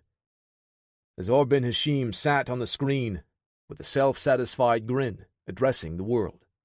But a small taste of our rage. You thought you had beheaded the serpent, but it is not that easy. We will not end our quest to teach the Western world a lesson in pain and suffering. You send your oppressors, your barbarians, to our gates to tear us from our homes, where we try to live our lives in peace. Those who would dare stick their hands into the serpent's lair shall suffer the venom of its strikes, bin Hashim said. Is this live? John asked. I don't know, a woman holding the camera said. It's a live broadcast, but I don't know if it's an actual live feed. John grabbed her upper arm. How can we find out? Is there a way to trace this back to the broadcast location? She just met his eyes with a near-blank expression, shaking her head before turning back to the monitor. The French government dared, and they have felt the fangs sink in deep. That was but a single bite. His face turning down, bin Hashim leaned into the camera. With the help of the Americans, you have dared to invade us. You are responsible for killing and kidnapping our families and friends. John stepped away, redialing Parker's number. Hey, John. Parker was distracted, the broadcast playing in the background. Kid, you have to find out where that transmission is coming from, John said. Parker was quiet for a moment, his fingers clicking away at his keyboard. This broadcast is streaming live. I don't understand. Is he a fake or... It's him, John said. We captured a double. Parker sighed. What do we do now? Get me a location. I'm going to drag that snake from his hole and cut him to pieces. Chapter 30. John and Curtis stepped out of the car, joining Gavreau and Sylvestre as they walked into the Police Nationale offices. A pair of detectives joined them, shaking hands and offering condolences in French to the two raid members. After a brief exchange, one of the men led them to a small conference room. He says they can offer us any aid in the hunt for the four serpents, Gavreau said. Let us discuss our plan in here for now. They gathered around the table as Sylvester set up a borrowed laptop, connecting it to the wall-mounted display. John dialed Parker's number on the teleconference system to pull him into the meeting. "Hey, John. Everyone?" "What have you got so far?" John asked. "It would be much easier to show you," Parker said. "Is there a computer there that I can link up with?" Sylvester looked over at Gavreau. "Lucier is the tech geek. I'm not sure how to—" "Never mind, I got it," Parker said. "I need you to accept the request, though. No need to break in when one can get permission." The information from Sylvester's borrowed computer popped up on the screen. "I thought you said it would be easier to show us," Curtis said. "We're looking at a list of numbers. Is that really what you wanted to show us?" Parker typed away as more information popped up. "Yes and no. This is the bad news portion of the presentation. These are all broadcast stations where the signal came from. It's widespread. Global." "Does that mean the four serpents are all over the world?" John asked. "No, it doesn't appear so. This is all some type of remote relay stunt. They've got someone almost as good as I am." "Almost," Parker said. "Is there a point to all of this?" Gavreau asked. Sorry, yes. The four serpents have some connections if they can accomplish this kind of broadcast." "If they were able to pull this off in mere hours, we've got our hands full," Curtis said. "The good news is, this very likely took weeks to pull off," Parker said. "My guess is that this was how they had intended to let the world know of their first strike when they put Takata's research into play." "And that is what happened," Sylvester said. "We were hit with those kinetic weapons." Parker continued. "Again, it's a good news, bad news situation. They hit your headquarters with the javelins, but they weren't able to use Takata's research to pull it off." "Well, their accuracy was astounding for not having the research," John said. "I hope the good news is helpful." Bin Hashim didn't have the long strike capability that Takata's research would have given him. The drone violated French airspace to strike, Parker said. They scrambled a couple of Rafale fighter jets to take it down, but we've got enough data to trace it back to a general point of origin. "Well, that's a start," John said. "How do we pinpoint their position?" "That's where our friend Dr. Takata comes in. I re-imaged his drives here and dug through the transmissions," Parker said. Gavreau shot John a questioning glance. "I know, I'm sorry. We will answer for all of this when it's done," John said. "I don't care if he hacked the president's email, as long as he can point us to Bin Hashim," Sylvester said. "Anyway, I've got 3 sets of data: the broadcast hacks, the drone's flight path, and the IP addresses from Takata's upload. Everything triangulates right here." Parker pulled up a map of a mountainous region, with a red circle drawn over it.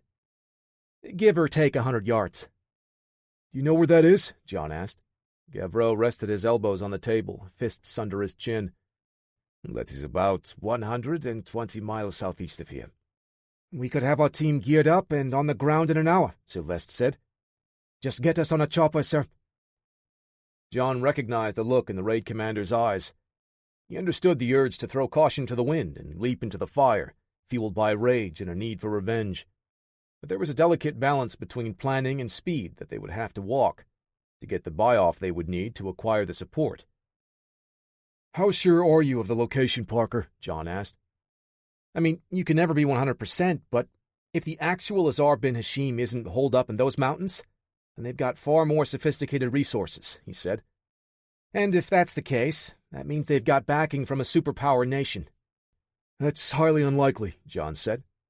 "Gavreau, you'll need to pull some resources from another raid unit and the Police Nationale if we're going to stop the Serpents." "We?" Gavreau asked.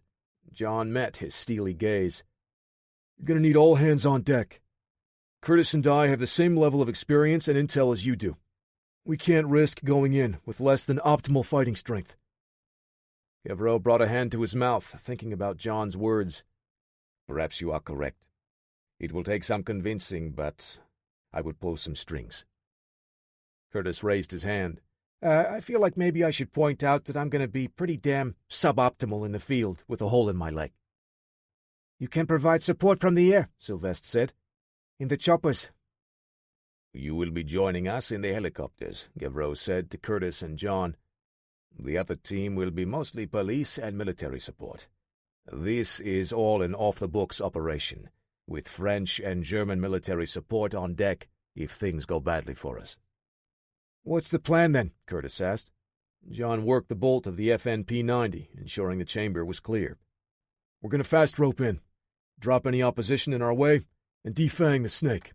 "And how will we know that this is the one and only Azar bin Hashim?" Sylvester asked. John tapped his helmet next to the camera. "Our man Parker will have access to the live feed during the operation. He'll have his computers overclocked and running full speed to process the data. The software will let us know if we see him." "Does anyone know the layout of the base?" Curtis asked. "We have minimal information," Gavreau said. "Once we are on the ground, you and the other door gunners will have to provide our close air support, targeting any significant threats and suppressing the enemy. As much as we want bin Hashim, we need to remember that the real objective is to shut down the kinetic weapon system." "Roger that," John said, tightening his gloves. "Parker will be monitoring any outgoing network transmissions during the op.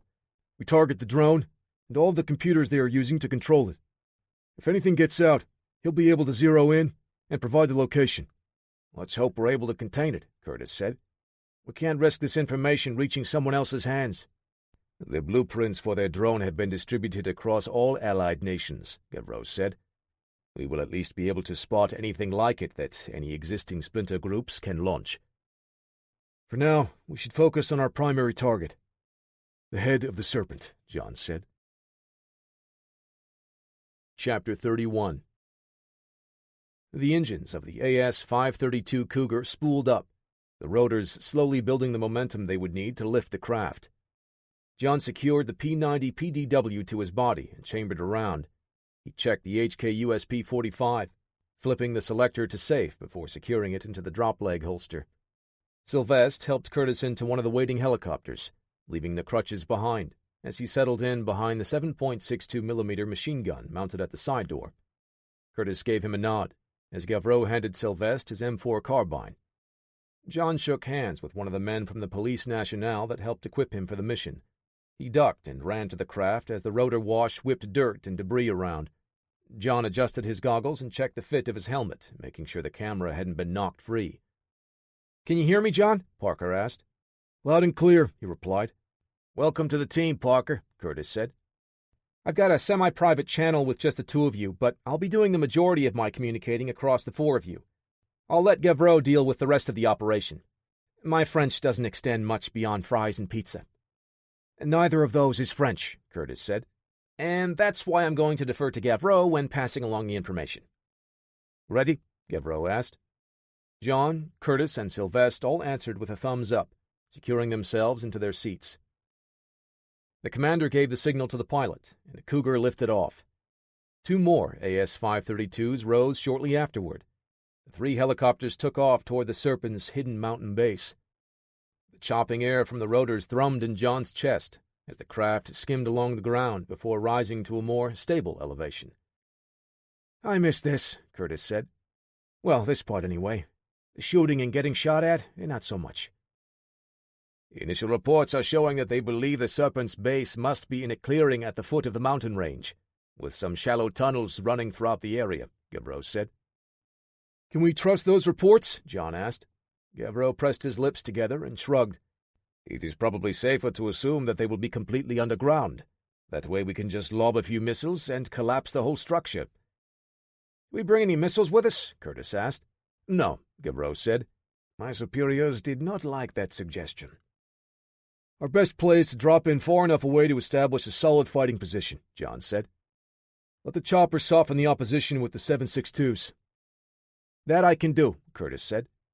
"We move up from there, careful not to let anyone escape or flank us. Once inside, we stay tight in our fire teams," John said. Gavreau nodded.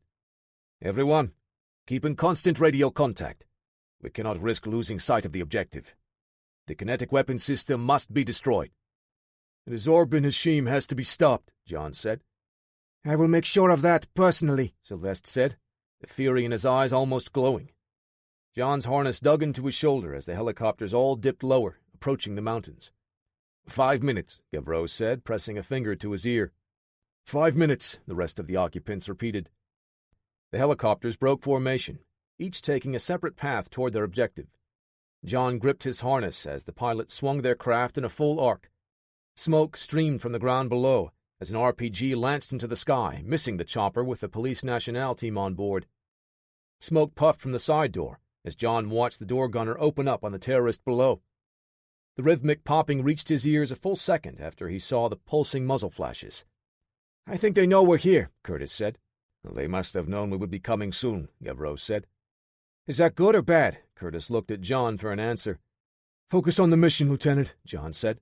Curtis nodded, his features straightened, set in stone. "Right there," Gavreau said to the pilot, pointing to a clearing surrounded by trees and rocky outcropping. The Cougar turned, drifting to the drop zone, covering the last dozen yards sideways. "Go, go, go!" Gavreau shouted. Ropes fell from the bird on either side. John, Sylvestre, Gavreau, and a member from another raid unit slid down as the enemy fire sparked to life. The popping and whizzing of enemy fire let John know that they had some pretty stiff opposition. John's boots hit the ground with a crunch. He held his weapon tight to his body and ran to the nearest rock for cover. Gavreau slid behind the boulder next to him, as Sylvestre and the other man each found a tree. The ropes wound up into the chopper as Curtis settled in behind his machine gun.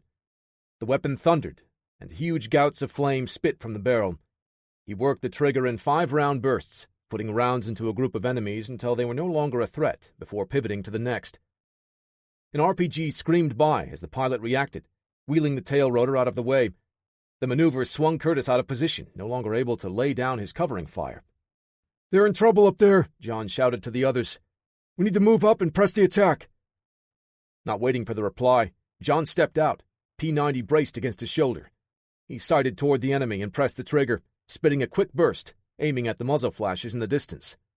Gavreau and the others followed suit, their M4s answering back.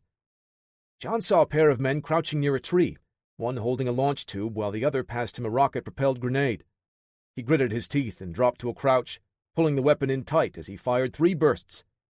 The armed man spun and fell as the RPG streaked to the side, sending a group of serpents scrambling. The enemy shifted their focus, turning the fire onto the men on the ground, assaulting their position. John slammed his shoulder into a tree, stopping his forward momentum as rifle fire tore up the dirt around him. The helicopter's rotors pulsed in the air, falling into a groove with Curtis's machine gun fire. With the choppers pounding away at the forces on the ground, John and the others advanced again. The serpents that didn't retreat fell to the oncoming volume of fire from the troops storming the gates. John fired another burst at a team setting up a PKM. His shots cut the trigger man down, just as his partner readied the weapon. A second burst dropped another serpent before they could get the machine gun into play. John rushed ahead, as Gavreau and Sylvestre drove another group of terrorists back. "Curtis, the rocks and trees are going to cut off your line of sight, but if you can lay down a steady stream ahead of us, you'll clear the way for our entry," John said, cupping his hand over his mic to drown out the unyielding thunder roaring across the battlefield. "Consider it done," he said. Within seconds, the AS-532 Cougar roared overhead, engines rumbling and rotors pounding the ground. Curtis wheeled his to the side and charged his weapon, loading a fresh belt before unleashing hell. The streaks from his tracer rounds drew a bright orange line of death across the enemy's ranks. John signaled to the others and advanced as the serpents hunkered down. The other 2 choppers joined in as their gunners lit up the early evening sky. Tracers punched through the opposition, like lasers burning holes through paper. The serpents that survived the onslaught fell back into the base. John reached a boulder, mere yards from the front entrance of a building that appeared to be growing out of the rocky bottom of the mountain. The choppers ceased their fire as the rest of the team reached their rally point. No longer able to provide an effective offense, the pilots pulled their helicopters away, switching to a flight pattern that would provide close air support and prevent reinforcements from flanking John and the others. Chapter 32. "The enemy has fallen back," Gavreau said into his radio. "We must be careful with our advance from this point." John nodded and looked at the building through his scope. It was rough in construction, but appeared to be made out of reinforced concrete. It would have taken the enemy a long time to build this, all right under the French government's nose. "How long has this base been here?" he asked. Sylvestre, Gavreau, and the final raid assaulter just exchanged glances, shrugging. "At least 3 months," Parker said. "Given the size of the structure. Of course, if that thing is connected to tunnels that burrow into the mountain, it would be even longer." Gavreau scanned the area with his binoculars. There is nowhere they would be able to launch or maintain a drone in that building. We must assume that they are inside the mountain, in a series of tunnels. Wonderful, John said, checking his weapon. If they have built that structure to repel an attack, they will cut us to ribbons while we cross that open field, Sylvester said. John turned to look over his shoulder and then back at the building ahead. We should be able to get inside with minimal trouble. How can you be so sure? Sylvester asked, fixing his red dot sight on the entrance. They built this here to hide, John said. Yes, we're stuck in a bottleneck to cross that gap. But look over there. He pointed to the front face of the structure. No firing ports. Only a few windows, set too high to effectively fight from, John said. So what are you suggesting? Gavreau asked. If we put a high enough volume of fire on those windows, I can get to the door and press the attack. They'll have no choice but to fall back and let the rest of you come up. You have no idea what the inside of that building looks like, Gavreau said. The Cougars don't have rockets, and the machine guns would only chip away at the reinforced roof, John said. Our best bet is to charge in there before they can dig in. I'm with John on this one, Curtis said. At least I would be if I were down there with you guys. Sylvester shrugged, conceding the point. All right, Gavreau said to John. When I give the signal, we go. Before John could protest, the commander had already started passing the instructions on to the rest of the teams in French. He twisted the ball off of his foot into the loose rocks and dirt, trying to find perches to start his run when the raid commander gave the signal. Gavreau put a hand on John's shoulder and gave him 2 quick pats as he shouted the go signal to the rest of the teams. The muzzle flashes bloomed, glowing flowers planted into the rocks, spitting projectiles at 2,400 feet per second. John exhaled and pushed his body forward. Bullets smacked off the concrete facade and the windows shattered. Enemy blooms sprouted from the base, answering back as several serpents fired blindly through the high windows. Puffs of dirt kicked rocks into John's body as he closed the distance. They were only 10 meters from the front entrance when John adjusted his course to plant himself along the side, preparing to tell Gavreau that he would kick the door in. The raid commander reached the door right behind John. He shifted his grip on the M4, using the weapon mounted under the barrel of the carbine. John recognized it as a short-barreled Mossberg 500. Gavreau held the muzzle close to the door's latch and blasted a hole in the mild steel door. He racked the weapon and fired again, knocking a large chunk from the frame and sending the handle flying inward. He pivoted and put his back to the wall as John immediately stepped into his role, falling back a step and planting a foot into the door. The metal slab swung inward violently, a thundering clang echoing down the hall as John and Gavreau stepped inside. The entryway ended at a short T intersection. John signaled for Gavreau to cover the right as he leaned out along the left. The path opened up to a broader walkway, windows on the left and a pair of doors on the right. The men inside were still attempting to stand on boxes and chairs to return fire. Kneeling and using the wall for cover, John shouldered his P90 and punched a trio of holes in the back of one of the serpents. Gavreau's carbine rattled the walls along the other side as he barked commands in the radio for the others to advance. A pair of men whirled around and opened up with their AKs, aiming too high. John held his ground and put the front sight on the first, pressing the trigger before swinging the muzzle to the right and dumping the rest of the magazine into the man. The PDW spit a dozen 5.7mm projectiles into his target's body in less than a second. The last serpent let out a cry and whipped his weapon around.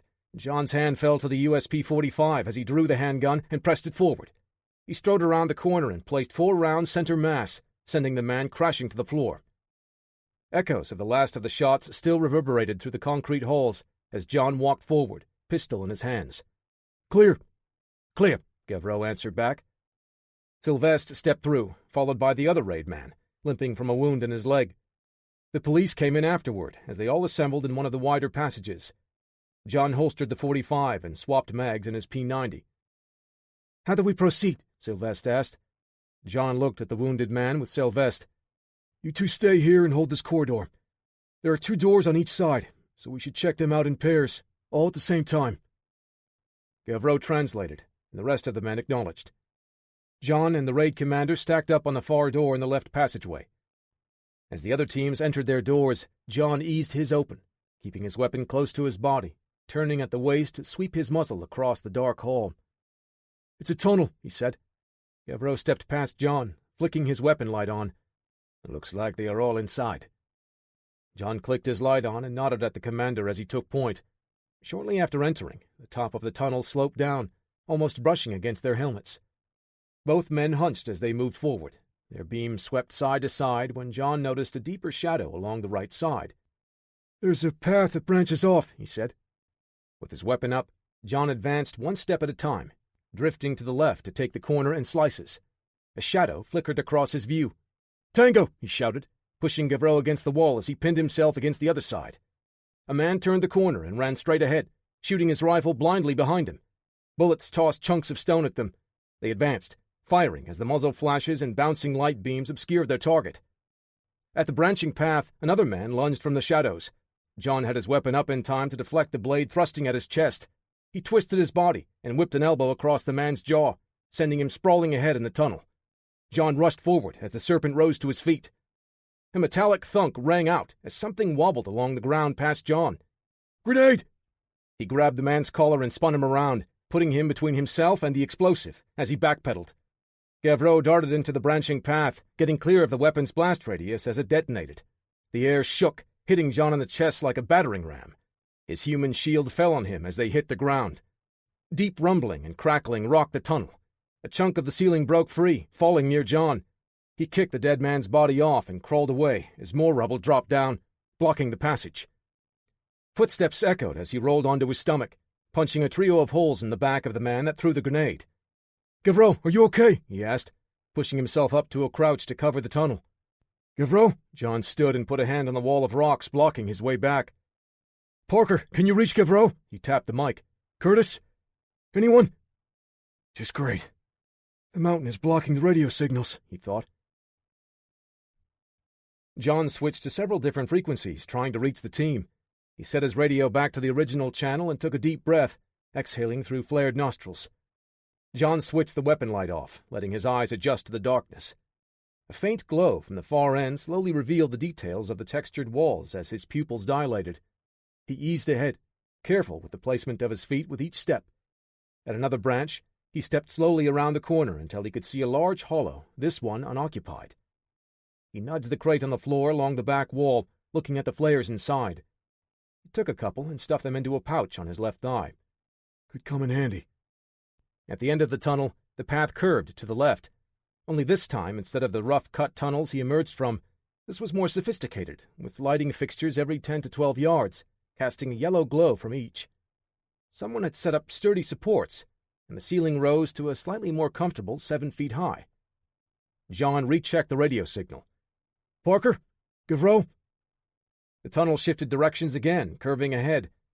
John noticed the lighting fixtures had a tendency to wipe his shadow across the walls ahead as he walked.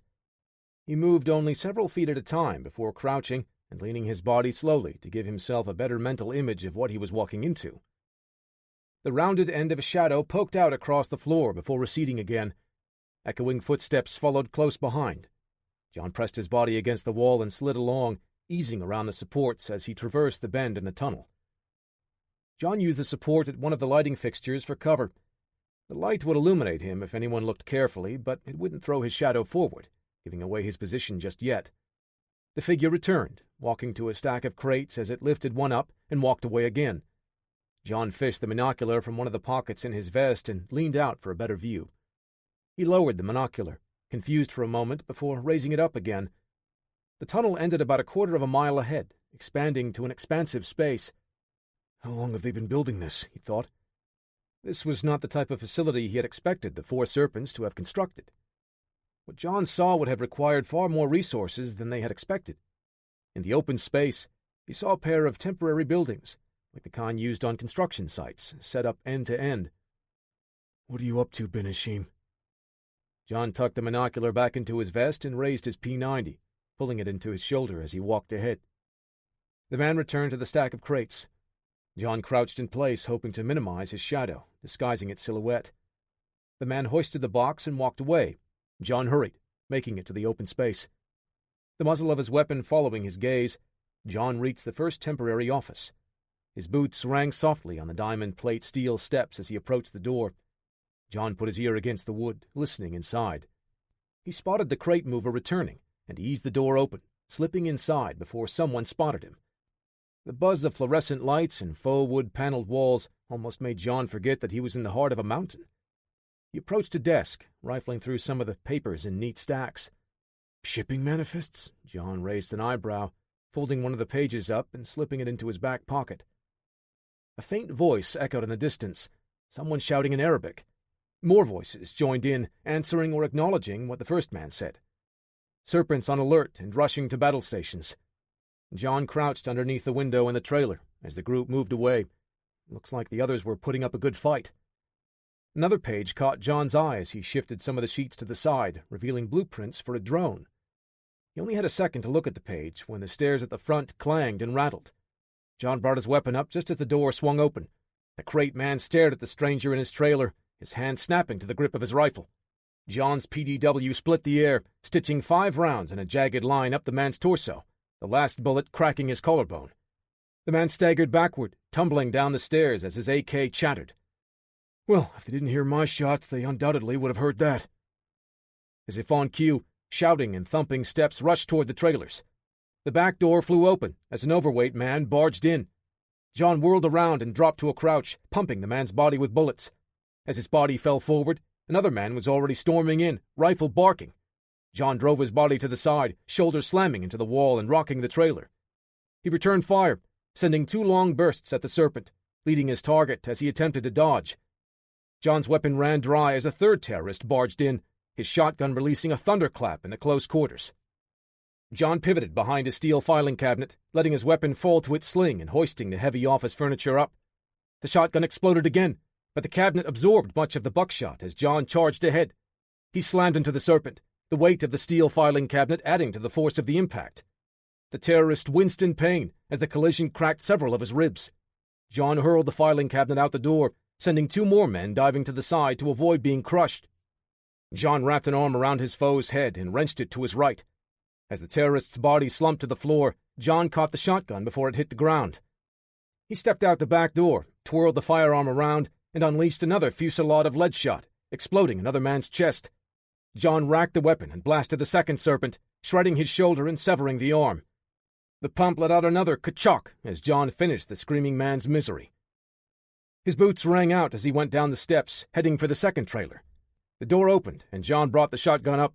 The man coming out looked down the barrel, eyes wide, struggling to hold his scorpion steady. Both men squeezed the trigger at the same time, the serpent's bullets flying over John's head into the first trailer, as the double-aught buckshot slammed into his foe's chest, hurling him back into the next temporary office. John bounded up the steps and stepped over the body, racking the weapon again. As he passed the entryway, a blur of movement closed in, a glint of steel leading the way. Bringing the shotgun up, John blocked the machete as it clanged off the steel body. He deflected the attack and swung the barrel back, pressing the trigger. Click! The madman swiped with the blade again as John leaned back, barely escaping the killing blow. He slammed the stock of the shotgun into the man's jaw, cracking the bone and sending the serpent flying out the window. John saw one more man in the office with him and whipped the shotgun through the air in a flat spin like a boomerang. The barrel struck the terrorist's face, exploding in a spray of blood, saliva, and teeth. Drawing the USP, he ended the man's misery with a double tap, sending a pair of .45 caliber slugs through him. The firefight now over, voices from further in the caves echoed as they approached. John scanned the immediate area with his pistol before swapping the partial mag for a full one and sliding the weapon into its holster. He picked up the AK-47 from the last man and stepped over his body, exiting the office. I guess they know I'm here now, he thought. John checked the selector, finding it still set to fire, and exited the second office trailer, making his way into the dark tunnels ahead. Chapter 33. The large space narrowed again, branching off into a series of tunnels. John could hear voices almost arguing. He turned his head and listened. Distant popping and thumps let him know Gavreau and the others were still in the fight. Something dripped onto his earlobe. He wiped it away and glanced down at the blood on his gloved fingertips. John dabbed at his ear, taking note at the stinging pain. His adrenaline was receding and no longer working to mask the smaller wounds across his body. Buckshot, grenade shrapnel, and flying shards of glass had all done a number, slicing small lines and punching tiny holes in various limbs. John couldn't help but smile. With everything the enemy had thrown at him, including the kinetic strike javelins, he could only count himself as lucky. Can't get lazy now, John, he said, swinging the rifle sling over his body and heading into the dark network of tunnels. Pausing to let his eyes adjust again, John crept forward. The discussions in the deeper tunnel separated, and he could tell now that only 3 men approached, judging by their conversations. They spoke in a mix of French and Arabic, but John still had no idea what they were saying. He spotted another hollow in the wall and sliced the corner before settling inside. This one was deeper than the other 2, starting to turn before ending. He bent down at the box along the back wall, lifting the lid. Flares, again. It wasn't clear what the serpents were doing with the branches, but John could only guess that these were expansions or additional paths to the larger clearings. Before he made it back to the central tunnel, the flickering glow and hiss of a flare clattered along the ground up ahead. The angry red glow exposed another hollow up ahead on the other side of the tunnel. John held the front sight of the rifle, expecting someone to emerge, but instead, a figure rounded the bend of the primary pathway. The man wore a suit much different than the other serpents John had faced up to this point, more tactical in nature, with hard-shell knee and elbow pads, and a helmet. The man had a bullpup weapon of some type close to his body, optimal for fighting in tight spaces like a network of tunnels. Perfect, John thought. Another figure followed behind, and a third, with the same loadout as the first man. As they approached the hollow up ahead, the serpent in the lead shifted his angle to cover anyone that may have been hiding in there, while the other 2 kept their aim straight ahead. He wouldn't be able to stay hidden while they pass, even with the short bend in his side passage. John had no other choice but to engage while he had a half-decent fighting position. He held the front sight on one of the men in the back, aiming in his direction. John tucked his elbows in, braced his rifle, and let out a slow breath as he pressed the trigger. Chaos erupted from the muzzle as the flash pulsed in the darkness. As the light faded, John saw the man stagger away in the flare's light. The other 2 spun and opened up on his position. The report from their rifles came in precise 3-round bursts, the muzzle flashes constrained to the sides, like the wings of a phoenix. Bullets carved gouges and knocked dents into the stone walls. John dropped to a crouch and leaned out again, opening up. His shots hit the wall in the distance as the lead serpent ducked into the hollow. The second man had also crouched, pressing his body against the wall. The third man rose to his feet again. Body armor. He cursed and opened fire once more, rewarded with a puff on the chest of the serpent, knocking him down again. Stay down this time, he shouted. John knew the man was still in the fight, but getting hit in the chest with a sledgehammer, even in body armor, had a demotivating effect that he hoped would sap some of the enthusiasm out of the man. The other 2 returned fire, a series of tight bursts lighting up the tunnels. John took cover again. He could hear the men talking. If he had to guess, they were planning to rush his position. No doubt the third man surviving multiple hits only served to confirm the effectiveness of their armor. He leaned out and fired another pair of bursts. The serpents answered as all 3 men carved away at the wall. The leader shouted something, and the shooting stopped. Rocks and pebbles falling and bouncing along the tunnel surfaces blended with the approaching bootsteps, gravel crunching as the serpents slithered forward. John cradled the AK in his arms and retrieved one of the flares from his pocket, pulling the cap. I surrender. Please don't kill me. Come out. Hands up, American, one of the serpents snapped. Snapping the striker across the tip, the flare hissed to life. He leaned out and tossed it at the lead terrorist. The second man hadn't come as far, and the third took cover in the distant hollow. The flare's glow flipped end over end, playing tricks with the shadows. The serpent knocked the light to the side with his weapon, sending a shower of sparks as it struck. John had the AK against his body as he stepped out fully, advancing as the rifle roared to life, shaking more debris loose. The heavy slugs didn't penetrate his foe's body armor, but a half-dozen jackhammer blows to the sternum had its own distinct flavor that John could use to his advantage when cooking up chaos. Dropping the now empty AK, he grabbed hold of the lead man's weapon, using it to spin him around and pin their bodies together. The second serpent raised his rifle, but hesitated, not wanting to kill his own man. That falter cost him, as John drew his pistol and raised it up, squeezing off 3 shots. The first round cracked the lens of the goggles in a blood-spattered spiderweb. The next 2 rounds sparked off his helmet as the serpent crumbled. The third man leaned out, ready to fire. John, hoping for more luck, shifted his aim. Before he could press the trigger, his hostage struck his wrist with a hammer fist, knocking the USP-45 from his grip. John tried to grab hold of the man's free hand when the serpent drove his helmeted head back into John's face. He heard a crunch and felt a wet spray splash over his mouth and chin. A bright flash pulsed in his head as his eyes watered. John blinked away the pain as the terrorist spun around. Before he could fire, John forced the barrel down and away with one hand and pushed forward, launching a powerful elbow across his foe's face, returning the kindness. The serpent fell, tugging at the weapon in John's other hand. He maintained his grip, reaching down with the other hand to wrap around the rifle. He watched the third terrorist emerge from the hollow with his weapon raised. John hoisted the injured serpent up by the weapon sling as he brought the front sight up. Both men fired. John held his ground, ready and steady as his foe leaped to the side, sending his shots wide. John tracked his movements and sent another 2 bursts, stitching holes through his target's body. To John's relief, the rifle's rounds penetrated the armor, dropping the serpent for good. The leader reached up to wrench the weapon free of John's grasp, but he brought a boot down, stomping the man's head into the ground and tearing the clasp from the sling, freeing the rifle. He triggered a final burst to finish the man and tore the other end of the sling free from the weapon. He ejected the empty magazine and found another on the man's body, glancing down at the odd appearance. Caseless ammunition. This is a little sophisticated for some snakes hiding in a mountain, he said, reloading the rifle. Chapter 34. Following the trail of flares, John clutched the rifle close to his body, leaning to the side as he rounded the corner. Like before, this tunnel also opened up, but this time when he reached an area where he could stand comfortably, the path ended in a steel door. Checking the handle and finding it unlocked, John stepped into the entrance, keeping his weapon trained ahead. He eased the door closed, letting it latch when he noticed a strange crackling and popping. He knelt on one side of the hall and put a finger to his ear, keeping his voice low. "Parker, is that you?" He could make out what sounded like a transmission, broken up into small pieces, only syllables slipping through the static. John looked around as he walked to the end of the short entryway, like an airlock. A second door greeted him, this time with a tall and narrow window along the upper right corner. The glass had reinforcing wires crisscrossing diagonally. The room on the other side was massive compared to the first area with the trailers.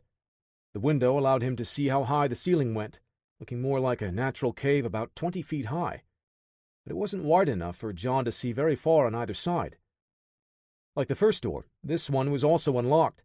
John had to push against the door with his shoulder, fighting the pressure from the other side. He slipped by the narrow gap, not wanting to open the door any further, and eased it shut. John stepped further inside and found a deep shadow along one of the walls, and knelt down in it to stay hidden. "Oppie, I repeat, this is Parker. Do you copy?" "Parker, good to hear your voice again," he said. "Is the rest of the team okay?" Parker asked. John turned his head to one side, listening for the distant battle still raging on. "I think so. The serpents have their hands full fighting against someone." "Where are you guys? Is Gavreau there?" "We were separated. I pushed ahead and ended up in a giant cave." John looked around, finally noticing a couple of men working to move some parts from one area, full of opened crates, to the far end. "I can see your feet again," Parker said. "What are all those cables for?" John scanned the floor, spotting the large bundles snaking along the ground into a side tunnel. Unlike the other passages, a bright light cast its glow from the depths, brighter than where he was. "Give me a minute. I'll find out," he said. John stood up just enough to see over some equipment where the cables disappeared into the darkness in the distance.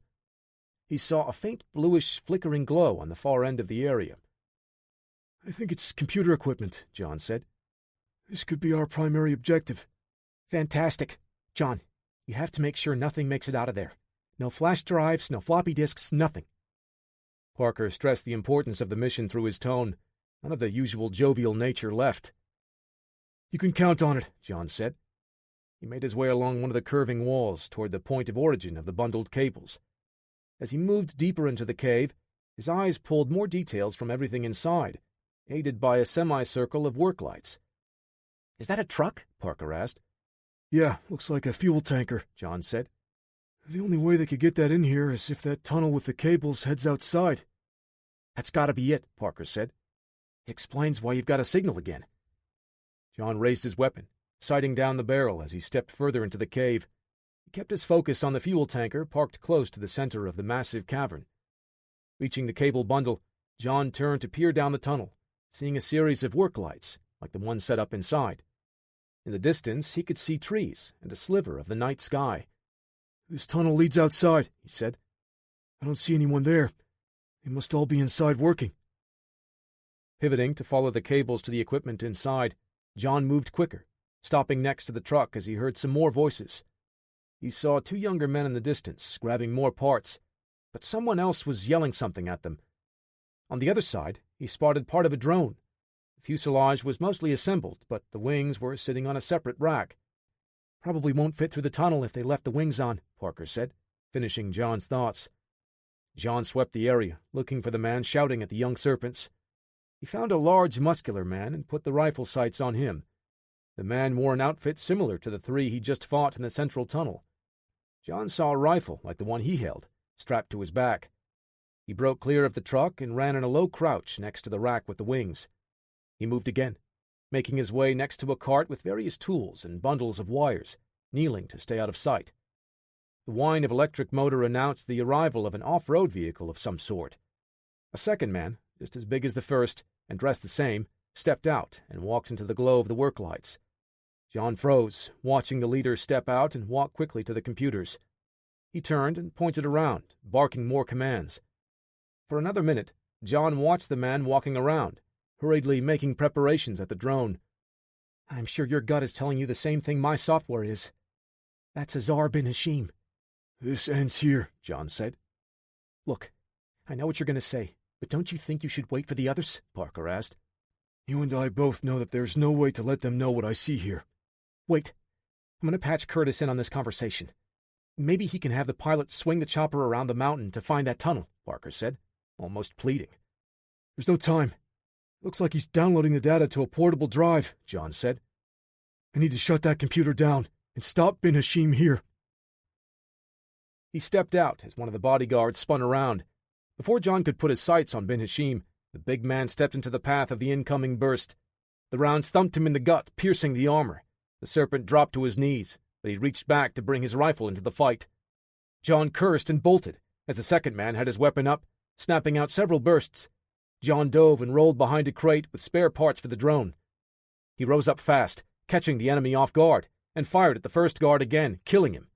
The serpent fell back, arm out to the side as his weapon spit a 3-round burst, killing one of the younger men assembling the drone. A second bodyguard advanced, firing a series of bursts, the penetrator rounds punching holes through John's cover. He stayed low, moving to the side to find another barrier. A bullet slipped through the crate, lancing through John's left upper arm. He felt the heat and pain pulse out, but the next burst stopped cold as John pressed his back against a heavy rack, full of metallic cylinders, tapering to a point. The bodyguard fired again, the bullets bouncing off the tungsten-rich rods John used for protection. His left arm weak and shaking, John used his good arm to prop himself up against the rack and return fire. The foolish serpent had been standing out in the open, advancing on his prey. John's rifle spit burst after burst, perforating the serpent's chest and head. His weapon clicked empty. John stood, looking for bin Hashim as his hand fell to the drop-leg holster. Nothing. The pistol had been knocked from his grip in an earlier confrontation. The head of the serpents let out a cry of fury and opened fire with the first dead bodyguard's rifle. John dove forward and rolled behind a series of stalagmites. Azar bin Hashim circled the rocks, probing out with repeated bursts. "It is too late, Stone," he shouted, his voice echoing in the cave. "It's not too late," John said. "Surrender now. Maybe I'll just break your arms and leave your legs alone." "You Americans are all the same. You think the battle is never lost as long as you still have your tongue to spit out clever little quips," bin Hashim said. "I was basing that on the fact that you're surrounded, most of your men are dead, and I'm in a pretty bad mood," John said. The serpent rocked his head back, bellowing in laughter. "Once I kill you, I will escape, and the God Hand will still be in my possession. The Western world will never be able to stop the 4 serpents as we encircle the globe." Azar bin Hashim stepped quickly to the side, bringing the rifle up just as he reached a position giving him a clear line of sight. But John was listening to the sound of his voice and tracking bin Hashim's movement, waiting for his moment to strike. The serpent leader's muzzle sparked, spitting out wings of flame to either side. John had already changed directions, charging back to the drone parts. He skidded to a stop, grabbing one of the javelins off the rack. Bin Hashim swung the muzzle to track the ranger. He pressed the trigger, unleashing full auto fury. Hoisting the dense kinetic strike javelin to his shoulder, John stepped forward, driving his full weight into the throw. A bullet punched through John just below his ribs as he hurled the tapered rod, letting out a grunt through clenched teeth. The impact sent a jarring wave through his body. He dropped to a knee, catching himself with his uninjured arm. The kinetic javelin slammed into Azar bin Hashim, driving him backward. His body struck the tanker truck behind him, and a loud ring reverberated through the cavern. John rose to his feet, steadying himself on the crates of spare parts. The rifle fell from bin Hashim's hand, clattering to the floor. He clutched the tungsten rod protruding from his chest and coughed gouts of blood. The javelin had punched through his body, separating ribs as it passed through just below his heart. His body was slack, but stayed upright, pinned to the truck. Jet fuel and blood poured from the wound, pooling at bin Hashim's feet. A trail of the reddish fluid snaked outward. His lung was punctured, and his life poured out in dark red pulsing streams. Wheezing his last breaths, bin Hashim glared at his enemy with fiery hatred. John watched the strength seep from the man through squinted eyes. He limped forward, pulling the last flare from the pouch on his thigh. Popping the cap to expose the tip, he looked the leader of the four serpents in the eye. "You should lighten up," John said, and sparked the stick to life. He tossed the hissing flare on the ground in the oncoming path of bloody fuel. The liquid reached the flare, birthing a serpent of intense flame. The fire flashed toward the dying man, engulfing his entire body in a whoosh. Rasping hisses escaped the man's lips as he writhed in agony. John rushed across the open cavern toward the exit tunnel on the other side. The sound of the explosion dominated his senses.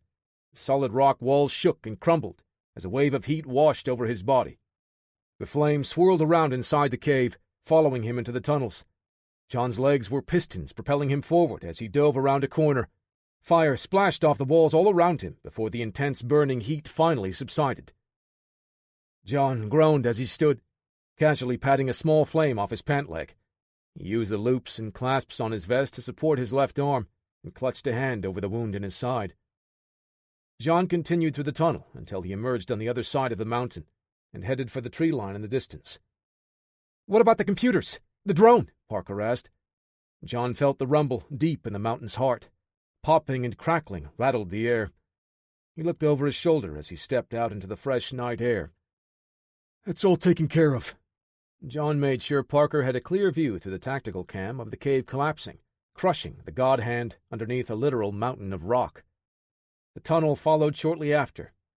John raised an arm to shield his face from the dust cloud that belched out. "Whoa," Parker said, drawing the word out. "Is that it? Did we win?" "Yeah, kid. We won." Chapter 35. "I see you," Curtis said. John waved at the chopper as he walked to a clearing in the trees where the pilot would be able to land. "Have you reached the others yet?" John asked. "One of the police guys reached an area with a better signal," Parker said. "I struggled for a bit with an online translator, but then Gavreau came back out, and I let him know what had happened." "Did anyone get hurt in the collapse?" "No. Gavreau and Sylvestre were able to reach the other teams and pull them back. I imagine feeling the mountain around you shaking had to be pretty unnerving," Parker said. "You have got that right," Gavreau said, joining in on the conversation. "Please do me a favor. If I ever say something crazy like suggesting to bring you on another operation, slap some sense into me." "That I can do," John said. The AS-532 Cougar sat in a clearing in front of the remains of the Four Serpents' hidden base. Inside the helicopter, a medic bandaged John's arm and worked to stop the bleeding in his torso. "Are you sure you do not want any painkillers?" the man asked in a heavy accent. "Ask me again once we're sure this mission is over," John said.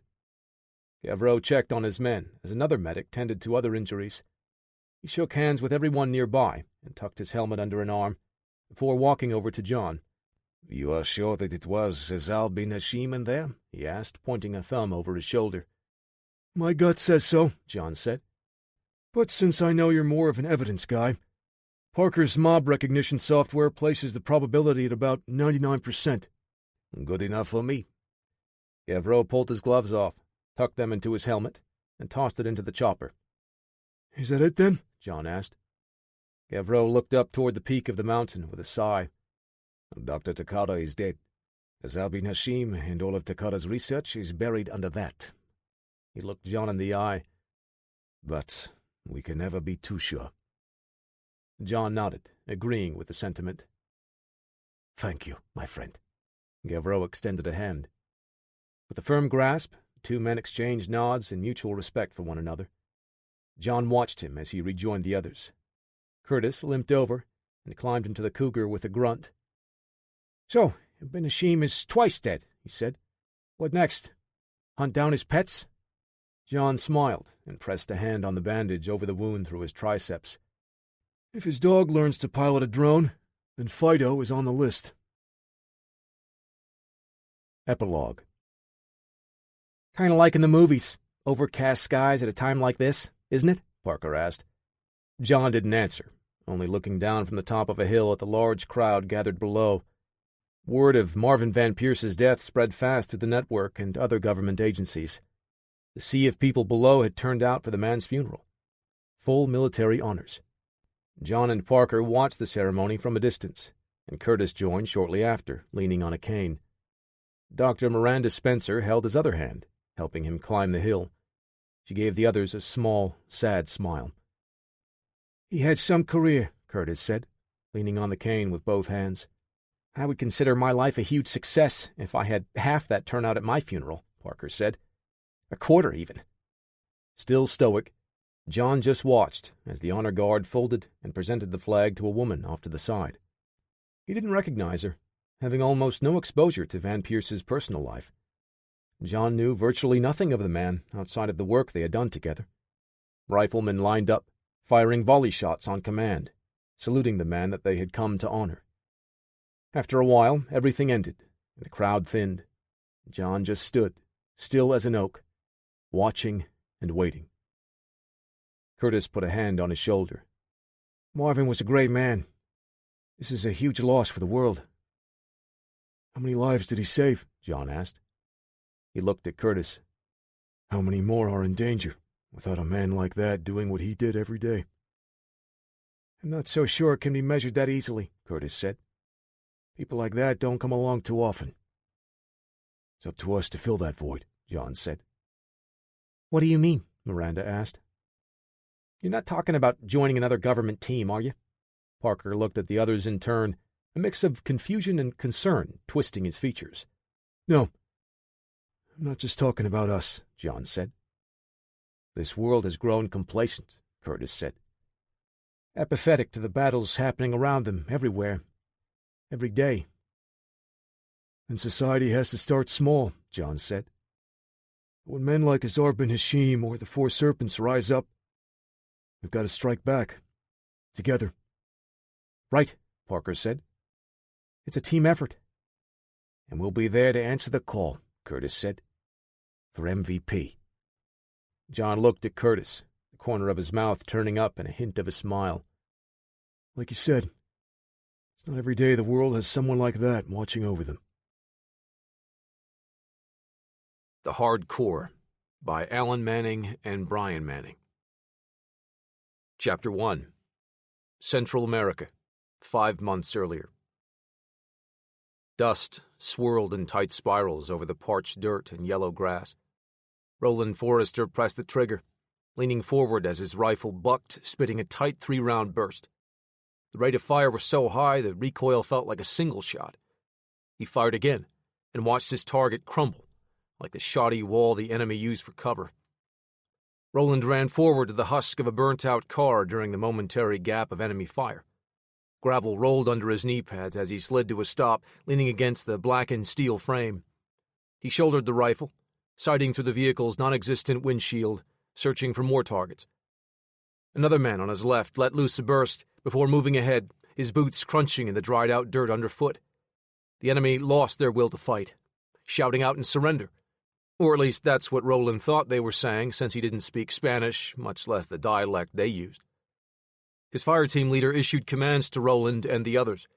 They advanced, rifles at the ready, shouting for the opposition to lower their weapons and raise their hands. Even with the language barrier, Roland knew they would understand what he and his team wanted. The fighters threw down their guns and surrendered. A mix of stamped metal rifles, old shotguns, and beat-up relics from wars long forgotten in this region lay scattered around. The fire team leader pulled his shemagh down and turned to face his men. "The sector is secured. Forrester, take Dyer and head to the primary objective to provide support." "Sir," Roland said with a salute. He slapped another man in the chest with the back of his hand. "You heard him. Let's roll." The soldier wore the same armor as Roland, the same as the rest of the team, signifying their affiliation to international security, known as INSEC. He knew what the name sounded like. He and his brothers in arms heard all the comments: swarm, hive, infestation. All that mattered was when INSEC boots hit the ground, it was the enemy scattering like cockroaches. Roland clutched his rifle to his chest and moved to the objective, Dyer following close on his heels. The dull pops grew sharper and louder as they reached a road leading into the small town. Roland pointed to a rock wall at the far end of the yard where they stood. The house was on a hill, which would give them an elevated position to put fire on the enemy. The two INSEC mercenaries jogged to the stone barrier, kneeling to brace their bullpup rifles. Thunder shook the air and rattled the loose wood and stones nearby. Another boom echoed. Roland and Dyer looked over the wall. "Is that the strike team?" Dyer asked. "Captain Hawk?" Roland paused, watching the battle escalating below. He wanted to reply, but what he saw left him speechless. Captain Donovan Hawk, leader of a special operations strike team for INSEC, fired his weapon as he advanced, keeping the enemy suppressed while he pressed forward. Hawk reached the cracked and ruined wall of a house as his rifle bolt locked back, empty. He took cover casually, reloading as he shouted something to another man.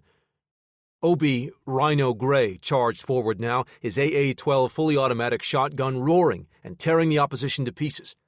Rhino gunned down 2 men and planted a massive boot in the chest of a third. Just as the fighter's body hit the dirt, a woman dropped from a nearby rooftop, plunging a blade into his chest. Tanika Sloan was an expert in close-quarters combat, specializing in melee range with blades. Her speed with edged weapons earned her the nickname Flash. She pulled her knife free, wiping it on the dead man's pant leg before sliding it back into the sheath on her thigh. Roland and Dyer flinched as gunfire rang out nearby. At the base of the hill, several enemies had gathered to flank Hawk and his team, but someone slipped into their ranks, engaging the threat up close with her carbine.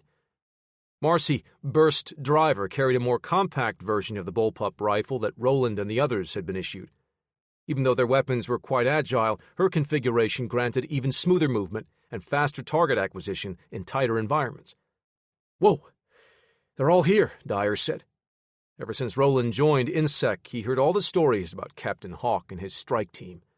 They were like superheroes, celebrities in the ranks of the enlisted. "Clear," Rhino said. "Clear," Flash added. Hawk and Burst strode into the middle of the street to meet them. A group of INSEC soldiers exited the house nearby, signaling to the rest that the fight was over. Roland and Dyer slid down the hill, and Burst whirled around, carbine up, and pointed in their direction. "Whoa, whoa," Roland said. "We're on your side. We were sent to help." Flash smirked. "Just in time, I see." "Captain Hawk," Roland said, snapping up a salute. "It's an honor to meet you." Hawk raised an eyebrow, looking Roland up and down. "Relax, kid." Roland dropped the salute and thought about offering his hand to shake, but Hawk had already turned away. "Real smooth," Dyer said. "Maybe they can autograph your trading cards when we get back to base." "Shut up, Dyer." The 2 men helped the rest of the INSEC contractors round up the prisoners, binding their hands with flex cuffs and lining them up against the wall of a nearby house. It wasn't until that moment that he noticed everyone that fought back was either too young to join the military back home or too old to have to. Had all the able-bodied men fled? Did they die in previous conflicts? The rest of his team arrived, with their captives in tow. Captain Hawk spoke with Roland's team leader. They spoke in lowered voices, and Hawk kept pointing to the men and women they had captured. The other man nodded and turned, calling someone on the radio. They strode to the captives, their eyes fixed on someone standing in a line up against the wall. The big man, Obi, stood by as they singled out an older woman looking at her face, turning her chin from side to side. Obie slipped a bag over her head and pulled her from the line. Roland watched, trying to figure out what they wanted with her. Moments later, Captain Hawk grabbed a younger man by the back of his neck, pulling him toward the woman. Hawk leaned in close and said something in his ear. He continued talking as the young man's face grew ashen. With a sharp slap on the back, the team leader shoved the boy ahead. He knelt at the matriarch's feet, pleading with her about something. She was talking over him, shaking her covered head, not willing to give something or someone up. The young man continued pleading, grasping her hands as she protested, pulling them away. In mid-sentence, Hawk pulled the sidearm from his holster and placed the muzzle against the man's skull. His body jerked a split second before Roland heard the pop from the pistol's report. Roland flinched, wanting to turn away as Hawk grabbed the woman by the throat, speaking through gritted teeth. Her body racked with sobs as she fell to her knees, grabbing hold of the insect soldier's pant leg. He yanked free of her feeble grasp and yelled something in Spanish. She repeated what she had been saying, satisfying the sadistic man. The Hawk turned to his team. "We got it." He walked to a small group of men hovering over a map spread out across the hood of the smoking husk of a pickup truck. He stabbed a finger onto the page. "It's right here. She says this is where the guerrilla's leadership is hiding." "Excellent work, Captain," Roland's fire team leader said, wiping a handkerchief over his forehead and across his neck. Captain Hawk barked out a series of orders to the other operatives. He turned as his team joined him. Roland kept his feet planted, rifle clutched to his chest. He watched the strike team climb into a four-wheeled, all-terrain vehicle. A thunderous roar of automatic fire behind him caused him to recoil. Roland turned, already knowing the sound of the insect rifles, before he saw the soldiers mow down the line of prisoners. His own teammates were executing all of the villagers. Roland's hands shook. He tightened his jaw, grinding his teeth to hide his fear and confusion. The old woman cried, clawing at the earth, the bag still on her head. One final crack rang out as her head snapped back. Roland felt the warm spray hit his face as his shoulder flinched upward. Still, he didn't dare move or speak. He watched Burst flip her weapon back to safe and sling it over her shoulder as the strike team vehicle lurched to life and took off, the rumble of its motor fading in the distance. Chapter 2. Now, Great Falls, Montana. John Stone pressed his fingers into his temples. "So we've got nothing so far?" "The opposite problem, actually. We've got everything and no way of figuring out how it all connects." Parker Lewis slid a few sheets of paper around on the table. "This would be 1,000 times easier on the computer. I feel like we're old-time detectives. Gumshoes wrapping red strings around thumbtacks on a corkboard." John took another swig of beer from his mug. "I can't wrap my head around endless walls of text on your screen. I need something tangible. It helps me think." "Fair enough, but we're going to need every table in this place for what we've got." Parker pulled another stack from his bag and dropped it in the middle of their puzzle. Over the past few weeks, the two dug deeper into the information they found when they took down a power-hungry monster that kidnapped John's goddaughter.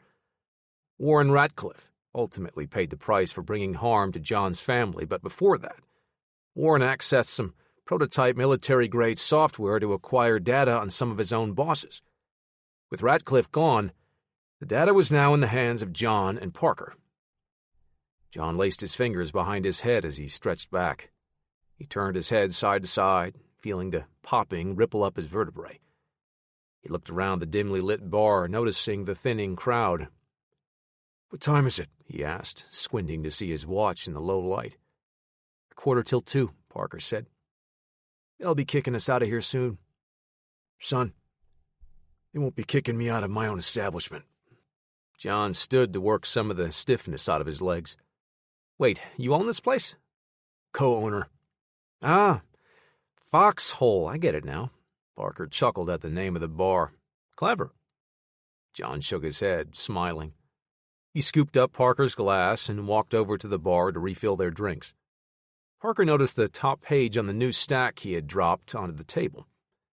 He riffled through the sheets, brows furrowed as he searched for something he saw earlier that it had reminded him of.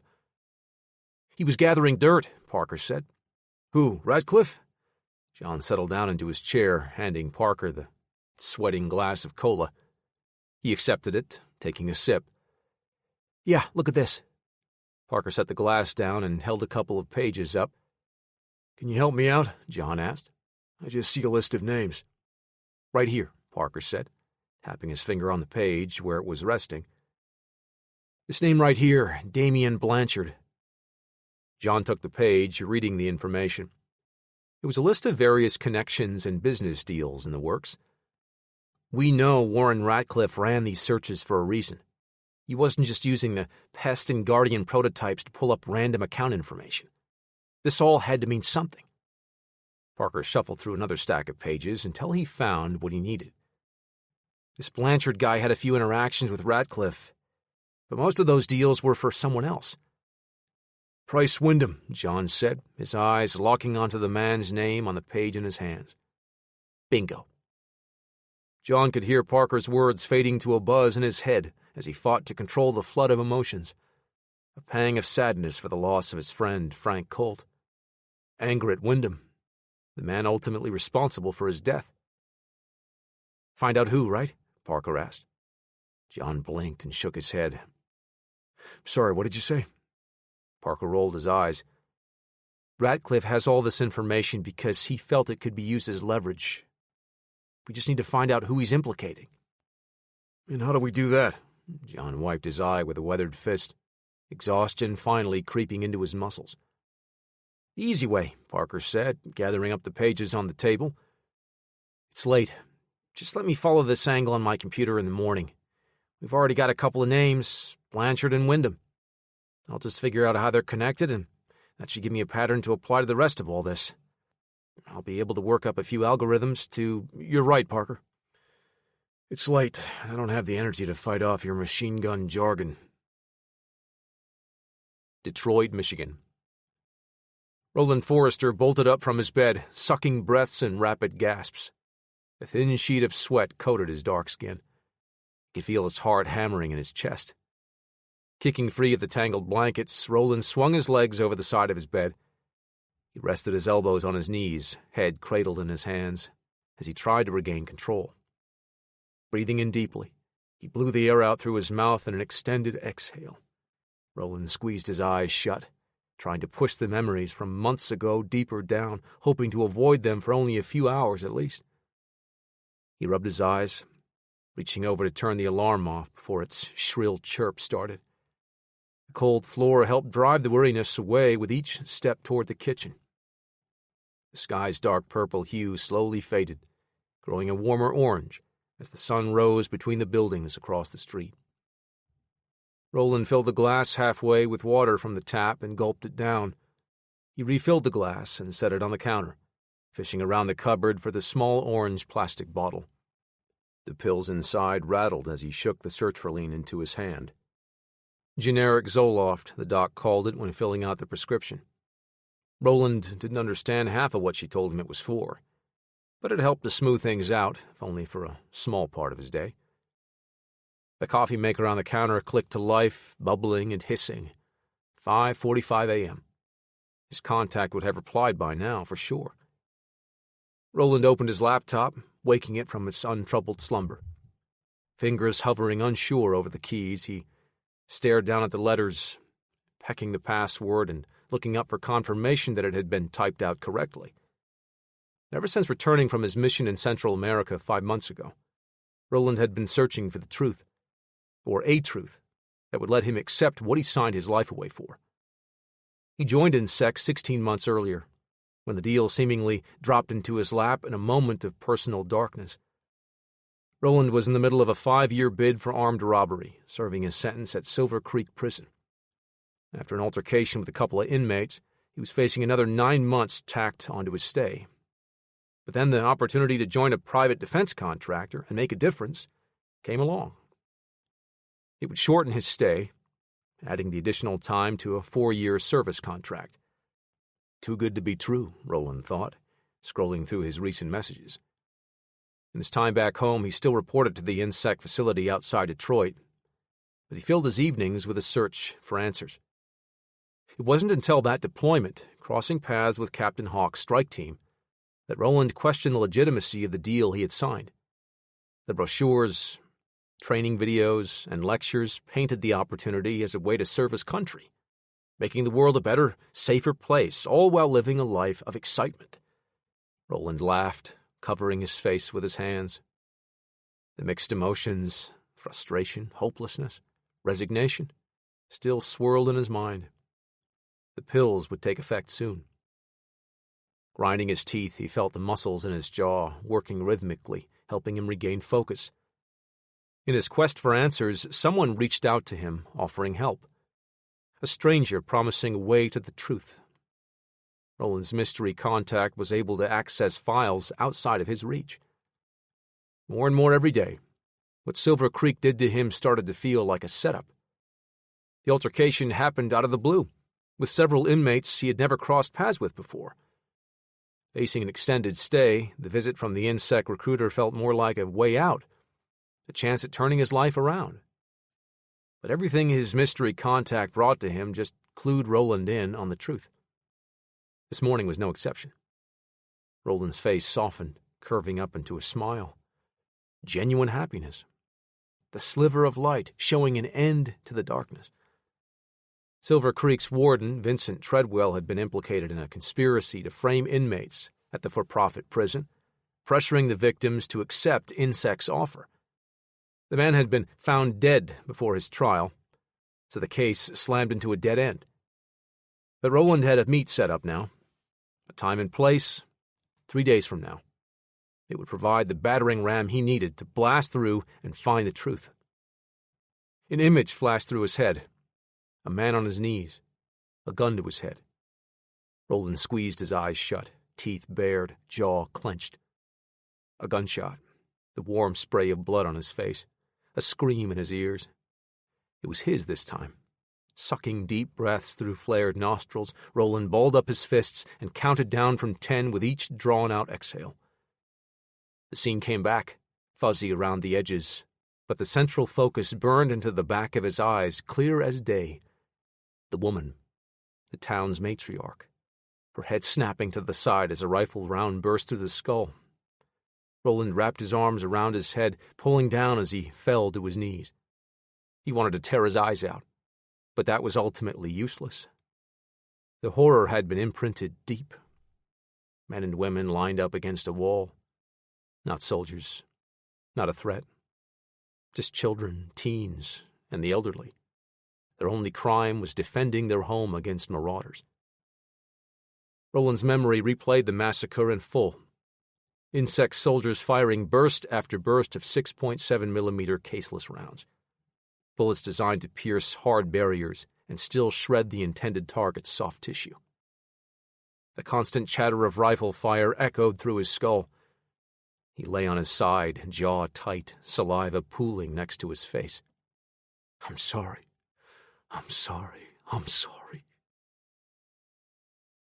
Langley, Virginia. Birds chirped at the other end of Travis Chambers' office. Digital songs from his computer letting him know a new message had arrived. The ceramic mug clanked on the glass tabletop as he set the still-hot coffee down, walking over to answer the incoming correspondence. Weeks ago, someone started digging around for information about the Silver Creek privatized prison, a facility owned by the Carr Group. Care and Responsible Rehabilitation. And Travis suppressed a mocking laugh, thinking about the meaningless name. He had reached out to the stranger then, offering help and hoping to find a former inmate willing to add to his spotty data file. The Carr Group's chief executive officer, Faust Kingston, sat comfortably in Travis's top 5 list of dirtbags he wanted to sweep up. His days as a vice detective in Miami instilled that need for bringing down guys like Faust, willing to step on anyone to get ahead. Now, with his considerable reach and contacts in the Central Intelligence Agency and the United Nations, Travis had far more resources at his disposal, allowing him to bear down on human waste like Kingston. He was ready to reel this kid, Roland, in now. The fact that he had been recruited by another organization of interest, International Security, only sweetened the pot. 2-for-1 deal, he thought. Take the Carr Group down, and add ammo to the fight against Insect. With Roland ready to meet, their best chance would be to bring in some support that could not only keep him safe, but also put the information the kid had to good use. Due to recent events, he had one name at the top of mind: John Stone, a member of the recently decommissioned Hostile Response Division. Travis kept in communication with Parker Lewis, another HRD recruit. He was the computer expert working with Stone when they needed fast answers to solve tough problems. Parker could arrange a meet to have John escort Roland to a safe place. While they picked the kid's brain for a while, Travis would have time to make all of the arrangements to put the data to work. He returned to his coffee, scooping his phone off the table and making the call. Chapter 3. John arrived at Parker's apartment in the morning. The narrow halls and cramped rooms squeezed in around him, but the small space seemed tailor-made for Parker, who moved with a strange grace around his cluttered belongings. Even though the two worked late into the previous night, John was clean-cut, his face freshly shaved and his mustache groomed. Parker still wore the same clothes, twisted and wrinkled. "Did you really write up a program to simulate a cork board for all the connections?" John settled into the creaking chair, hands wrapped around a mug of coffee. "I bought this one. There were more important things that needed my attention," Parker said. "Complete with the red threads between connections, I see," John said. Parker smiled, fingers flying across the keys. He swiped a finger across the touchpad. "Unfortunately, I didn't make as much progress as I had hoped. None of the names really pop out in any meaningful way." "So this Blanchard guy is a dead end?" John leaned forward to get a closer look at the monitor. "We've still got that initial connection. But the problem is that thread is pretty thin," Parker said. "Look at this list. There are at least a dozen names on here, all with some vague tie to Price Wyndham. But we need that missing puzzle piece that will complete the picture." John sipped his coffee. "Barrett Anderson, Rebecca Flair. They connect to Wyndham. Looks like this Anderson guy has a link to Damian Blanchard as well." Parker pressed his lips together, shaking his head. "All tenuous at best. Anderson is a weapons guy. The only evidence we have is a purchase of various small arms through a subsidiary owned by Wyndham." "Seems substantial to me."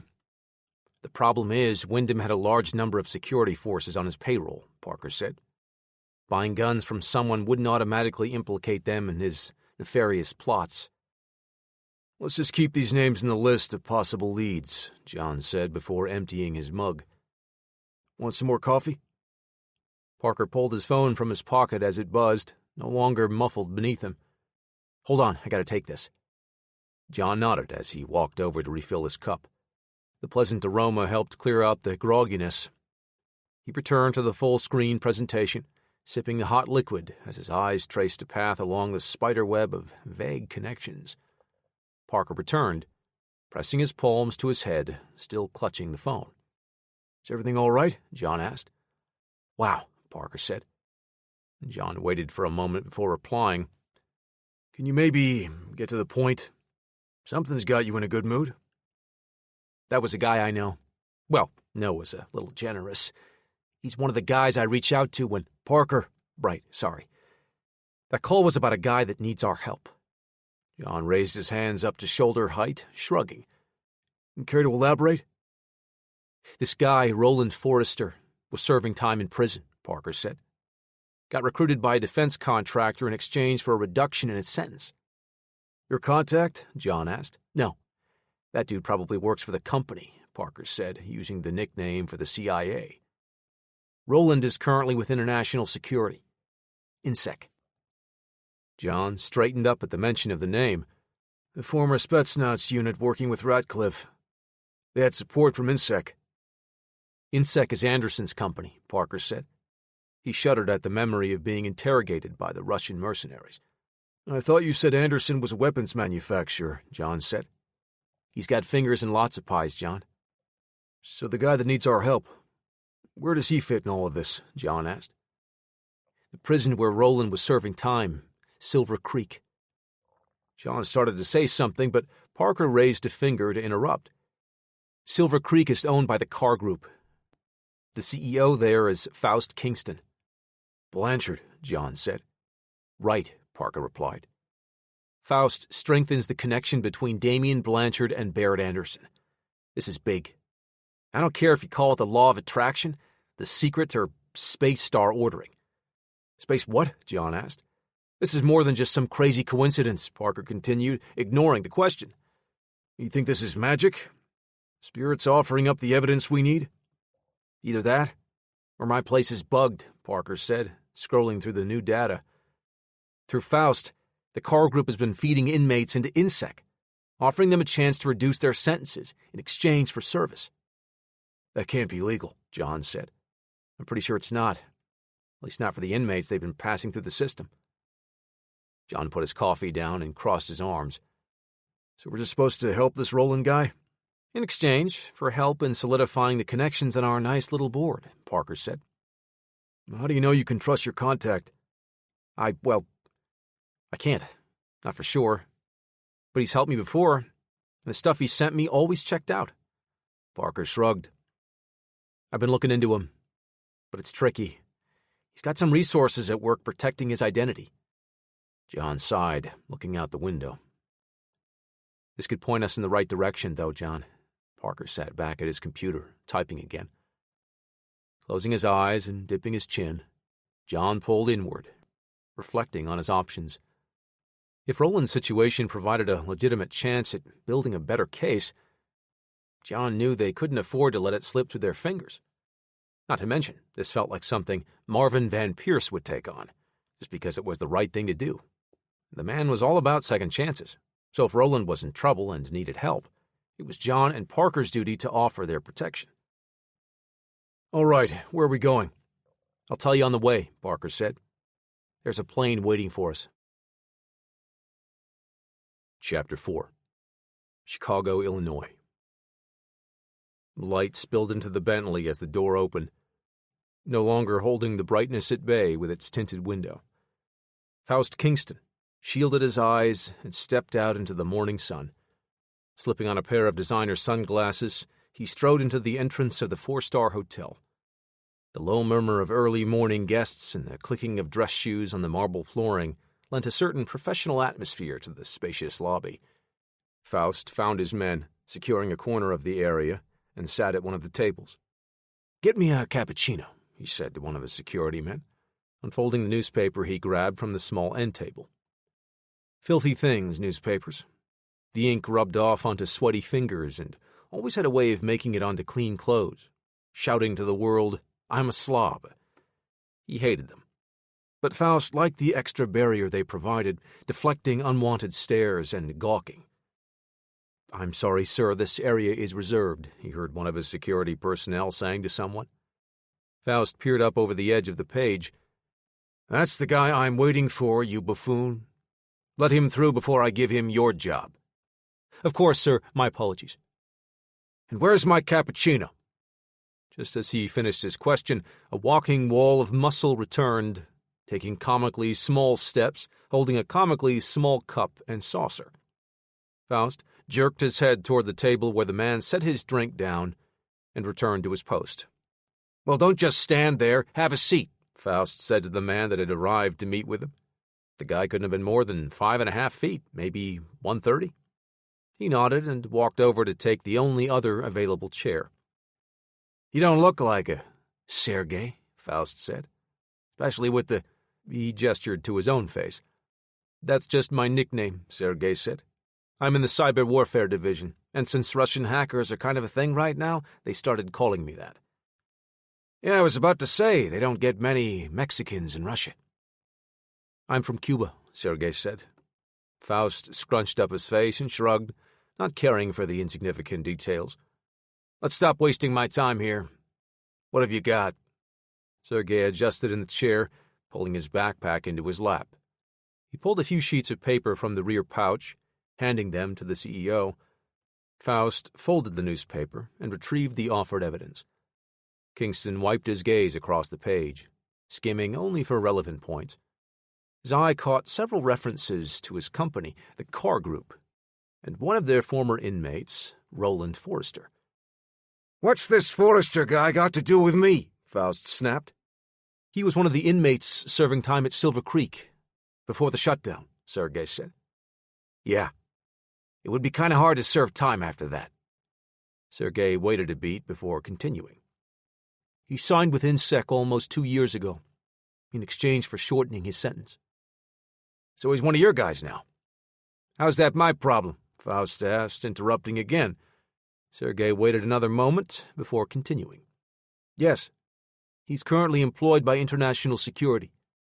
However, since his last tour, he has been nosing around online, searching for something."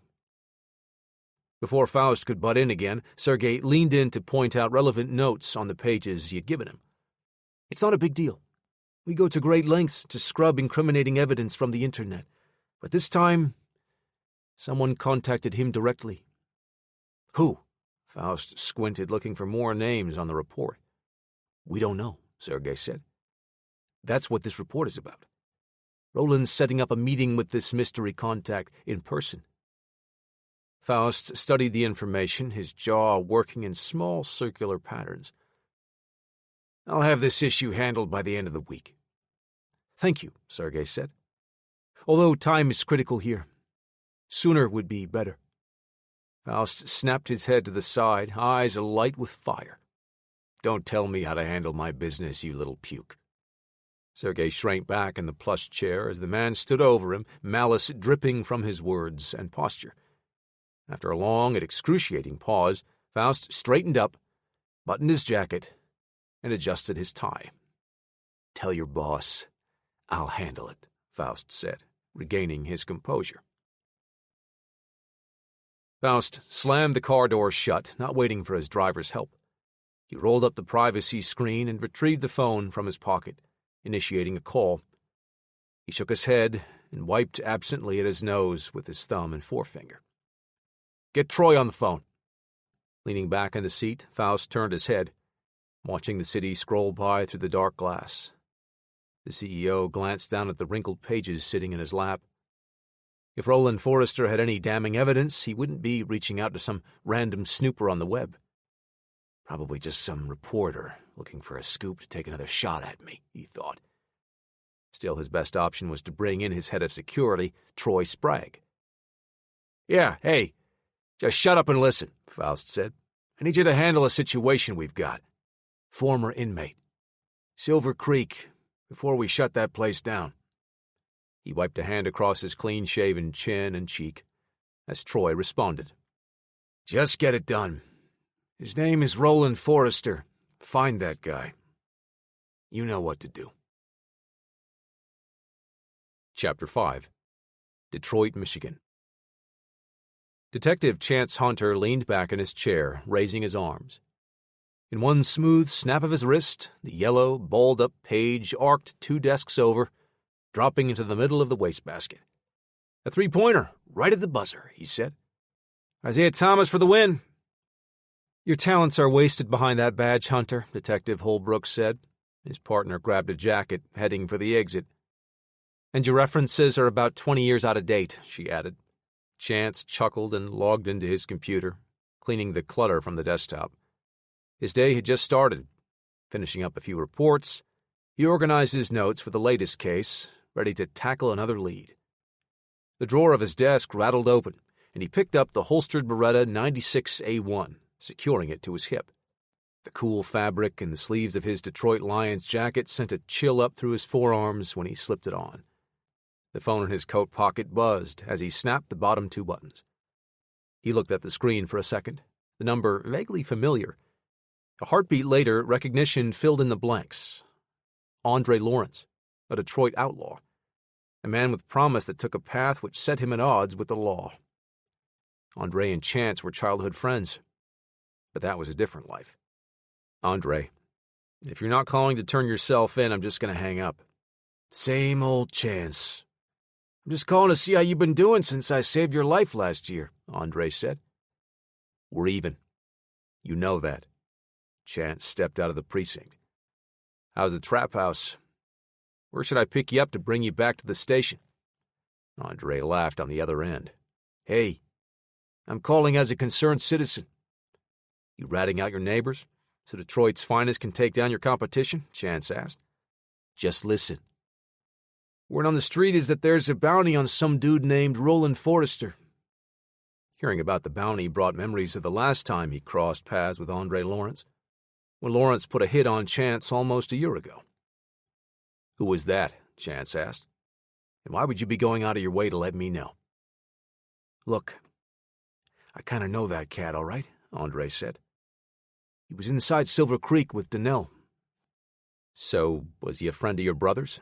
Chance took out a notepad and scribbled the name on the next available page. I don't know. I think so. Why would someone want him dead? Chance asked. Can't tell you that either. I feel like I owe it to my brother. It's something he would want, Andre said. Maybe you can pick him up and find out why he's got a $100,000 bounty on his head. Chance wiped a knuckle across his eye. All right, I'll find this Roland guy. For Donnell. But we aren't done. Once I get this latest case off my plate, you and I are going to talk. Yeah, man, I know. Peace. Chance walked over to his car and settled into the cold seat, waking the '92 Camaro from its morning nap. He wasn't sure when word of the bounty would have hit the streets, but Andre Lawrence had enough pull to get that kind of news before most. The best place to start would be Roland's home. Fatigue dragged Roland's body down, shortening his steps. He hoped a short walk to the store would help get his energy up. This was different from the physical exhaustion he felt after pushing his body to the limit. It was a deeper, emotional drain. His memories haunted him. The guilt consumed his days. He did nothing while watching other insect soldiers execute a village. But his upcoming meeting was an opportunity to set things right. Roland would finally be able to offer some help in shining a light on the crimes committed by both Silver Creek Prison and INSEC. The new line of thought wasn't much, but it gave him a new direction, a chance to redeem himself. He looked down at the screen of his phone, buzzing and alert. A message popped up on the screen from a number he vaguely recognized. Roland spent a moment staring at the screen. Is this from my mystery contact? The message was as short as it was cryptic. Run. Chapter 6. Chance turned the corner and drove toward the address he had scribbled on his notepad. He wasn't far from Roland Forrester's place. Still, time was critical, with every hitter in the city possibly already on the hunt. With no other information to go on, the simplest option would be to head straight for Roland's house and check for him first. Then, he would ask around and expand the radius from there. Who is this? Roland thought. The message sent a shiver up his spine. He looked down at the text, eyes focusing on each individual character, looking for a clue between the letters. His heart raced, and he felt a line of sweat run down his spine. He reached a hand out to the side, blindly groping for the wall as he looked toward the street. Nothing. Roland ran ahead, his steps almost an afterthought, as if he were falling forward. At the next corner, a car grabbed his attention. He paused, looking at the older model vehicle with a brand-new paint job and wheels that set off an alert in his mind. The occupants pointed in his direction, and the car rumbled forward, speeding his way. Roland's eye locked in on the passenger leaning out the window. The shotgun in the man's hand was all he could see now, the bore growing large enough to swallow him as the man took aim. Roland turned and headed back around the corner, running along the sidewalk. The car's tires squealed as the driver pulled around. Roland hunched over as he moved, covering his head with his hands instinctively. When no shot came, he risked a glance back. The car oversteered, pulling the passenger out of position to take a shot. As the driver wheeled the front end around, Roland pushed off to the side, heading down an alleyway. His feet slapped along the wet asphalt and concrete, legs pumping hard. The car's engine reverberated off the walls as the driver pulled into the alley. The motor's angry growl grew closer. Roland reached a dead end, but he never broke stride, hopping up on a stack of milk crates and using the momentum to climb a dumpster. His pursuer slammed on the brakes, knowing they wouldn't be able to follow. Roland looked their way as he hauled his body over the wall. The driver shifted to reverse, doubling back. Even forced to head around the half block to reach him, Roland didn't have a chance to escape on foot. His only chance was to find a place to hide and call for help. Heart hammering, Lungs burning and legs aching, Roland pressed ahead. The car with the hitters screamed around the corner as he launched himself up, climbing the chain-link fence around a nearby construction area. He turned his body over at the top and dropped to the hard-packed earth, the jolt rattling his joints. The car continued by as Roland locked eyes with the driver. Neither man recognized the other, but the anger and hate in the man's eyes chilled him. With no time to waste, he ran through the slowly growing steel and concrete skeletons around him. A series of buildings sat in different stages of construction, some just a concrete foundation, while others had their frames erected. A few had the drywall flesh and muscle wrapping around the structures. The chase car's engine growled, followed by a metallic rattle and ping. Roland glanced out from behind cover, watching as the driver blasted through the front gate and pulled into the site. The passengers stepped out as the car shuddered to a standstill. The driver followed, retrieving a machine pistol from the center console. The job site wasn't large. Jumping back over the fence would only alert the hitmen, and they still had speed on their side with the car parked at the entrance. Roland would have to fight. He needed to separate them, take them out one at a time, or hold them back until reinforcements arrived. He cursed to himself for falling into his insect mindset. There would be no backup. And if for some reason Roland's old company did show up, they were most likely the ones that wanted him dead. Thanks, stupid. How can I get out of this? The two split up, the shotgunner with the crazy eyes heading in his direction. Roland looked around for some place to stay hidden. He slipped into the partially constructed building providing cover. Inside, Roland looked around the cavernous interior. Large columns divided the space into a grid, meant to separate the building into 6 separate office spaces. A shadow filled the area where the door would be. Roland slipped behind the nearest column. The man's breaths hissed through his nose, his boots clomping on the concrete foundation. Risking a peek, he could see the man inside now, weapon held tight, head and muzzle sweeping in different directions. Amateur. Roland's hand slid into his pocket, retrieving the Spyderco Para 3 and thumbed the 3-inch blade open. The hitman passed by the column, moving further into the empty building. He searched for his target in a twitchy, haphazard way. Roland circled behind him, but his foot kicked a loose nail, sending it skittering across the ground. The wild man spun, unleashing his shotgun at the small metallic ringing behind him. Roland had to act fast. He switched directions, coming from the other side of the column, charging forward. With his free hand, Roland caught the other man's wrist before the weapon could track him. The shotgun exploded again, shaking dust loose from the floor and walls. Roland fired a quick thrust of his blade, aiming for a kidney. The hitman thrashed to pull his weapon free, and the Spyderco bit into his thigh. He let out a sharp cry and twisted his body violently, regaining control of the shotgun. Roland swiped with the edge of the knife at his attacker's neck. He twitched backward, avoiding the blade with more luck than skill. Roland's hand met the butt of the shotgun, and the Spyderco twirled away. He reacted quickly, stomping a foot toward his foe's knee. The man let out a grunt as his leg hyperextended. Roland's fist crashed into the hitter's jaw, sending his body twirling down. The shotgun slid across the ground as he hit. Roland took a moment to nurse his sore hand, then moved to retrieve the weapon. A shadow filled the doorway, snapping his attention up. The menacing brap of a machine gun pistol filled the room, spitting rounds into the concrete floor and drywall. Roland fell and rolled behind another column, unable to reach the shotgun. A second burst ripped chunks out of the support and shattered a window. He scrambled to his feet and sprinted out into the open. The hitman's weapon chattered as the bullets struck close behind. Diving through the partially broken window, Roland's body smashed the glass still in the frame. A lancing pain shot up his right arm as a jagged edge tore through his jacket. He rolled to his feet and pushed hard, feet flinging pebbles and mud behind him with each step. Roland slid around a pallet of construction lumber and took cover. He looked down and saw the tear in his sleeve. Blood soaked the material around the hole.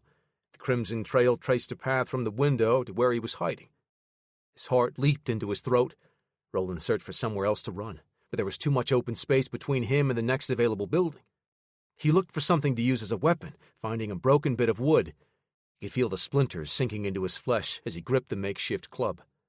The man with the machine pistol stepped into the open, and his footsteps paused. He was spotted for sure. Roland prepared to lunge out and throw the wood to distract the shooter and close the distance. A sudden burst of fire tore into the stacked lumber, pinning him in place. The steps moved closer. Roland gripped his improvised weapon tight. Then a voice called out, "Detroit PD, drop the weapon!" Rapid-fire pops sounded out. Chance drew his pistol and pulled his Camaro into a construction site right behind another car with both doors open. The pair of booms in the distance earlier alerted him to the possibility of gunshots, but that latest burst confirmed his suspicions. Only blocks from Roland Forrester's apartment. This had to be related. Chance stepped out of his car and leaned against a partially constructed wall, peering out but seeing no one. I gotta find Roland before these guys do. The detective kept his body hunched low as he moved along the ground. He paused at the sound of breaking glass and hurried footsteps. Chance ran toward the commotion and heard another burst of automatic fire. He raised his pistol and sliced around another corner. He spotted a man in colorful clothes carrying a Mac-11 machine pistol. "Detroit PD, drop your weapon," he shouted. The man turned his head, startled. He bolted to one side, swinging his weapon toward the detective while it chattered and kicked out a spray of bullets. Chance pivoted quickly out of the line of fire and brought his Beretta on target.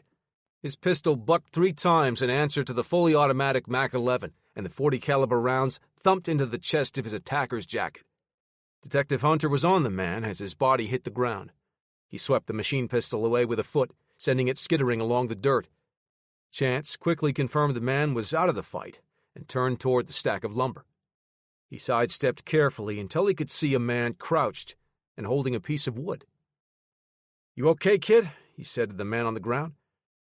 "Are you Roland Forrester?" The young man looked up, eyes wide. "If you're going to shoot me, just do it already." "Relax, kid. I'm a cop." "How do you know my name?" Roland asked. "We need to go," Chance said. "I'll explain after we get out of here." Roland climbed to his feet, following as Chance headed toward 2 parked cars at the entrance, where the crazy assassins smashed through the fence. A Cadillac Escalade pulled slowly around a corner, further down the street. The big SUV stopped in the middle of the traffic as frustrated drivers leaned on their horns. The engine roared, and the tires squealed off the asphalt before the vehicle headed in their direction. "Run!" Chance put a hand on Roland's back, urging him to move faster. A pistol cracked. Another pair of pops rang out as one of the bullets chipped a wall too close to where they were. Chance raised his weapon and aimed for the windshield of the Escalade as he ran toward his car. The Beretta fired twice, one shot sparking off the hood and another punching a hole in the windshield near the driver.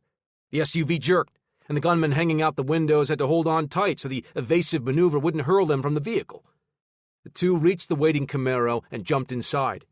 Chance had the engine running as a bullet cracked the rear windshield. The reverse acceleration pushed Roland forward into the dashboard, then into the door, as Chance whipped his car onto a high-speed bootleg turn. Chance grumbled something about repair bills and punk kids before he turned to Roland. "Better buckle up," he said as he reached across for his own seatbelt. The Camaro thundered down the street, tires screaming as they took the next corner at high speed. Chance could see the Escalade in his rear view, bouncing along the rough terrain as it took a turn too wide in pursuit. Roland fumbled with his seatbelt. "What are we supposed to do now?" He clutched his injured arm against his chest. Switching between the road ahead and the rearview mirror, Chance smiled and shot a quick glance at the young man. "Now it's a good old-fashioned car chase." Chapter 7. "This guy's pretty persistent," Chance said. "Hang on." He leaned hard into the turn, pulling his car around the corner and sending the tail whipping out to the side. Chance corrected course and pushed on the gas pedal. The engine fought to keep up with the demand, the slow hum building to the deep, throaty rumble. Roland glanced back over his shoulder, seeing the Escalade take the turn wider, sacrificing some speed for control. It was the opening they needed, as the distance between the two vehicles stretched out. "Why are they after you, Roland?" Chance kept his eye bouncing from the road to the rear view. "I don't know who those guys are," Roland said. "I didn't do anything." Chance flew through an intersection as the traffic light changed. He turned at the next street and turned again, doubling back on a different route. "I'm sure we lost them by now." Roland kept his death grip on the shoulder strap of the seatbelt. "Why are hitmen looking for me?" "Those clowns aren't real hitters," Chance said. "Just some yahoos looking to collect on the $100,000 bounty." "I don't understand." Chance leaned over and opened the glove compartment, pulling a first aid kit out, setting it in Roland's lap. "I'm hoping you can shed some light on that, so we can both figure it out. Who are you? And what exactly do you do? Are you a scientist or something? Money guy?" "I'm just a contractor," Roland said. He tore the pouch with the gauze open with his teeth. Like a carpenter? Chance looked at both mirrors before sticking his head out the window to get a better view behind them. A private defense contractor, Roland said as he wrapped the bandage around the cut on his arm. And you were serving time at Silver Creek Prison before that, right? Chance asked. Yes, Roland said, watching the buildings pass through the window. You were in there with Donnell Lawrence? How do you know so much about me? Roland asked. I'm a detective, Chance said. Also, Donnell's brother Andre told me. I just have to wonder if that's the reason they want you dead. What, my connection to Lawrence? Roland looked over at Chance again. I didn't know him that well. Can you think of anything that would put a mark on your head like that? Chance asked. Roland shook his head. I feel like you're holding out on me, kid. I'm here to save your life, as a favor to a friend, Chance said, looking at Roland. If you don't trust me enough to tell me everything, I can't help you. You could see the muscles in Roland's neck and jaw working, mulling over the decision to trust some random police detective that just happened to be at the right place at the right time. Look, I'm going to bring you back to the precinct, Chance said. You can give me your story there. Roland closed his eyes and nodded. I'm not talking to a bunch of cops. Just you. Off the record.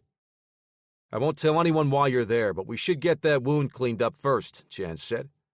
They'll start asking questions if you got a bloody jacket on. Car horns blared in the distance. Tires screeched as a driver swerved, colliding with another vehicle. Chance and Roland both looked back. Looks like we didn't quite shake those guys, Chance said, watching the Escalade approach. Roland spotted another car, a beat-up black Impala, speeding and weaving through traffic. The older model car was clearly joining the chase and catching up fast. Are you gonna... The Camaro shuddered and roared as Chance stomped down on the throttle. Roland barely heard the brap-brap in the distance. They're shooting at us, he said, ducking in his seat. They can't hit us at this speed, Chance said, maintaining his focus on the road. You're not driving faster than their bullets, Roland said. They could still get lucky. Just hang on, kid. Teeth bared, Roland tightened his grip on the seatbelt as he clenched his jaws. The Camaro bounded over a hill and reached another intersection. Chance pulled the wheel hard, making the tight turn. The driver and the Impala followed, turning wide and narrowly missing an oncoming car. Reaching another intersection, Chance pulled the handbrake and took his car into a skid, drifting around the corner. He released the brake and watched his rear view as the chase car failed to make the turn, screeching to a stop. The vehicle rolled backward to correct their course. Ha! Too easy, Chance said. Watch out! Roland pressed his hands into the dashboard. The Camaro screamed toward the signs and cones blocking the road ahead. Chance slowed his car, pulling the handbrake again as he whipped the tail around in a bootleg turn. The Camaro faced back the way they came as it skidded to a stop. Chance looked over his shoulder, seeing no feasible way through the torn-up asphalt beyond the construction signs. He drew his pistol and gripped the steering wheel tight. Kid, when I give you the signal, you need to duck. Whoa, what's that supposed to mean? What are you going to do? Roland asked. If we want to get out of here, we got to get through them. Chance held the brake pedal and gave the engine some gas, letting the wheels burn out. The Impala's tires peeled out in response. The passenger leaned out of the windows, holding a Mac 11 machine pistol, ready to open fire. Chance felt a surge of adrenaline, hoping his gamble would pay off in his game of chicken. Something to the side suddenly caught the attention of the passenger, and he scrambled to get back into the car. Before he could climb inside, a monstrous silver pickup truck slammed into the passenger side door of the Impala. The impact with the Ford 250's oversized bull bar hurled the car down the street, barrel rolling out of Chance's line of sight. Shards of glass and plastic spiraled outward as the vehicle spun away. A large, muscular man stepped calmly out of the truck and opened the rear door of the cab. He reached inside and grabbed an M4 carbine strapped to a rack. Slamming the shifter to park, Chance got out of his car and pushed his badge forward, keeping his pistol ready. Detective Hunter, Detroit Police! The big man looked at Chance with an easy smile. I'll be with you in a minute, Detective. Just have to take care of one more thing. Without another word, he stepped into the middle of the street and brought his rifle up to his shoulder. Chance brought his pistol up ready to take the man down, but something in his head, some instinct, told him to hold his fire. The M4 barked 2 3-round bursts, the reports echoing loud off the surrounding concrete structures. The man stepped back toward Chance, and the Escalade flew past, careening out of control. The Escalade screamed around the corner, engine whining as the driver sped forward. John braced the stock of his M4 against his shoulder. He fired a pair of bursts at the windshield of the SUV. 6 holes appeared in the glass as the driver's chest exploded in a crimson spray. The vehicle continued ahead, losing control. John stepped off the path of the oncoming vehicle. The Escalade tires chirped and squealed as it skidded before colliding into the Impala. Sparks from the collision ignited the fumes from the Impala's leaking tank, hungry flames engulfing both vehicles. John flicked the fire selector of his rifle to safe and held it low as he walked over to Roland and the Detroit detective. The 2 cars behind him exploded in a massive fireball. A blinding flash backlit the retired Ranger, and the wave of heat caused the 2 men watching the surreal scene to flinch and cover their eyes. John pressed the mag release and pulled out the partially empty magazine. He retrieved a reload from a pouch under his jacket, slapped the fresh magazine home, and put the other one in the pouch. Car alarms blared, headlights and turn signals flashed as John nodded his head back to the pickup truck. Follow me. Chapter 8. Chance held his weapon low but didn't holster it. He motioned for Roland to stay in the car. "Look, thanks for saving our bacon back there, but I don't know who you are. I'm taking this man back to the station with me." My name is John Stone, and this whole situation is bigger than you realize, Detective. Chance kept his guard up, stepping closer. John slung his rifle and held his hands up and away from his body. The big man also kept his distance and made no aggressive movements. "If it's all the same to you, Mr. Stone, I'll take my chances with the men and women back at the department." John stood his ground in front of the Camaro. "I'm not here for you, Detective. I was asked to find Roland Forrester and deliver him safely to a meeting with a man he was in contact with."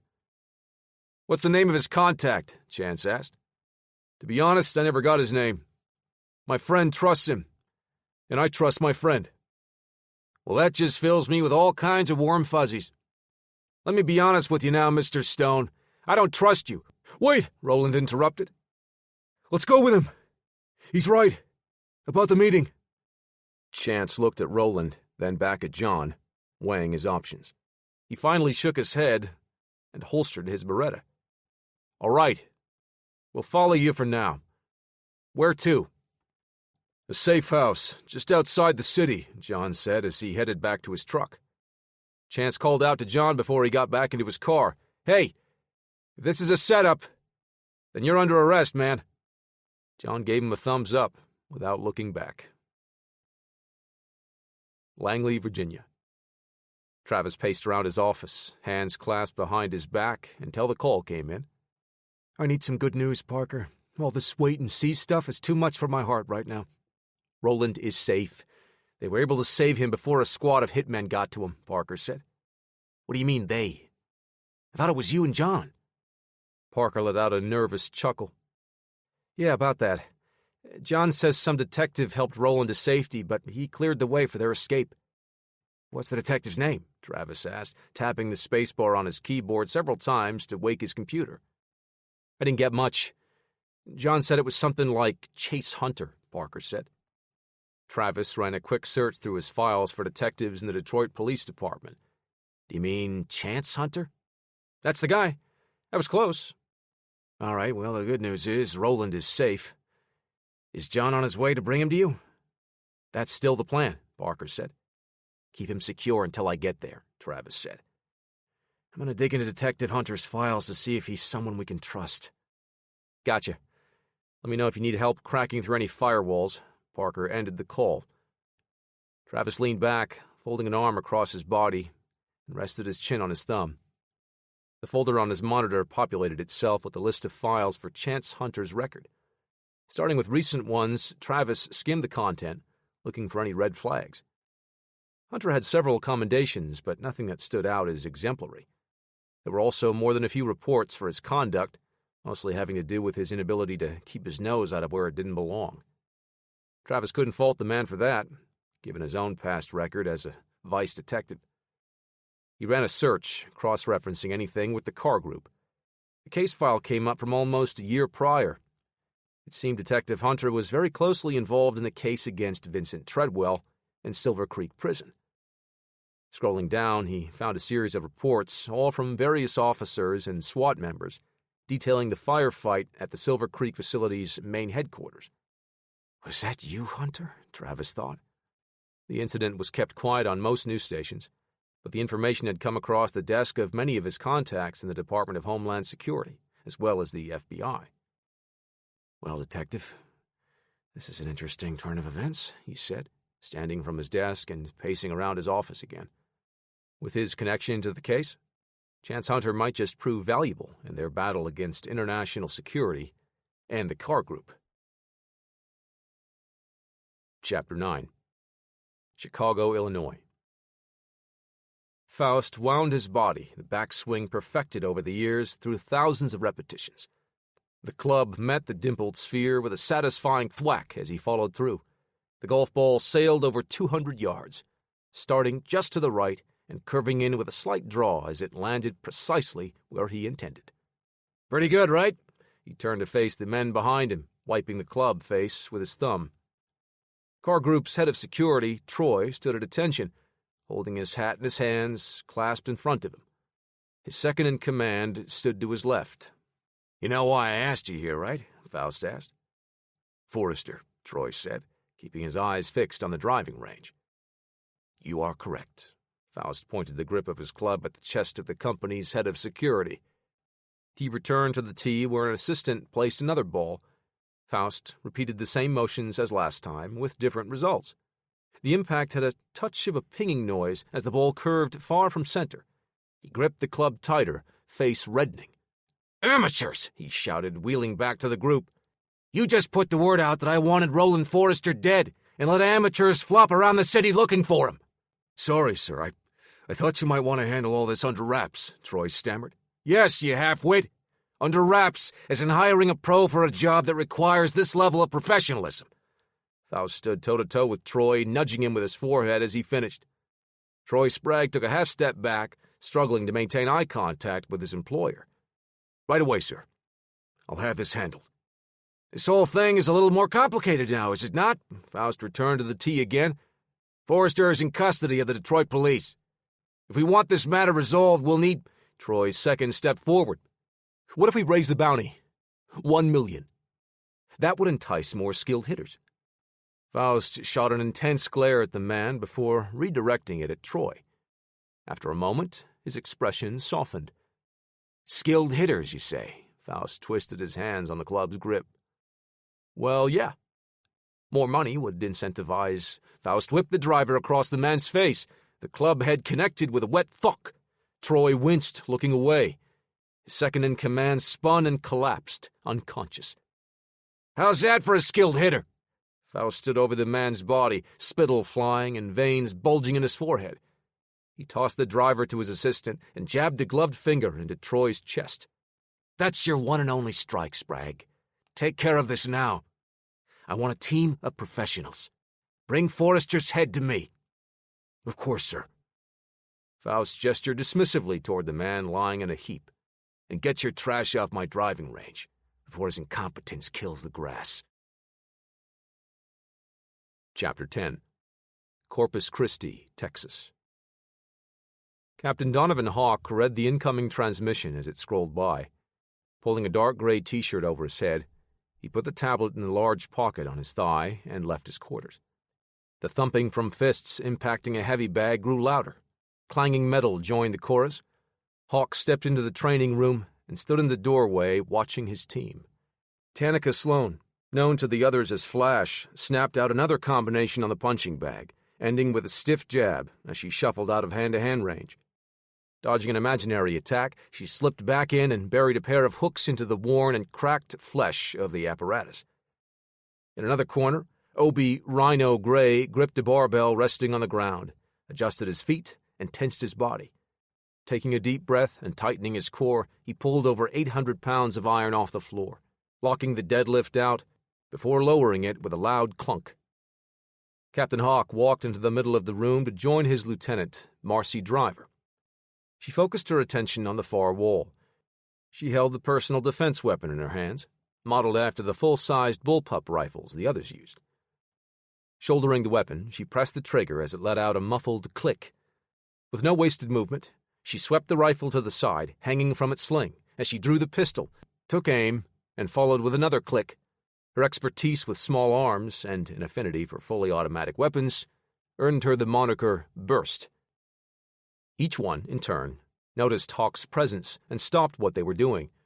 Obi slapped his hands together several times, kicking out a cloud of chalk dust as he wiped the rest away on his pants. Tanaka unwound the wraps from her fists. Marcy holstered her pistol and adjusted the sling to move the rifle behind her body. "Morning, team," the team captain said. "We've got new orders." "Where are we going, Captain?" Obi asked. "Michigan," Donovan said. "Seems we've got some trouble brewing there that needs our attention." "American soil? So that means keep it light?" Tanaka asked. "This is a cleanup mission. Standard loadout, so you get to bring all your toys," Donovan said. "What's the objective?" Marcy asked, unslinging her rifle and working the charging handle several times before placing it back in the case. "I think you'll like this one. We've got a deserter. Roland Forrester," Donovan said. "Bag him up and drag him home?" Tanaka asked. "More like a body bag," Opie said, looking at the captain's facial expressions. "Is he that dangerous?" "To us, no," Donovan said. "To the organization as a whole, absolutely. He's looking to flip on Faust Kingston. He knows enough to bring Carr down. Maybe Insect, too." "So he hasn't met with anyone yet?" Marcy asked, arms folded across her chest. "Of course he has," Donovan said. "They wouldn't bring us in unless things have spiraled out of control." "Obviously," Obi said. Donovan continued. "Faust put a bounty on the kid's head, and a bunch of locals swarmed in and made a mess of things. Some Detroit detective scooped him up." "Are we supposed to take on the whole police department?" Tanaka asked, rubbing some of the post-workout swelling from her hands. "Just the four of us?" "This detective," Donovan said, pulling the tablet from his pant leg, "Chance Hunter, hasn't resurfaced yet. He's got Roland stashed somewhere. We drop in, flush them out, and clean up the mess. If Hunter gets caught in a crossfire, we just chalk it up as an acceptable loss." "Sounds like Faust actually did us a favor with the hit contract," Marcy said. "We just need to make it look like another crew found Roland." Donovan pointed a finger at her, confirming her analysis. "There's more. Sort of a vegetables before dessert thing." The strike team stood at attention, waiting for their captain to continue. "We've got to secure an Insect recruiter and bring him to Kingston," Donovan said. "Make sure he gets home in one piece." "What, babysitting?" Tanaka asked. "Eat your veggies first, Sloan," Donovan said. "The Carr group will have a security team watching him until we arrive." "Sounds like Faust doesn't trust his own guys to bring the man to him," Marcy said. "This decision goes above Kingston. The recruiter is one of ours, not with the Carr group." Donovan slid the tablet back into his pocket. "We're wheels up in 45 minutes.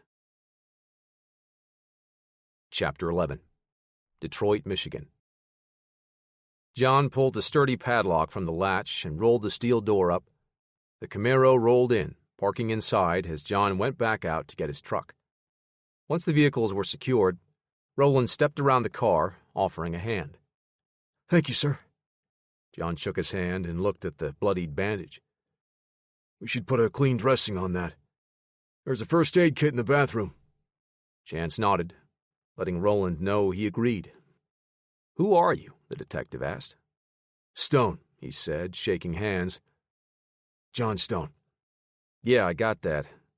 I guess I should have started with a thank you," Chance said. "This is all just a bit much to figure out right now."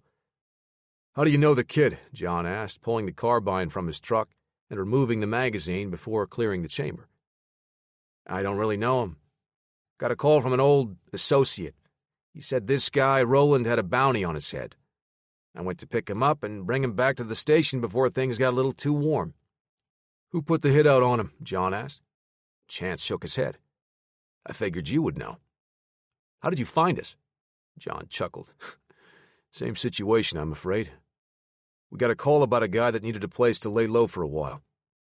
I guess he's got some dirt on a corporation we've been looking into." "And then the shooting started," Chance said. John nodded. "And then the shooting started. I arrived at the construction site after you. I was about to go in when you pulled the kid out and took off," John said. "Figured you for a cop, so I decided to follow in case you needed help." Chance nodded, looking at the bullet hole in his rear window. "So what do we do now?" "We wait," John said. "This place is a safe house, set up to keep Roland off the grid until our contact arrives." "You keep saying we and our," Chance said. "Are you a Fed?" "No, I'm not with the FBI or anything like that." John put the M4 on a rack with other rifles mounted to the wall. "Rangers. Retired." "Army, huh? If you're retired, what's with the arsenal and the safe houses?" Chance pointed to the weapon rack. John crossed his arms over his chest and looked Chance in the eye, mulling over the best reply. "Long story." Chance raised an eyebrow. "Well, I got time, since we're waiting for your guy to show up." "You don't have to stay, Detective. We just need to keep Forrester safe." "Hey, I told my guy I would keep him safe too, so you're stuck with me for now. And call me Chance, please." Roland came back into the room, his jacket draped over one shoulder, as he pressed the tape to secure the fresh bandage on his arm. "Did you take a round back there?" John asked. "No, glass," Roland said. "Had to jump out a window when those psychos started shooting." "I don't know what kind of training international security gave you, but most people in your situation would have been the victim in tomorrow's paper," John said. Roland nodded and asked, "What's the plan now? Are we all just waiting here?" "I've been doing some digging, and a certain name popped up onto my radar recently," John said. "A man associated with the Carr Group, which I'm sure Mr. Forrester here is quite familiar with." "Faust Kingston," Chance said. John and Roland both looked over at the detective. "Kingston is the CEO of the company," he said. "I've been doing some research of my own after looking into the murder of a friend at Silver Creek Prison." "Murder? You're not talking about Romeo, are you?" Roland asked. "Yes," Chance said, acknowledging the nickname Donnell Lawrence used. "Someone at Silver Creek had Donnell killed for uncovering a plot to frame inmates and pressure them into signing up to serve with a private defense contractor." Roland's mouth fell open. His eyes widened. "I joined INSEC almost 18 months ago. I got caught up in an altercation, and the warden at Silver Creek threatened to extend my sentence. Said if I joined, I could get an early release." "We found Donnell dead a few months after that," Chance said. "I took the case all the way to the top, or at least what I thought was the top then. We brought Vincent Treadwell down, and Silver Creek Prison with it." "But they were just a part of the whole," John said. "The Carr Group owned Silver Creek, and Roland has some information that could also implicate INSEC in the entire scheme." Chance's face twisted into a crooked smile. "And here I thought this was going to be a bad day." John turned to Roland. "The man that sent us wants you to stay here until he arrives." "Then what?" Roland asked. John shrugged. "Sounds like he has some connections with deep roots in various agencies." "What, like CIA? FBI?" Chance asked. "I'm not sure it matters at this point," John said. "He'll be escorted to a much safer place while they build their case."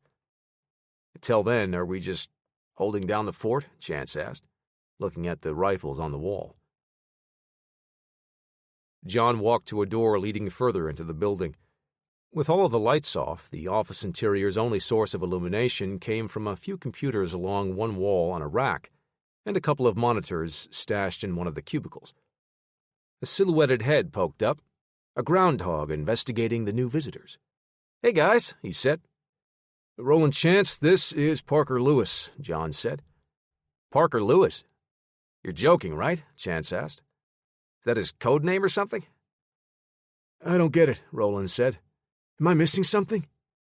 Parker stepped out to meet the rest. "My parents loved the show, but they claimed they never saw it until after they named me. I grew up my entire life with everyone telling me I can't lose." He air-quoted the last two words. "What's all this?" Roland asked, pointing at the computers. "This is where I feel most at home," Parker said. "It's what I do best." "Parker is our computer wizard," John said. "Wow. People still say computer wizard?" Chance asked.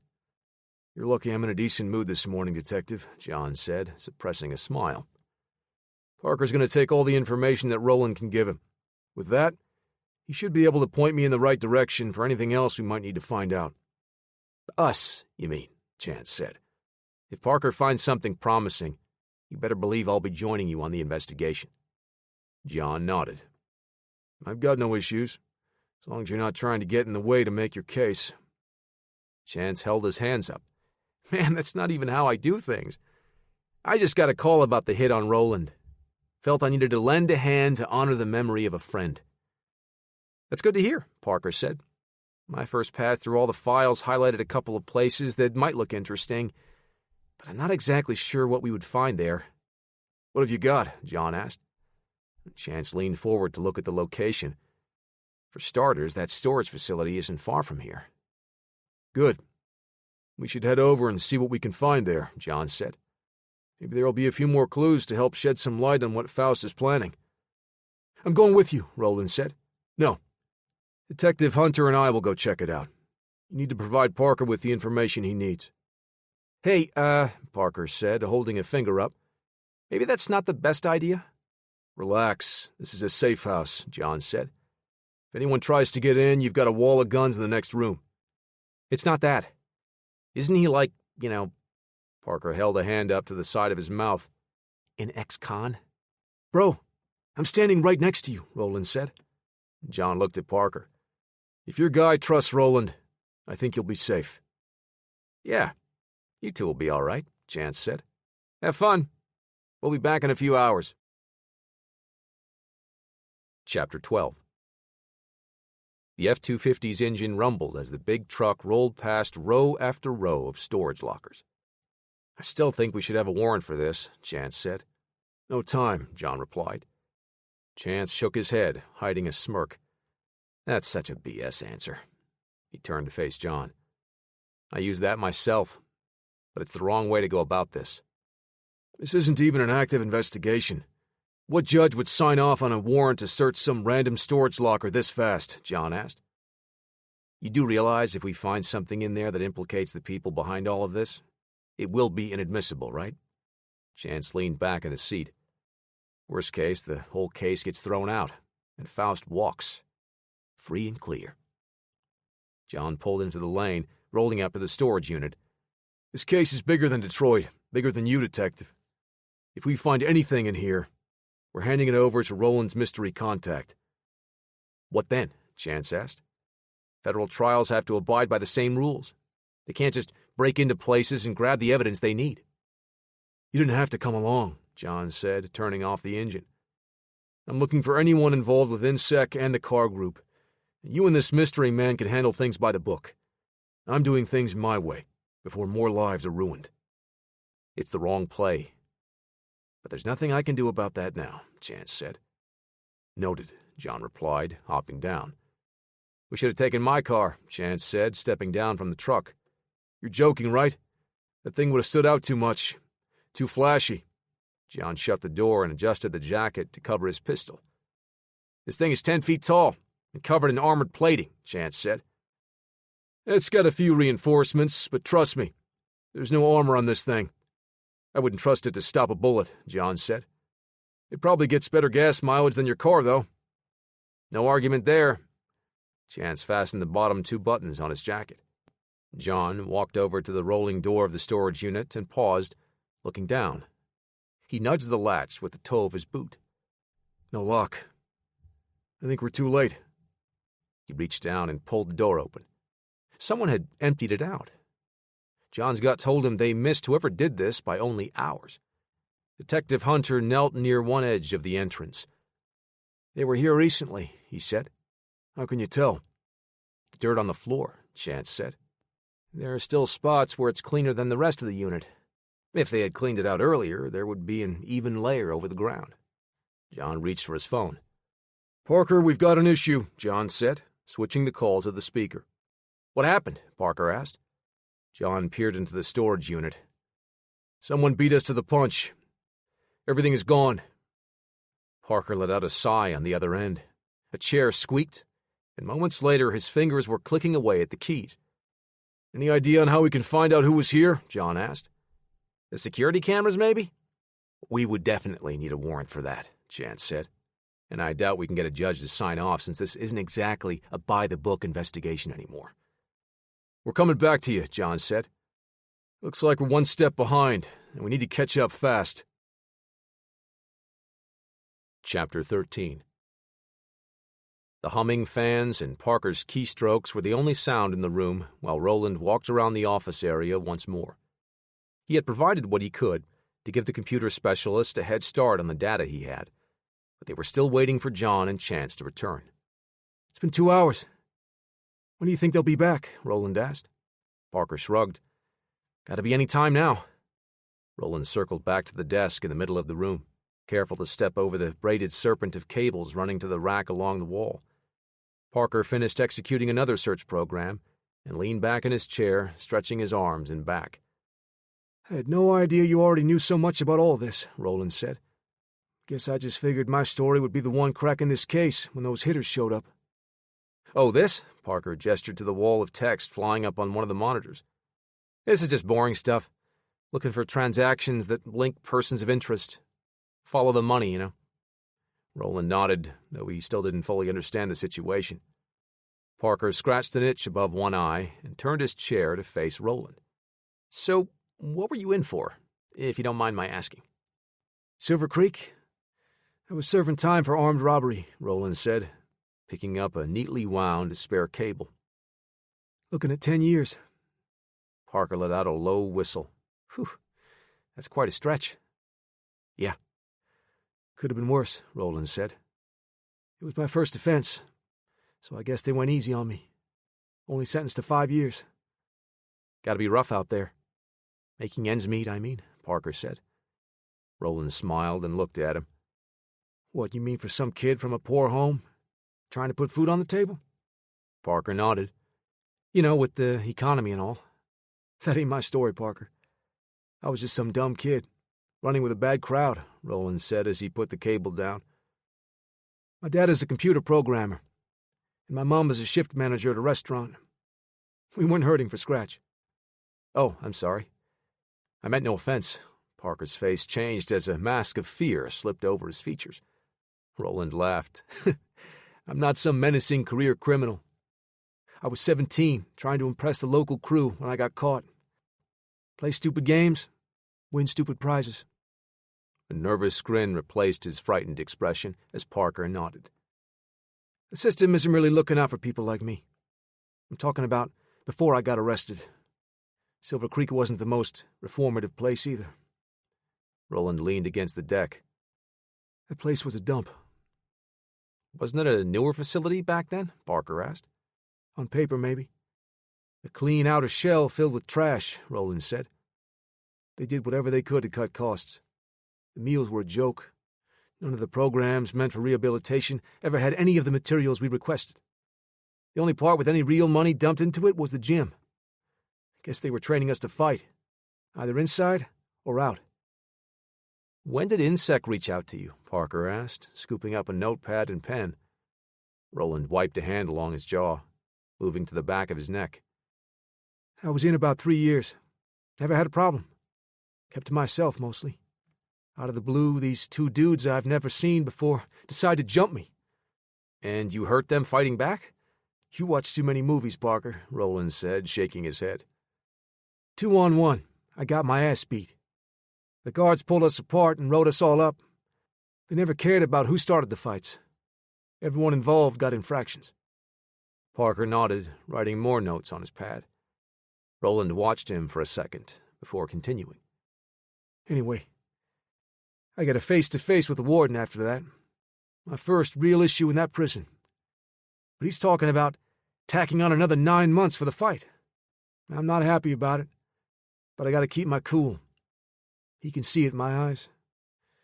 I guess at that point, I figured he was actually trying to help. And this is Vincent Treadwell? Parker asked. Yeah, that's him, Roland said. So he pulls these brochures from his desk and starts selling me on some program to turn my life around. INSEC, Parker said. Roland nodded. Starts showing me all kinds of stuff, flags, soldiers, all that patriotic stuff.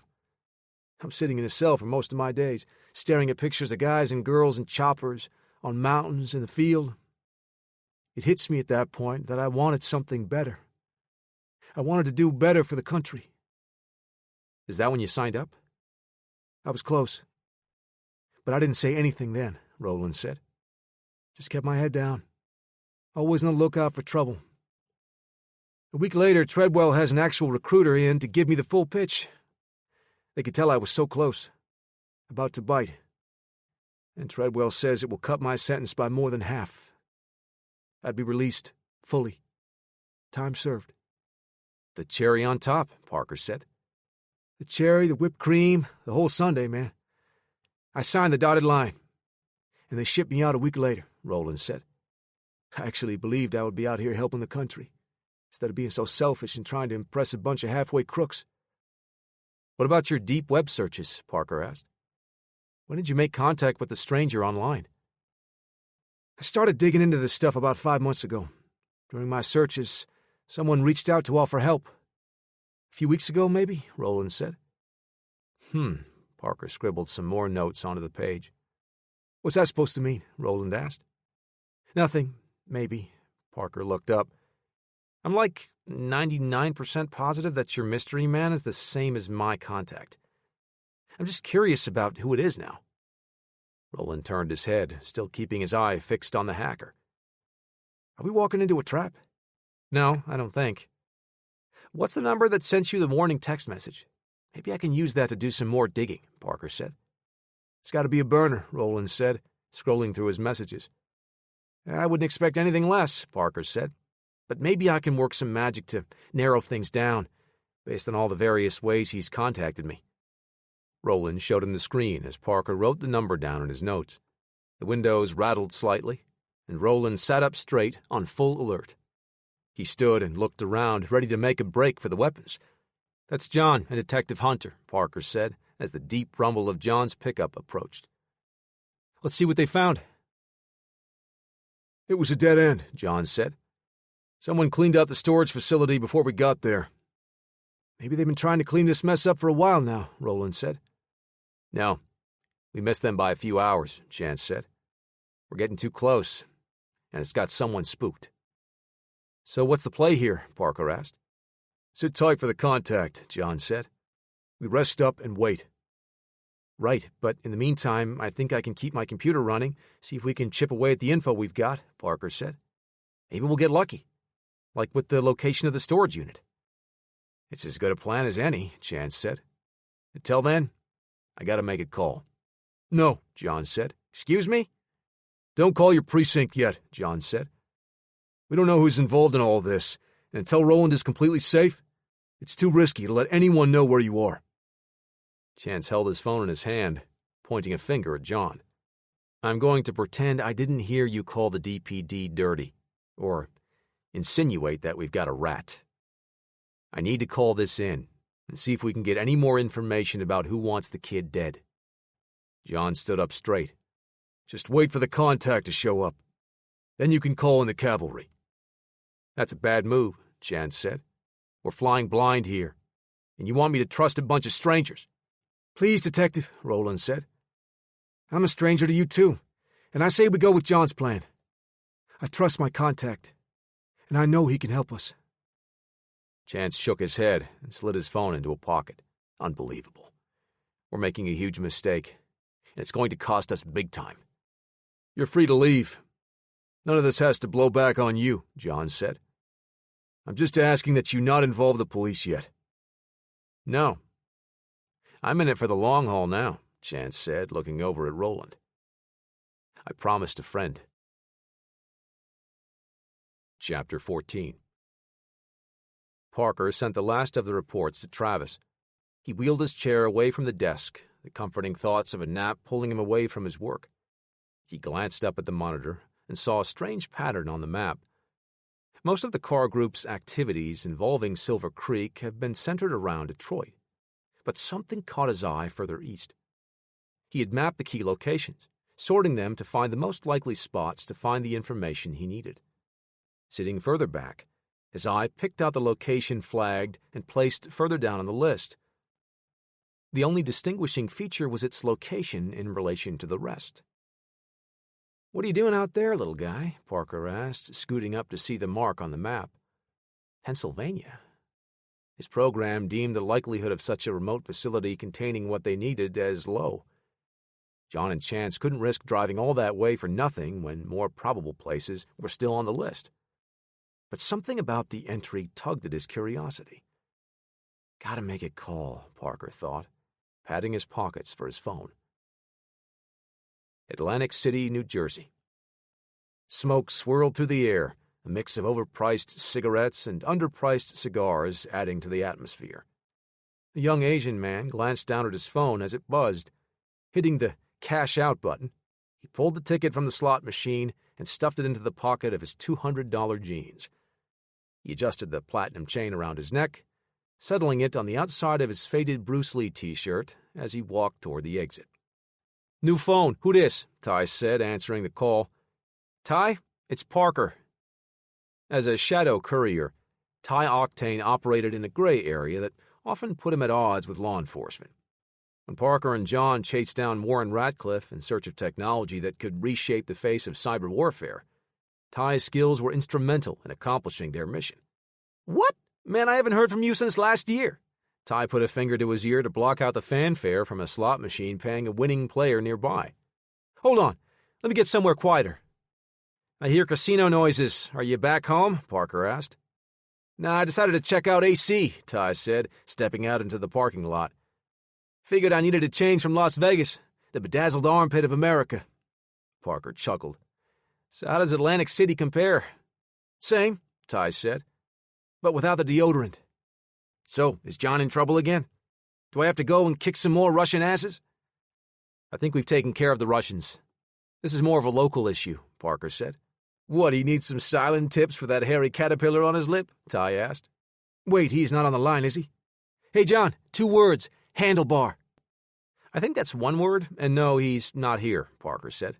"Listen, Ty, I know this is a big ask, but we need your help with something." "Shoot," Ty said, putting on his expensive sunglasses. "Actually, forget I said that. Last time I helped, I got my fill of shooting." "How may I be of assistance?" "John and I are helping a guy with something, and we're having trouble finding what we need," Parker said. "Cool. Just let me know what you're looking for so I can pick it up and swing by," Ty said. Parker sighed. "I wish it were that easy. I don't know exactly what we're looking for, but I've got a lead. There's a small company listing its primary address in Pennsylvania. You just need me to sweet-talk my way until they hand over what we need?" Ty asked. "That's easy enough, bro." "I was actually thinking that we need you to sneak in and grab what we need." Ty let out an incredulous laugh. "You're not serious, are you? I'm not a cat burglar, I'm a courier. If you want me to add breaking and entering, I'm going to have to redo my whole resume." "Didn't Han Solo also break into places?" Parker asked. "I don't know, I'm not a nerd like you," Ty said. "Also, Han was a smuggler. I'm a courier." "We're in a tight spot here," Parker said. "Isn't there anyone you could point me to so I can ask them?" "Relax, Parker. I have someone in mind that's perfect for the job," Ty said, fixing his spiked hair in the reflection of his car. "She's like a ninja. This is right in her wheelhouse." Chapter 15. Detroit, Michigan. Letting out a loud yawn, Parker raised his arms over his head and ended with a loud vocalization that was half sigh, half grunt. "Did you get any sleep, Parker?" John asked, offering a fresh coffee. "I think I passed out on that stack of papers over there for an hour or so," Parker said, accepting the cup.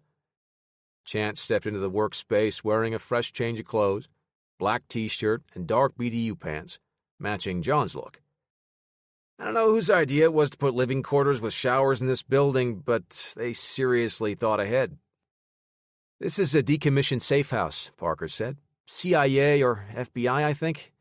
I'm guessing they had several people working out of this building around the clock." "I'm about done with this place," Roland said, laying across a pair of desks. "I just want to meet my contact and take the car group down." "You have trouble sleeping last night?" John asked. "Every night," Roland said, still staring up at the drop ceiling. "Since I got back from my last deployment, anyway." "Why don't you try getting some rest now?" John said. "We'll grab you if there's anything important." "Nah. I'm just going to hang here with you guys for a bit," Roland said. "Anything to help keep me focused, you know?"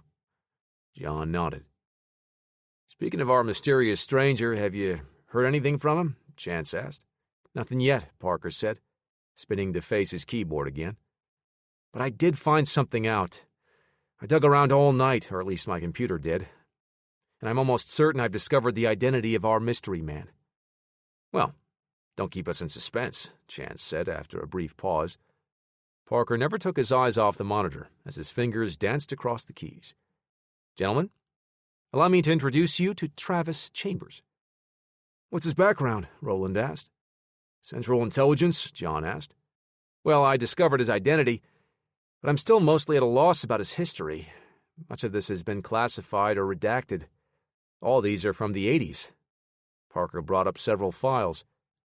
Special Forces, Green Beret, maybe, John said. That's Cold War era, so he probably operated overseas against the Soviet Union. It's not uncommon to see this kind of stuff from key military personnel back then. That's where things get a little strange, Parker said. I see one or two mentions of the Soviets, but get this. Chambers wasn't military. He was a vice detective in the Metro Dade area. Miami Vice? You're joking, right? Chance asked. No joke. Officially retired in the late 90s, but there's not much else after that. He's like a ghost now. He must be working for the CIA now, Chance said. Possibly, John said. But there would still be a record of that in his files. It isn't like being a secret agent in the movies. Who is this guy? Chance asked under his breath. We'll have to worry about that later, John said. Parker, did you find out anything about Faust or the Carr Group that can help us? Parker turned in his chair. Yeah, I've got a lot of info, but not sure how helpful it's going to be, though. Just give us what you've got. First of all, it's no secret that there's a big push for more privatized prisons. It's a big business right now, and lobbyists are out there big time, Parker said. But now they're worming their way into juvenile and immigration detention centers. It's been heading that way for a while now, Chance said. Yes, it has. But here is a report sent out to Carr Group shareholders, showing the financial projections for the next 5 years, Parker said. Chance raised his eyebrows. I don't think we're locking up that many perps. Parker lifted a finger and spun his chair to face them. That's what's interesting about this report. The projections aren't for the Carr Group. It's meant to entice a few of the big investors to look closer at a company that they've got close ties with. International security, John said. Using the estimates that Roland gave me? I put this chart together, Parker said. He twisted one of the monitors so they could see a graph that matched the first part of what appeared in the financial report. What exactly is that nice little red line supposed to represent? John asked. Parker tapped the screen with his finger. This is an educated guess of the number of inmates that have decided to join INSEC. So you're saying they're only recruiting from private prisons and not from the general public? John asked. Not just any prisons. This is only from Silver Creek, Parker said, looking over at Chance. Don't places like INSEC like to pull people in from the general public? Chance asked. Most defense contractors will reach out to former military for their ranks, John said. This is beyond abnormal. It has never been done before. Not to mention immoral and possibly illegal, Chance said. This is a pilot program, Parker said. Or at least that's what I'm gathering from the files and these reports. We can't go by the numbers alone, John said. Correct. Without actual data, this correlation is spurious at best. Parker turned his display to face him again. So we're just going to have to go right to the source. Chance narrowed his eyes, looking at the photograph on the screen. Who is that?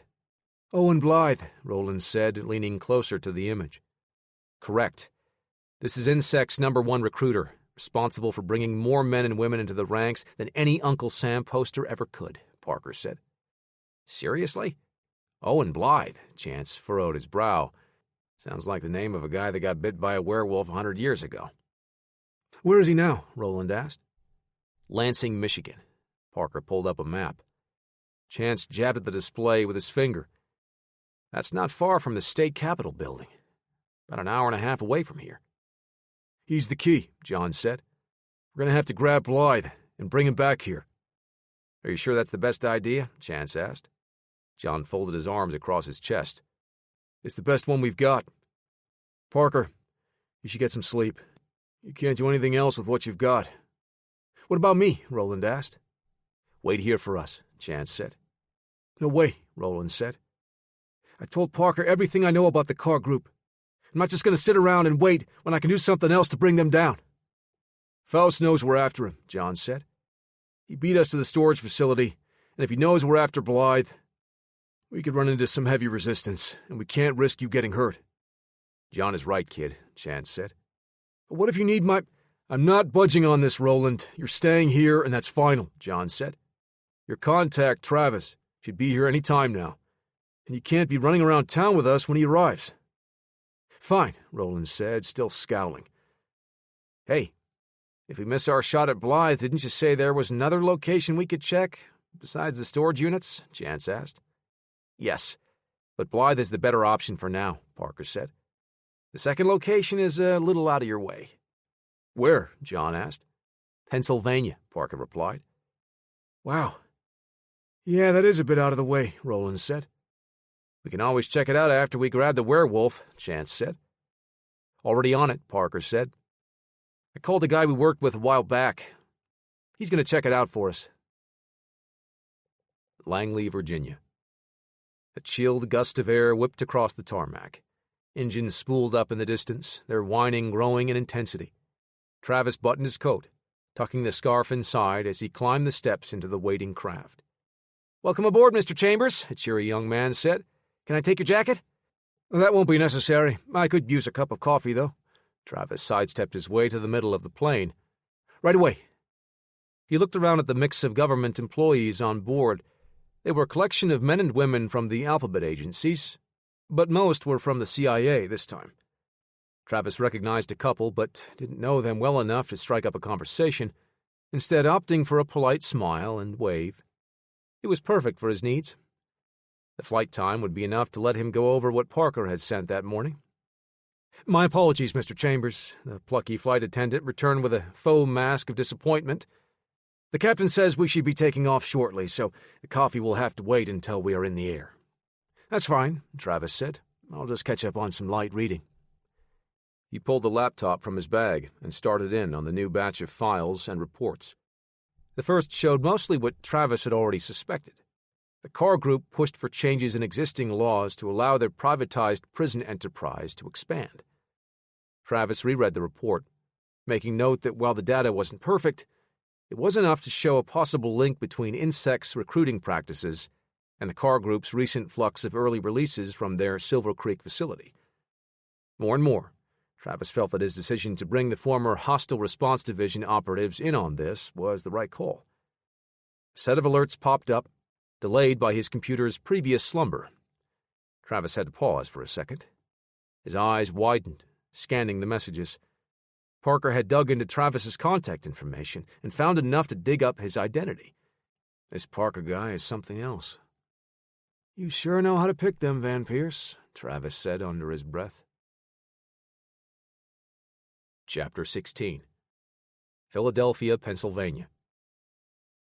The bass rattled the windows and shook the fenders of Ty's car, a 2015 Final Edition Lancer Evolution X, as he pulled up to the curb.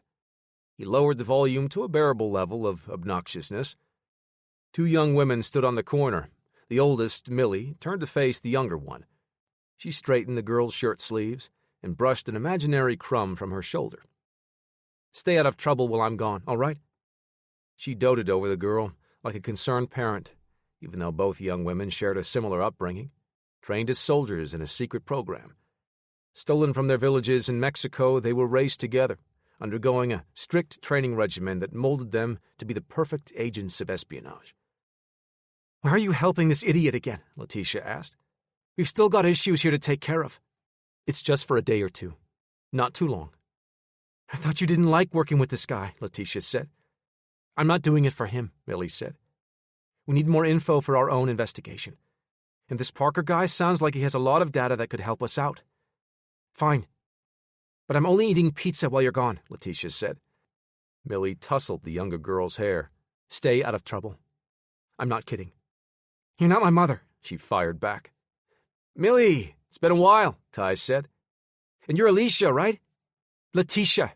The shorter woman put her hands on her hips and shot daggers at Ty with her eyes. "It's okay," Millie said. "Go back inside. I'll call you later." They hugged briefly, and Millie opened the back door to toss her bag in. She sat in the passenger seat and buckled up. "Can you turn that down?" she asked, pointing to the stereo. "Sorry," Ty said, dropping the volume to a more respectable level.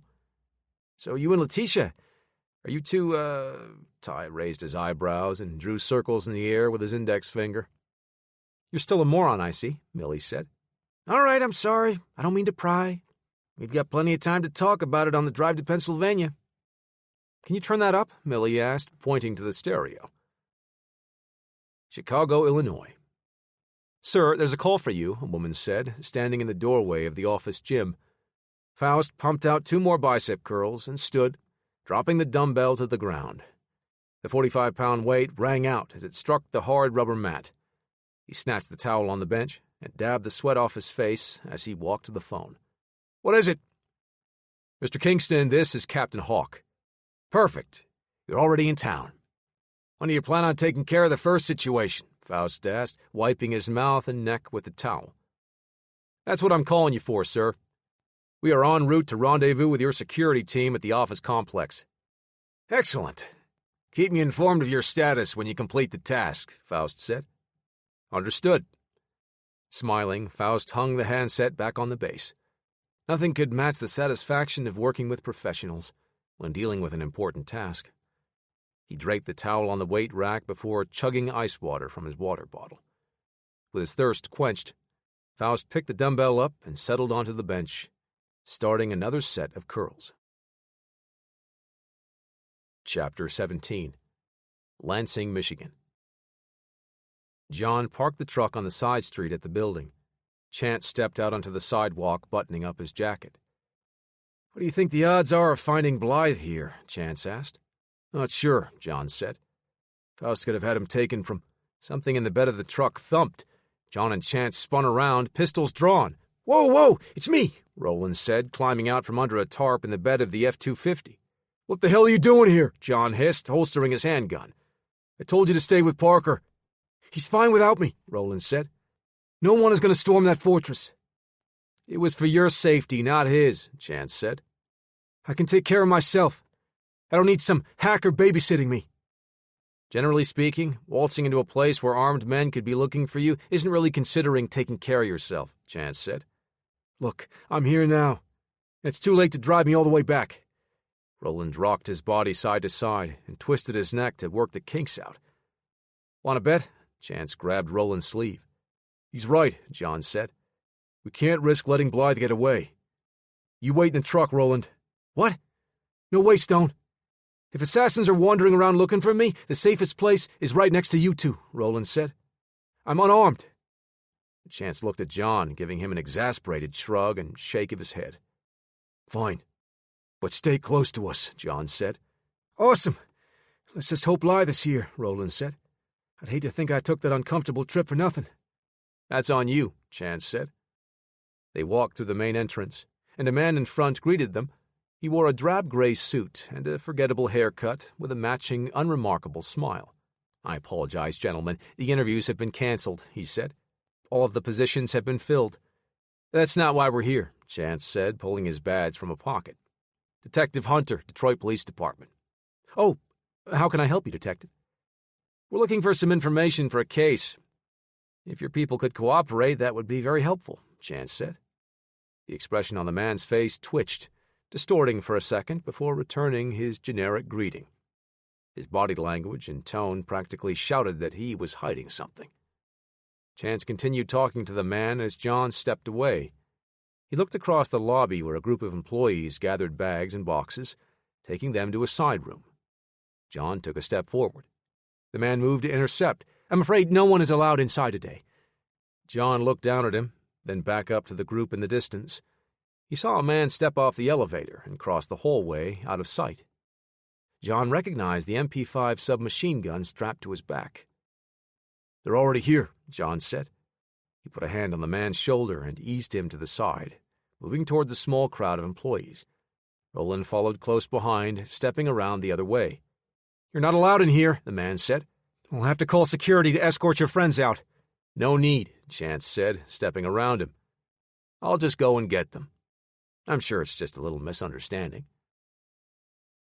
Reading, Pennsylvania. Millie jabbed at the volume knob to mute the music as Ty rounded the corner at close to the speed limit, approaching the address Parker provided. "Hey," Ty said, stunned that she had the gall to touch his stereo.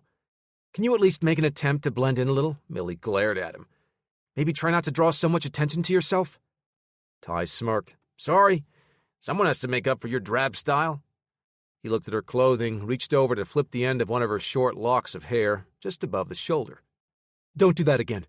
Unless you can shift gears with a broken wrist," Millie said. All right, Ty said, holding his hands up at his shoulders. "Stop the car. I'll approach on foot," she said. "Wait for me here, and try to keep out of sight." "Yes, Your Majesty," Ty said, with a seated mock bow. She retrieved her backpack from the back seat, emptying most of the contents to make room. Tucking an arm in one of the straps, she kept her eyes straight ahead, only taking in sideways glances at the target building as she moved along the sidewalk. The activity in front of the building stood out as people milled about, some stepping inside, only to be ushered back. Most wore suits and ties, but a few had on casual attire. Millie had no problem slipping into the group from the outskirts and working her way to the front door. She read their body language and the way they interacted with each other. Like many office environments, most of the people didn't know anyone else outside of their small cliques. Everyone outside seemed on edge, though. A group of stern men and women in dark suits stood at the entrance and tightly controlled which of the confused people could enter the building. Bouncing from one group to the next, she used the stragglers as cover, adjusting her posture and facial expressions to fit in. Another group moved up, trying to get answers from the security-type personnel. They were on the verge of losing their tempers, just shy of shouting, as Millie's group entered the building. Once inside, she slid to the edge and stepped out into the lobby. More employees wandered around here, too. Some carrying boxes of personal belongings, while others stood at the receptionist's desk, looking for answers at the long-abandoned workstation. This was a mass layoff, and the scene had created plenty of chaos. Perfect cover for Millie to accomplish her task. Security personnel directed visibly upset workers to and from their desks, helping as they boxed up anything they wanted to bring home. Millie melted into the group of people waiting their turn. A round man wearing a dark blue uniform with the car group logo emblazoned on his sleeve waved them forward. She stood shoulder to shoulder with the others as they followed down the hall into the open workspace. She slowed her pace enough to let the others pass, fading to the back of the crowd. As they reached an intersection in the halls, Millie fell behind and changed directions, covering the distance to the corner in several soft steps, pivoting around the wall. She looked at the pair of doors on either side, choosing one. Testing the handle, she turned it slowly, feeling the latch move freely as the door swung inward. She stepped through, easing the door shut behind her. Her quick scan let Millie assess the room, finding a couple of filing cabinets and a desk empty of clutter. She pulled the first drawer on the nearest filing cabinet, frowning as it offered up resistance. Millie tucked her index and ring fingers into her back pocket, retrieving the small set of lock-picking tools. Applying slight twisting pressure with a flat bar on the lock, she slid the racking tool in and out with two quick, sharp movements. The tumbler spun, surrendering to her prowess. She dug through the contents, finding nothing that would help Parker out. She continued, picking the locks for each drawer and each filing cabinet in turn. Her search had been fruitless. I need to find the executive offices, she thought, peeking back out into the hall. Chapter 18. Lansing, Michigan. A group of men and women with cartons of files parted as John stepped into their path. None of them spared him a second glance as they rushed to drop the boxes into the corner. Roland and Chance reached John as they walked down the hall. Roland stopped one of the women as she passed. "What's going on here?" he asked. "They're laying everyone off," she said, sadness in her eyes, slowly succumbing to anger. "They told us to bring everything we've worked on in the past year and stash it there." She pointed to the pile of boxes in the corner. Roland nodded and let her pass. "Looks like we found the right place," he said. "But did we get here in time?" Chance asked. John slowed at the corner where he saw the armed guard walk by. A pair of men in off-the-rack suits brushed past them, barely mumbling an apology as they emerged. Holding his hand out to signal Chance and Roland, John adjusted his stance, preparing for someone approaching. Shuffle click, the guard's feet dragged as he turned the corner, shoulders sagged, and thumbs tucked into his belt.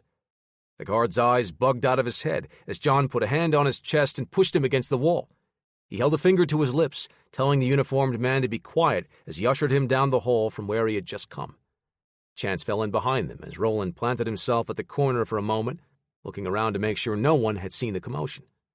All of the employees were preoccupied with their own problems, missing everything happening around them. Reading, Pennsylvania. Millie heard another group approaching and saw a guard leading them as they walked by. The employees followed, heads down, feet shuffling. All hope lost. Millie slipped into the group, and in an instant was moving with the same dejected posture. She kept her head on a swivel, trying to see as much as she could as they walked the halls. Millie spotted a guard heading for a stairwell. Of course. The good stuff has got to be on the second floor. The man pulled a key card hanging on his belt, swiping the plastic badge in front of the card reader. The guard escorting them pulled the radio from his belt. "Another group headed your way," he said. As they reached a set of double doors, the man stopped, but Millie continued forward, bumping into him. She looked up, eyes wide in horror. She apologized profusely, as if he was about to arrest her. The man's annoyance was palpable as he mumbled some kind of warning, making sure his last words could be heard by everyone else in the group. "Just watch where you're going, all right?" Millie nodded, pursing her lips and looking down at his feet again. The guard fumbled for his keys, unlocking the doors and letting the crowd through. Another guard waited to escort this group inside as the first closed the doors behind them, the metallic clack bidding them farewell. The employees had dispersed, finding their cubicles in the maze of workstations. Millie walked with the rapidly thinning herd until everyone reached their destination. She ducked behind one of the cubicles, sneaking into a conference room. The glass walls wouldn't provide any cover, so she crawled under the table, using the chairs to obscure the view from the outside. Millie scanned the area around her through the glass, taking in as much as she could through the gaps between chairs. At the far end of the workspace, she spotted another stairwell door. She didn't have much time before the rest of the employees had their possessions all boxed up. She kept her body low, taking long strides with her legs while supporting her weight on her hands. At the stairwell entrance, Millie pulled the key card tucked into her waistband, after having lifted it from the guard when she intentionally bumped into him. She swiped it across the reader, watching as the box let out a happy chirp.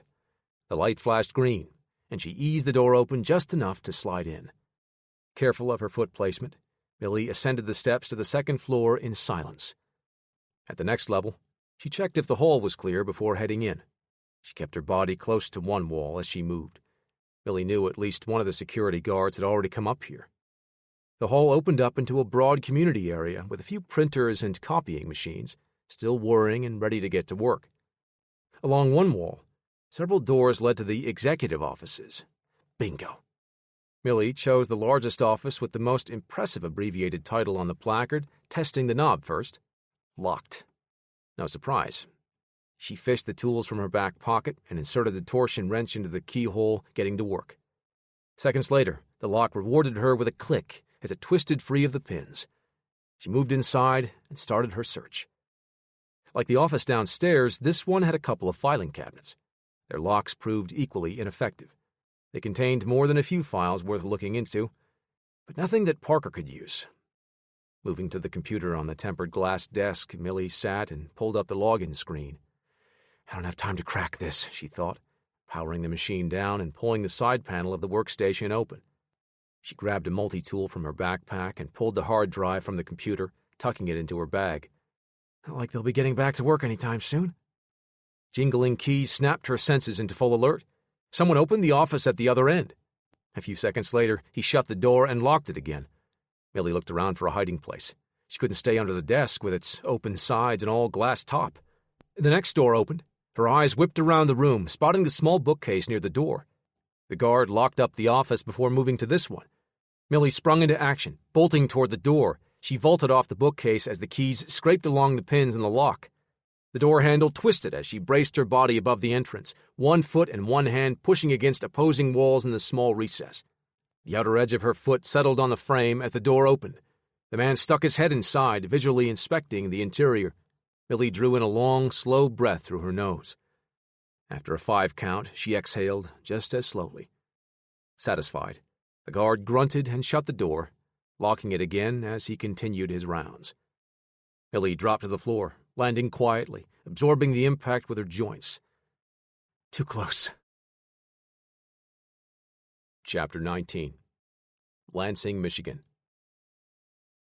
"Open the door," John said to the guard as he passed the man's MP5 and spare mag to Roland. "I don't know who you guys are, but these aren't the kind of people you want to be messing with." He fumbled the keys in his hand, almost dropping them. "Actually, yeah.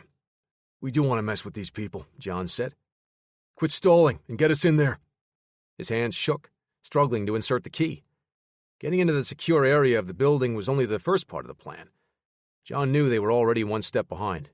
He would need this man's help to find Blythe before the security team could get him out. Only the vague hint of bodily harm kept this guard motivated to provide assistance. But the man's body language told John that it wasn't the future of his career that this man was concerned with. He had real fear of someone inside the building. At an intersection, John clamped a mitt around the back of his hostage's neck. "Which way to get to Owen Blythe?" He gave it an extra squeeze, letting the man know there would be no forgiveness for betraying them. "Right! Ow! Right! Right!" The guard hunched his shoulders and pointed down the shorter hallway. "He's in the main security control room." John eased the pressure and led the group to the right. The hall that greeted them had 2 pairs of doors on opposing walls. "Keep moving." John pushed the man ahead, easing the pressure on his grip. Halfway down the hall, another guard rounded the corner. He looked up and nodded at his buddy, but the spark of recognition faded fast when he noticed the frightened look in the other man's eyes and the 3 strangers behind him. The guard reached for his submachine gun. John pushed the hostage face first against the wall as his hand dropped to the Colt 1911 in his holster. Chance had his Beretta out before anyone else had their weapons ready. "Detroit PD, hands up," he said. John had his pistol pointed as Roland braced his weapon against his shoulder. The guard had his MP5 tucked against his body. Even outgunned, John could see the burning defiance in the man's eyes. "This isn't your jurisdiction, pig," the guard said. John's jaw muscles tightened as his finger pressed into the face of the trigger. With the hammer back, it would only take 4 pounds of pressure to punch a hole into his target's chest. "Blake, please drop your gun," the other guard said, his words distorted by the wall mashing into his face. "I don't want to die."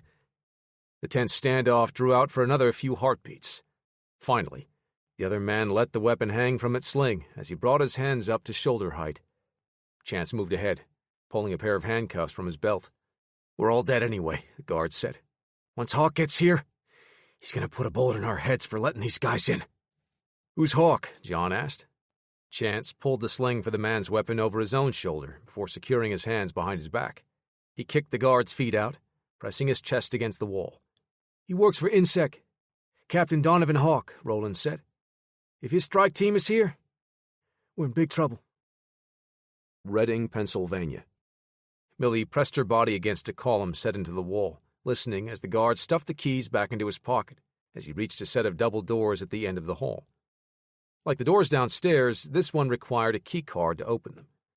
Millie needed to get in the room and didn't have time to wait. She weighed her options, thinking about the stealthiest approach. Her eyes drifted upward to the acoustic tiles. The drop ceiling had a large hollow area above for all of the building's wiring and ducts. She took 3 short steps and leaped, kicking off the side of the column. Her hands poked through the tile, forcing it upward. Millie pulled her body up, nudging the textured panel to the side. She propped herself onto a support beam and settled the tile back into place. Listening for any activity, she pulled a small flashlight and looked over her notes, memorizing precisely what Parker would need. Any and all files mentioning Vincent Treadwell and the Silver Creek privatized prison was first on her list. The rest had been listed as optional, but she ran her thumb along the name INSEC. The guard below her exited the room and moved down the hall. Millie lifted the panel enough to watch as he turned the corner. She dropped down with the stolen keycard in her hand, swiping it the instant her feet made contact with the low-pile carpet. She turned to look around inside the room. Jackpot. Someone had been gathering up all of the critical files, organized into boxes stamped with company logos. Most had the Car Group insignia, but the few with the International Security brand stood out in stark contrast. She shrugged the backpack off and started her search. Millie had to set aside her personal feelings. She wanted to take down the people in her past that ruined her life, a group known as the Order, led by a woman named Rebecca Flair. The only connection Millie had was the vague link to INSEC, but if taking down the Carr group could help in that regard, Millie might possibly be able to bank the favor and call on this Parker guy to help when she made her move against the Order. She found the files on Treadwell and took what she needed, zipping the backpack closed and pulling the straps over her shoulders. This was a far more complicated web than she realized. Too many influential people ruining countless lives. Millie realized now that a group with the connections that Parker had could prove invaluable. She exited the room and turned to leave when a gruff voice grew in volume. The shuffling footsteps of at least 2 men approached. Millie jumped up, pushing off the door handle with her foot.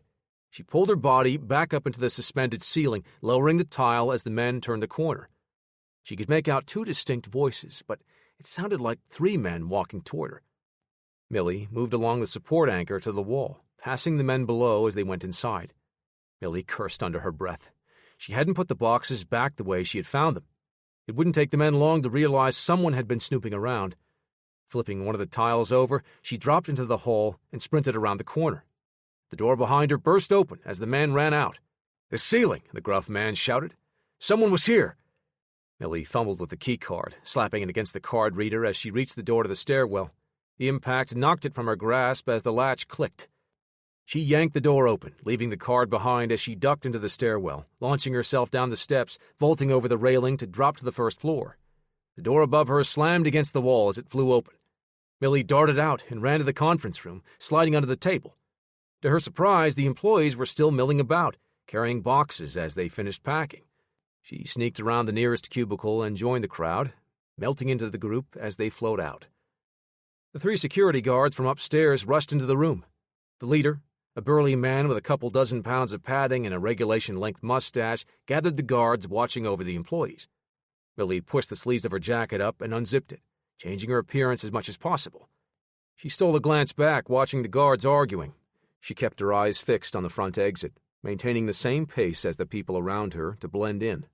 The angry guard with the mustache shouted, "Search everyone before they leave. Someone broke into the lab and took several files that aren't to leave the premises."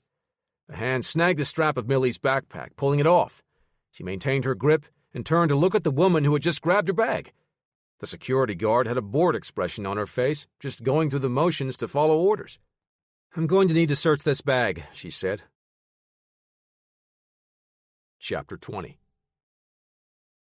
John yanked the second guard's security badge and pulled the keys from the man's pocket. "Let's get Blythe and head out." The guard laughed. It was a forced sound, the fear evident. "You guys are never going to—" Another group of people rounded the corner at the far end of the hallway. The man in front wore a military-style uniform with a rifle strapped in front of his body. The man behind him had on a suit and tie and glanced around nervously as they stepped into view. "That's him. That's Owen," Roland said to John. "Forrester," the military man said. A blur of movement snapped around the 2 men, a woman leaning out to open fire. John pulled Roland back behind the corner as Chance dove to the other side. The muzzle flash pulsed, followed a split second by the rattle of burst fire. Bullets tore the guard's chest open. A spray of blood escaped his lips as he gurgled and fell back. "INSEC!" John shouted, leaning out to pull the other guard back. Roland brought the MP5 up to his shoulder and returned fire. The 3 figures had already fallen back behind cover. "I'm going after Blythe," John said, firing 2 shots down the hall. Chance dropped to a crouch and fired a burst to keep the attacker from popping back out. "We need to find a different way. This hallway is a death trap." The other guard shouldered Roland away and sprinted down the hall, hands cuffed behind his back. "Don't shoot! I'm on your side!" The woman leaned out again, almost laying prone. The muzzle flash and same rapid triple burst echoed out, stitching a trio of holes into the guard's leg and hip. He screamed in agony as a second burst tore into his throat and jaw. "They're pinning us down to give Blythe the opening to escape. I'm going around that way." John pointed his thumb back to a second hall that ran parallel. "Hold this spot and don't let them through here." "He should have taken one of these," Roland said, holding up the MP5. Chance leaned out and fired another short burst. "I'm pretty sure we're going to need them more, kid." John swiped the security badge, waiting for the beep and click as the lock disengaged. He shoved the door open and moved quickly through the halls, glancing into each of the offices, his pistol held at low ready. Running now, John rushed through the halls until he reached a steel door. He slapped the keycard against the reader, but the flashing red light and the digital buzz was the only response. Trying the first few keys on the key ring, John felt the frustration bubbling up as each inserted all the way into the lock but didn't turn. He could hear voices issuing orders on the other side. The car group security team said Owen Blythe, and if he didn't get through, they were going to escape. John tossed the keys and took a step back. He launched a front kick, his foot hitting like a battering ram near the door's latch. The steel rang and groaned in protest, but it held fast. Another kick hammered a dent into the metal panel and bent the frame. The voices on the other side grew frantic as the commotion got louder. John leaned back and launched himself forward, letting out an angry growl through gritted teeth. His shoulder slammed into the steel door, bending the metal and ripping the frame from the wall as it flew open. Staring into the wide eyes of one of the security team, John barreled into the room. The man tried to track John's movement with the muzzle of his SMG, but the ranger clotheslined him over the railing of the short landing leading to the back warehouse area. His arm hit like a 2x4, flipping the guard's body fully as he smacked on the unforgiving concrete. The rest of the guards scattered. Most ran for the vehicles parked near the rolling steel doors, while the rest scrambled for cover. John vaulted over the rail as they opened fire, their H&K MP5s peppering the walls with 9mm bullets. John found cover behind a company truck and leaned out near the rear bumper to return fire. The more powerful .45 caliber rounds dropped the nearest assailant. Chance shouted, "Go!" as he backpedaled, letting loose with a pair of extended bursts until his weapon ran dry. Roland turned and ran, sliding around the corner. He leaned out and prepared to offer covering fire. Chance sprinted in his direction before the attacker could re-engage. Roland's MP5 bucked in his hands, giving the detective the cover he needed to reach the end of the hall. "Who is that?" Chance asked. "That's Burst," Roland said, still staring along the weapon's sights. "She's part of Captain Hawk's team." "Detective Chance Hunter, I presume," a man shouted from the far end. "I'm going to make this easy for you. Toss your weapons out into the hall and surrender. I promise no harm will come to you." Chance looked at Roland, eyebrow raised. "Hawk?" he said, mouthing the word. Roland nodded. "I've got a counteroffer," Chance said. "How about you and your lady friend drop your guns and give yourselves up? I'll even read you your rights and everything." "This is a little outside of your jurisdiction," Hawk said. "Yeah, well, I'm sure the DA will overlook that during your arraignment." "Listen, detective, you are outclassed in every way," Hawk said. 2-on-2, Chance said. "I like our odds." He swapped magazines and chambered around. Laughter echoed down the hall from more than two people. 4, a female voice said. Roland's face drew down, the color draining away. Chance looked at him with a quizzical expression. "Flash," Roland whispered. "She's also part of the team." "Flash? Burst?" Hawk must read too many comic books, Chance said. "Hey, Hawk, you and your Charlie's Angels are about to be surrounded.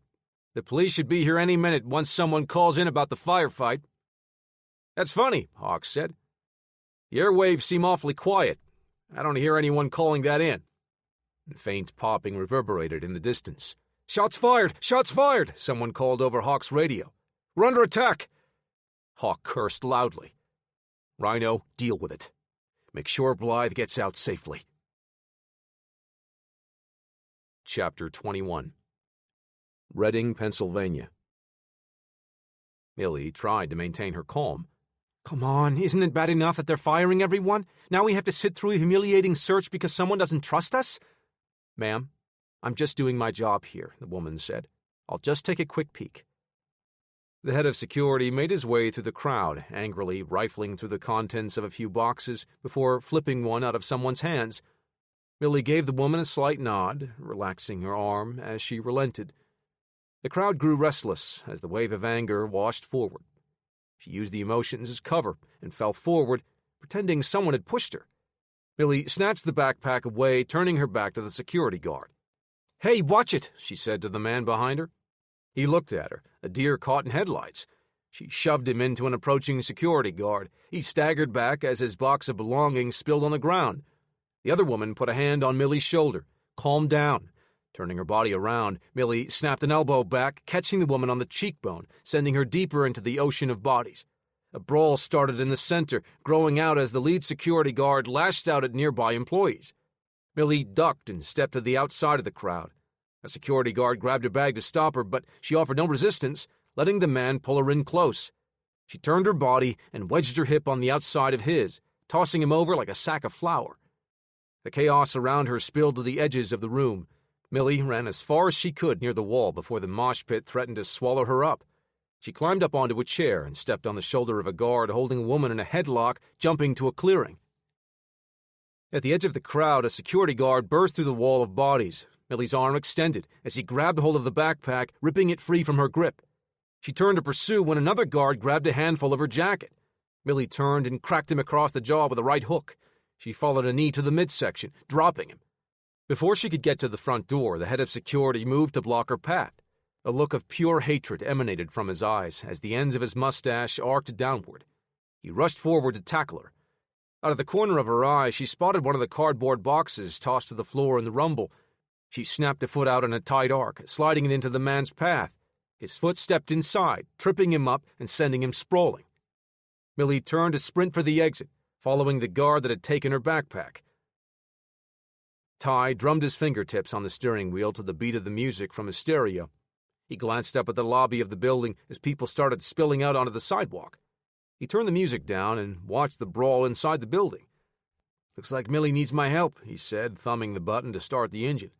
He snapped the gear shifter into first and disengaged the clutch, feathering the throttle for a smooth takeoff. The battle inside grew more chaotic. A pair of security guards from outside ran into the building as another exited past them. The guard that left had Millie's backpack over his shoulder, shouting something into the radio. Ty rocketed around the corner, making his approach as a car group SUV pulled up in front of the building. He shifted to second gear, building up speed as the guard made his way around to the passenger side of the vehicle. Ty screamed up from behind the SUV, whipping the tail end of his Lancer around in a tight semicircle. The rear fender caught the man's hip, scooping him up as the spoiler flung him over the hood of the waiting vehicle. Millie rushed out of the building, taking the steps down to the sidewalk in a single leap. She hit the ground and rolled over her shoulder, scooping her backpack off the ground next to the guard, groaning and holding his ribs. Ty shifted down to first and started to burn out the tires. Millie whipped the door open and leaped into the passenger seat. "Go, go!" She jabbed her finger forward several times. Ty released the brake and the Lancer launched like a rocket. The SUV turned around and gave chase. Two more vehicles screeched around from the back of the building, joining the pursuit. Millie turned in her seat, looking out the back window. "They're after us. You gotta lose them."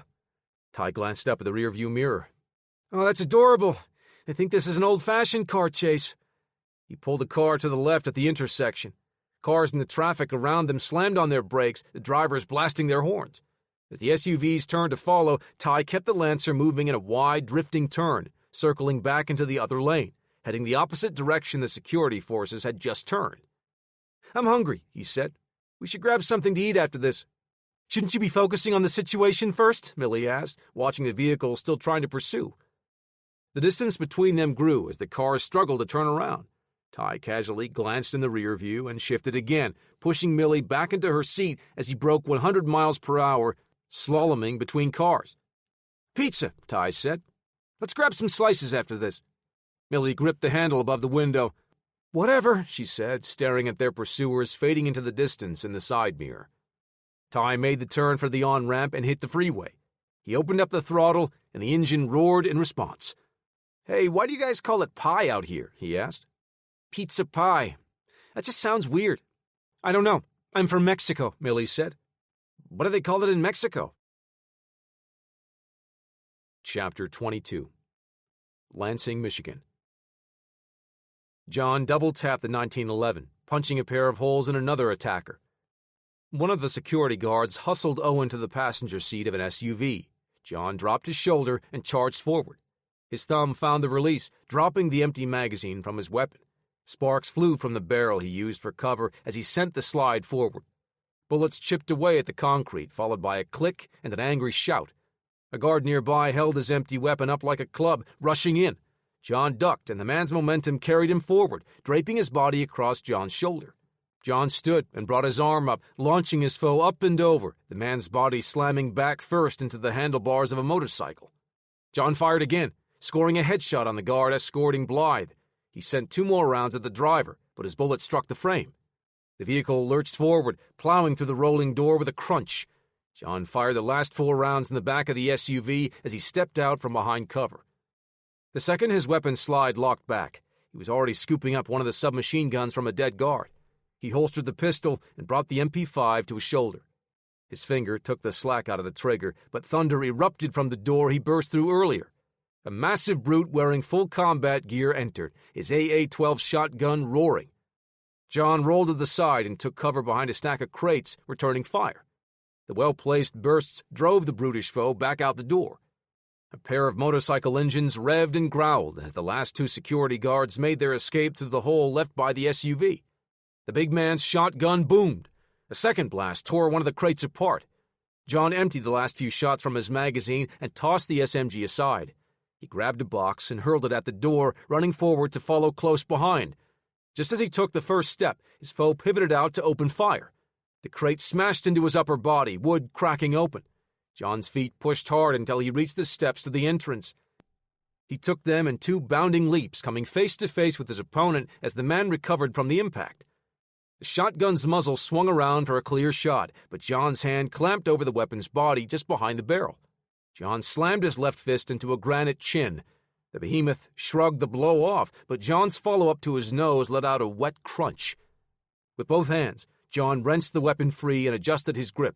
Before he could get his hands in position to fire, a club-like forearm swatted the shotgun to the side. John felt a pair of enormous hands grab his shirt at the shoulders and whip him around, pulling him into the hole. His back struck the wall with enough force to crack the wood paneling.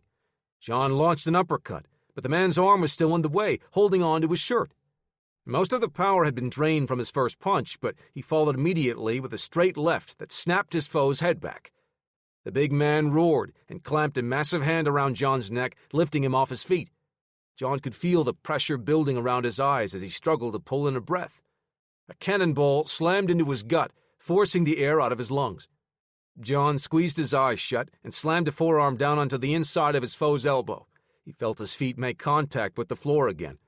John grabbed the man's wrist with his left hand and lashed out with the web of his hand between the thumb and forefinger.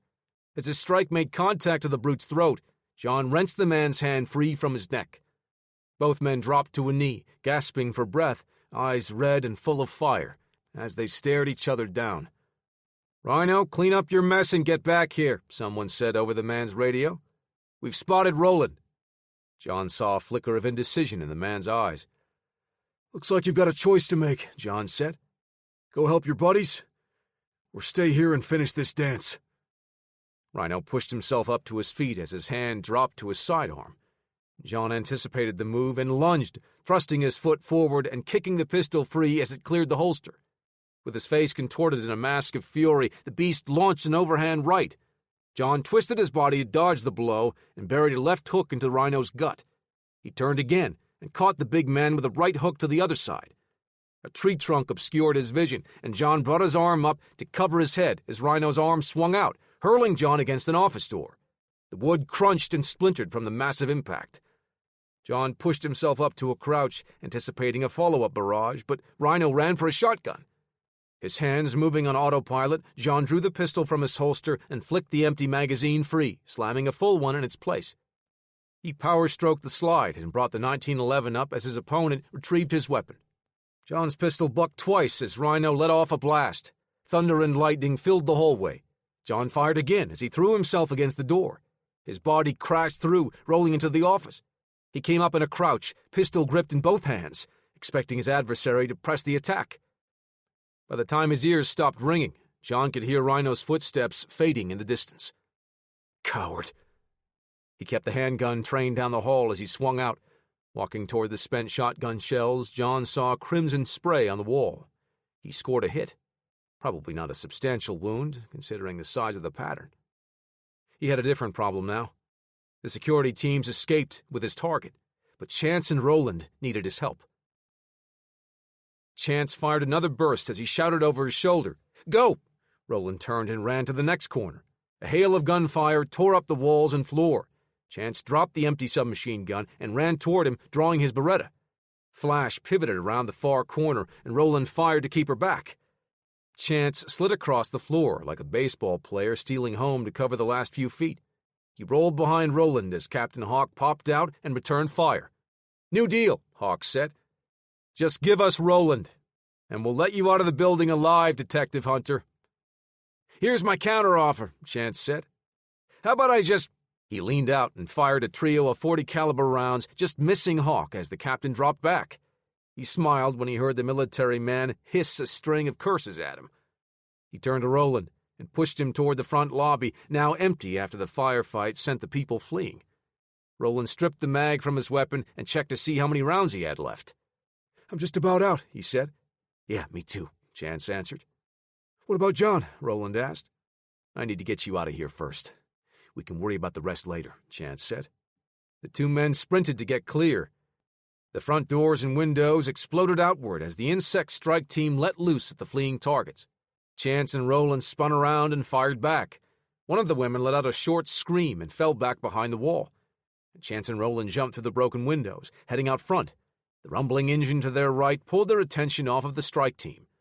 A car group SUV turned the corner, driving past the two. The passenger pointed at them, shouting something to the driver. A motorcycle screamed around the corner and popped up onto its rear wheel as the rider caught up to the fleeing vehicle. "I'm guessing they got away with Blythe," Chance said. Roland turned back to the front and fired his weapon again, driving Hawk back once more. "I'm out," he said. "We need to find a vehicle," Chance said. "We're too far from the truck." A second motorcycle skidded around the corner. Chance smiled. "Ask, and ye shall receive." Chance and Roland made their way to the street toward the motorcycle. The man on the bike reached behind and pulled out his MP5, firing from the hip. Chance dove and rolled to escape the attack into the path of the rider. As the man swung the muzzle to the front, Chance jumped up, turning his body around and driving his foot out. The spinning back kick shattered the windscreen, and Chance's foot crunched the rider's sternum as it drove through. The motorcycle fell and slid across the asphalt, a trail of sparks following it. "Let's go," Chance said as they ran for the bike. Hawk's weapon barked, punching holes into the seat of the motorcycle. Chance and Roland scrambled away as Burst and Flash joined in the assault, their bullets chasing the duo behind the concrete pillar at the bottom of the steps. Chance leaned out and fired the last 4 rounds from his Beretta. The team took cover, except for the mountain that stepped out. Rhino shouldered his shotgun and peppered the ground in concrete cover. Chance rolled back. He held up his pistol, showing the slide locked open. "Hate to say it, kid, but we need to make a run for it." Roland pressed his lips together, his mouth drawing a straight line across the lower half of his face. He nodded and rose up to a crouch. "On 3, Chance said. Before he could start the count, the rest of the strike team poured on the fire, realizing their opponents were out of ammunition. Chance and Roland shrank back, covering their heads as the concrete barrier slowly disintegrated. The angry roar of a V8 engine answered the barrage of gunfire. The F-250 bounded around the corner, skidding to a stop as John leaned out of the window, opening up with his M4 carbine. His first shot shattered what glass remained around Hawk. Rhino stopped in his tracks and rolled behind a low concrete wall as John shifted his aim toward the brute. "Move!" he shouted as he continued the counteroffensive, driving the two women into the building. Chance grabbed Roland's collar and pulled him up as they bolted for the truck. John whipped the empty mag to the side and slapped a new one in. The second long delay was enough of a gap for Hawk to push forward with a second attack. The strike team commander's bullets punched holes into the fender and door in neat 3-hole clusters. Chance and Roland leaped into the bed as John stomped down on the gas, firing a long burst as he sped away. Rhino ran out into the street as the distance grew, emptying his shotgun, but the buckshot lacked the sufficient accuracy and power at the longer range. Captain Donovan Hawk strode out into the middle of the street. Police sirens wailed in the distance. He replaced the partial mag in his rifle to top the weapon off. "Should we go after them, sir?" Rhino asked. Hawk shook his head. "Not right now. We've accomplished our primary objective. Roland will have to wait." Burst joined them. "Sloan is getting the truck. We need to go before the cops get here." "Rhino, just so I know I wasn't seeing things, that was John Stone, right?" Hawk asked, looking up at the giant to his right. "Yeah, that was Stone," Rhino said, pinching the bridge of his broken nose. "Sorry I wasn't able to take him out back there." "It's not your fault," Hawk said. "We were sent in with incomplete information. Faust neglected to mention whom we would be facing. Chapter 23. Detroit, Michigan. Chance rolled the door closed as John pulled the truck into the safe house. Roland climbed down the rear bumper and joined the others. John reloaded the carbine and his pistol, grabbing a couple more magazines to stuff into his belt. Parker stepped out of the office space, looking into the truck. "Where's Blythe? Did he get away?" John nodded. "Faust had a team there already. Professionals." "Oh," Parker said. "Are you guys okay?" Roland pulled his hand away from the side of his head, looking at his blood. "I'm sure we'll live, but I've got a few more cuts and scrapes to clean up." He wiped his hand on his shirt and headed for the bathroom. Chance pulled his pistol from the holster, looking at the arsenal on the wall. "I suppose you guys have any mags for a Beretta 96? John rubbed the back of his neck. "No, but if you're partial to .40 caliber, I'm pretty sure there's a Glock 23 in there somewhere." "What should we do now?" Parker asked. "I need you to pull up as much information as you can on a Captain Donovan Hawk," John replied. "I have a feeling this isn't going to be our last run-in with him." "Right. I'm on it." "What about the second location?" John asked. "Any luck with that?" Parker's face lit up. "Ty succeeded. He and his friend got the information we need."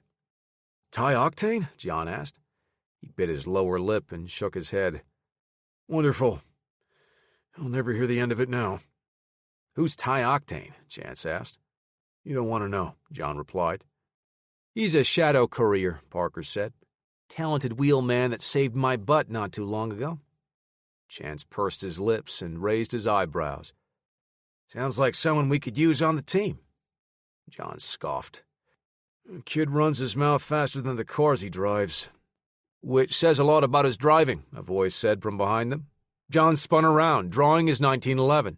Chance pulled the side of a Glock 23 and also took aim at the man stepping out of the shadows. He had his hands up, grinning as he walked into the middle of the room. The man was lean and fit, with short brown hair that had flecks of silver streaking through. He looked to be in his 50s, and he was wearing a very expensive suit. "Easy, boys. I'm here to help." "Mr. Chambers?" Parker asked. "How did you get in here?" John asked. "This is my place," Travis said. "I've got the keys." Travis pulled his laptop out of the leather messenger bag and set up next to Parker's beastly rig. "I've got to commend you on discovering my identity, Mr. Lewis. So let's see what else you've got," Travis said. Parker flushed and grinned before regaining his composure. "We weren't able to get our hands on the insect recruiter, but a friend was successful in grabbing a few things from, yes, Ty. I heard all of that when I came in." Travis booted his computer and checked the time on his Tag Heuer. "That's about an 8-hour drive. He'll probably knock it out in 5 or 6, but knowing him, he'll probably make a stop or two along the way. They should be here later this evening." Parker sat and stared. "How do you know so much about us?" "Connections, Mr. Lewis," Travis said. "Unless you're talking about Ty in Pennsylvania. That was in your report." "Who are you, anyway?" John asked from the doorway. "He's my contact," Roland said, walking up to the desk to shake Travis's hand. "I found him while looking for the truth about INSEC. He found me, I mean." "To answer your question, Mr. Stone, I consider myself an independent contractor. A consultant, if you will," Travis said. "What's your background?" Chance asked. Travis smiled. "We share a similar background, Detective. I spent quite a few years in the 80s as a vice detective in Miami." "Yeah, you probably ran around dressed like Sonny Crockett," Chance said. "But what have you been doing after that?" "I like to think I inspired that aesthetic," Travis said, straightening his shirt and brushing the imaginary dust from his shoulders. "That doesn't explain all of this," John said, gesturing around the room. Travis folded his arms, leaning back in his chair as he looked around. "I've had a somewhat storied career, you could say. Had a couple of run-ins with the Russians, which led me to a few CIA connections. From there, I did a little work with them on and off throughout the 90s.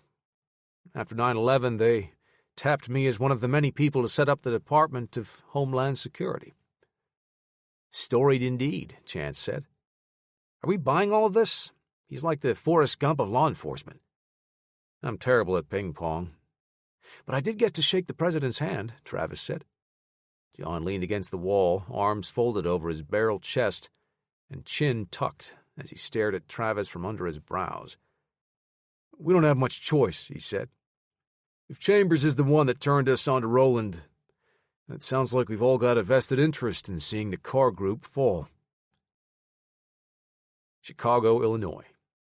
Sir, it's Captain Hawk, Faust's assistant said, passing the phone to the back seat. Faust grabbed the phone and gave her a nod to raise the privacy screen. What's the status on your task, Captain? Asset secured, Hawk said. But there were some complications. Faust furrowed a brow. Complications? I sent you to pick up one of your own guys and escort him to me. We've got Mr. Blythe, but we met some resistance, Hawk said. Well, fill me in, Faust said, losing his cool. Did a couple of mouthy suits ruffle your feathers? Roland Forrester brought a couple of friends with him. Faust sat up in his seat. Forrester was there? Did you kill him? No. Detective Hunter helped him escape. More importantly, the other man was John Stone, Hawk said. Is that name supposed to mean something to me? Faust asked. For a man in your position, I imagine he would mean a lot to you. He's the one responsible for killing Price Wyndham, Hawk said. That was Marvin Van Pierce, Faust said. It was Van Pierce's team, the Hostile Response Division, but Stone was directly responsible for much of the damage that group has caused to our associates. I'm really not sure how that is relevant. He killed almost a dozen of your men, Kingston, Hawk spat, his voice a low growl. You should have done your due diligence and provided me with the intel that John Stone was involved. Diligence? Faust leaned forward in his seat, his knuckles whitening as he gripped the phone harder. I'm spending a substantial chunk of coin for your team to intervene in the matter. If one man is too much for you to handle, perhaps I can call your commanding officer directly, and he can find another team to deal with this John Stone. Faust ended the call and stared at the black screen, attempting to control his breathing. His lips pulled back as he bared his teeth, hurling the device across the car, shattering a whiskey tumbler. The privacy screen rolled down. Is everything okay, Mr. Kingston? I'm fine, Renee, Faust said, looking out the window. Sir, you're bleeding. Renee leaned in through the small gap. Faust touched a finger to his cheek, where he felt something hit him when he threw the phone. It came away red, glistening in the afternoon sun. He rubbed his thumb and forefinger together. Renee, cancel the meeting. Take me back to the office. Chapter 24. Detroit, Michigan. Travis stood behind Parker, hands in his pockets. He ran his tongue across his lower lip, watching the wall of text scroll up the screen. The computer wizard kept his eyes fixed on the screen as his fingers occasionally darted over the keyboard, altering the width of the text blocks flying by. Can you even read that? Travis asked. Not all of it. I'm only looking for patterns right now, Parker said. The software is doing all the reading. What's it saying? Travis asked. Nothing. Parker turned his chair to face Travis. Nothing we don't already know, anyway. Perhaps you know a few details I can use as parameters to narrow our search. Or you can just spill it and tell us what we're actually searching for, Chance said. I would if I knew, Detective Hunter. Travis looked at his watch again. At this point, I know what you know. The Carr Group is potentially abusing their power and forcing inmates to forego longer sentences for service with a private defense contractor like Mr. Forrester. Then let's shift our focus, Roland said. Let's find out what we can about INSEC and take them down. I'm afraid we've got to take these dominoes down in order, Travis said. All of our intel ties the two entities together. But we've only got dirt on Carr. What about Central America? Roland asked. That mission was just an excuse to exterminate the locals. I was there. I saw it. Unfortunately, Mr. Forrester, I've seen the paperwork. Central America was a legitimate operation. INSEC was hired to accomplish an objective, which they did, Travis said. Yeah, and then they slaughtered the people in the village there after they already surrendered, Roland said. Chance put a hand on Roland's shoulder. Chambers is right. Our case against Faust is strong and only getting stronger with each piece of evidence we find. Once he falls, that gives us more evidence to shift our focus to international security. Roland's body tensed. He lifted his chin and took in 2 deep breaths. Hawk needs to go down. We have to take INSEC out. I get it, kid, Chance said. Trust me, they'll topple as well. Tires skidded across the gravel, followed by a series of short horn blasts, repeating in an obnoxious pattern. We've got company, Chance said, drawing his pistol. It's Ty, Travis said, looking at his watch. He's a little early. Ty's car rumbled to a stop as he pulled into the safe house and killed the engine. He hopped out and tousled his fingers through his spiky hair. You guys look like a bunch of sad sacks. I'm here now, so we can start the party, he said. Millie walked around the car and unslung her backpack. Are you Parker? Yeah, that's me. So you're Ty's friend? She stopped short of scoffing and rolling her eyes. No, we're not friends. I brought donuts, Ty said, pulling a white box from the back seat. Help yourselves. He took one and handed the rest to Roland. It's after 6 p.m., Chance said. What are you worried about, Black Dynamite? Just move your cheat day up. Ty walked over to Parker, clasping hands and pulling him into a shoulder bump. No gunshot wounds? Parker asked. Faster than a speeding bullet, baby, Ty said, before stuffing half the donut into his mouth. Mr. Octane, Travis said, extending his hand. Ty slapped it, leaving some powdered sugar residue. Call me Ty, Pops. No need for formalities here. Travis brushed his hands together. Thank you for your help. Those files should be pretty helpful to us. Ty just shrugged with a crooked smile and took another big bite. Where's John? He asked around a mouthful of pastry. Right here, John said, joining the rest of the team. I see you haven't lost any of your charm. You didn't get any bear claws or maple bars? Chance asked, looking into the box of donuts. Bear claws? What are you, a cop? Ty asked. Chance grabbed a donut with sprinkles on one half. Actually, yes, I am. Detroit Police Department. Oh, sorry to hear that, Ty said. Hey, can we focus on the task at hand? Millie asked, following Parker and Travis to the office. Travis organized the files from Millie's backpack. He handed the hard drive to Parker. What's this? Parker asked, looking up at Millie. She shrugged. Took it from one of the computers in an executive office. I didn't have time to crack the login screen and dig through the data, so I just pulled it. Parker smiled and nodded. I think I can work with this. He pushed his chair back, rolling to the other side of the large cubicle. Fishing in one of the drawers, he found a spare cable and hooked the hard drive up to his computer. Are you going to be able to pull anything from that? Travis asked. That's the easy part, Parker said. The hard part will be digging through everything on here. I've got programs for all of that normally, but we don't know what's on here, so one of us will have to do it. Travis held his hands up. I can barely check my emails. I can do it, Millie said. Who are you again? Travis asked. Just a concerned citizen. My friends call me Millie. Travis snapped his fingers. New York. Parker and Millie both furrowed their brows, sharing quizzical glances with each other. The remote data facility in upstate New York, Travis said. The press reported it as a fire, but I saw the files. There were quite a few bodies inside, most wearing first-generation insect gear, armed with military-grade weapons. I'm sorry, I don't follow, Millie said. Look, I'm not here to arrest anyone. I followed the trail as best I could, Travis said.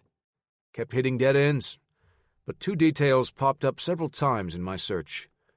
The Greeks and 9 Millie. That's you, right? The muscles in Millie's jaw worked as she rubbed her temples. I hate that name. Travis raised an eyebrow and smiled. We don't always get the luxury of picking our nicknames.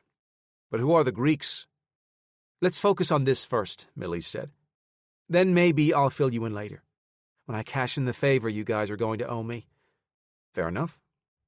Good to go, Parker said, pulling another chair up to the spare keyboard and mouse he set up. Once the screen shows, I can figure it out, Millie said, sitting down. Now for the fun part, Travis said. waving the first stack of pages. Chapter 25. Chicago, Illinois. Troy Sprague, Car Group's head of security, straightened his posture, held his head up, and walked with confidence into Faust Kingston's office. He wouldn't let the worm intimidate him today. Faust stood facing away from the door, hands behind his back as he stared out into the evening, watching the city's lights come to life. "Amazing view, isn't it?" Faust asked. Troy waited for a second before speaking. "You wanted to see me?" Faust turned to look over his shoulder. "I asked you a question, Sprague. This view is amazing, isn't it?" Troy stole a glance out the window and fixed his gaze straight ahead again. "Yes, it is." "Do you think I really built this company up, making my way right here by hiring incompetent morons?" Faust brushed a finger across one of his cufflinks as he walked around the desk. Raising a brow, Troy looked down at Faust. "I seem to recall telling you not to hire amateurs to do the work of a professional," Faust said. "Sir, my team is quite professional," Troy said. "Save it, Sprague. Your Boys and Girls Club couldn't stop one single woman from escaping with the files I sent you to retrieve." "She had help," Troy started. "Yeah, I can see that. Some Asian kid in a rice box tuner. Hardly the level of opposition that could outclass a team providing world-class security." Faust stood toe-to-toe with Troy, his nose just below the security lead's chin. In that instant, it was Troy Sprague that felt like the smaller man, almost shrinking away when confronted. He took a step back and heard a sound behind him. Troy turned to see a woman, even taller than he was, with the build of a professional athlete that was clearly on performance-enhancing substances. She met his stare, eye to eye, her cold demeanor pinballing the man back toward the CEO. Faust spun Troy around to face him again. "How many strikes did I say you had, Sprague?" "One. But I can fix this. I can get the files back." "Too late for that. You fat, no-tusk walrus," Faust said. "Mr. Kingston, please, just let me—" Faust nodded, and the woman snaked an arm around Troy's neck, pulling him up onto his toes. She looped her other hand around his arm, yanking it behind his back. Troy struggled against the woman's iron grip. Faust undid his cufflinks and rolled his sleeves up. "No second chances," he said, pulling the 5-carat diamond ring off his pinky. "No strike two." He pivoted around and dug into Troy's ribs with a shuffle hook, following with an uppercut to his solar plexus. Troy gasped as a line of drool slid down onto the woman's sleeve. "I'm a reasonable guy. I don't mind paying for results. But when you fail me," Faust snapped a fist across Troy's face, "I demand a refund. I demand my payback." Troy's body sagged, his ankles buckling under his weight. The woman grunted and hoisted him back to his feet. Faust crushed Troy's nose with a straight right, followed by a left and right hook to the ribs. "Let him go," Faust said, his face twisting into a lopsided grin. The woman released her grip, and Troy collapsed to all fours. He crawled forward and grabbed Faust's pant leg. "I'm sorry, boss," he wheezed. Faust pulled his leg free and turned to deliver a soccer kick to the downed man's ribs. Troy rolled to his side as blood and saliva pooled by his cheek. "Pick him up. I don't want his last act of defiance to be messing up my floors," Faust said. "And call Captain Hawk. Tell him to bring Blythe to the Wolf's Den personally."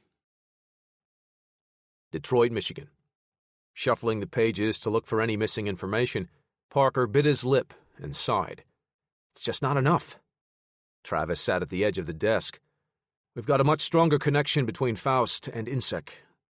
Maybe we can turn that into something." "We could, but that would set us back. It would be like starting another investigation," John said. "That might take years if we don't have a solid trail to follow." "John is right. Car Group is our best bet," Chance said. "Roland has some dirt on INSEC, but without concrete proof, it's useless in the courtroom." Travis sighed. He looked at his watch, then rubbed his eyes with his palms.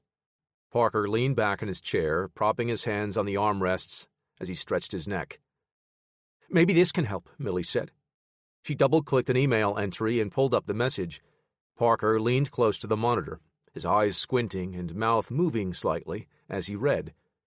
Parker's eyes widened. "John, look at this." John read the message. The muscles in his neck flexed as he balled up his fists. The Four Serpents. The what? Chance asked. The Four Serpents, Travis said. A terrorist cell that John helped bust up in Paris not too long ago. But what's the connection? He asked, leaning in to read the message. Faust handled some financial transactions between the Carr Group and Azar bin Hashim, the group's leader, Parker said. John closed his eyes and fought to calm himself. Get what you can, Parker. If Faust and the Carr Group are connected to bin Hashim, we can nail them for sure. With a nod, Parker rolled back to his computer, pulling up a window and leaning back to glance at the message again, typing what he saw as he kept his head turned. He double-checked the information on his screen and hit Enter. The rest of the team watched in silence as Parker and Millie exchanged information in short sentences. They both danced their way through digital encryption, Parker guiding the young woman as she followed his lead. Can you two maybe fill the rest of us in? Chance asked. Those emails included access information to a secure server that the Carr Group limits to execs only, Parker said. Care to elaborate? Chance asked. We could, but then we would be wasting time explaining what we're doing, Millie said. I like her answer, John said.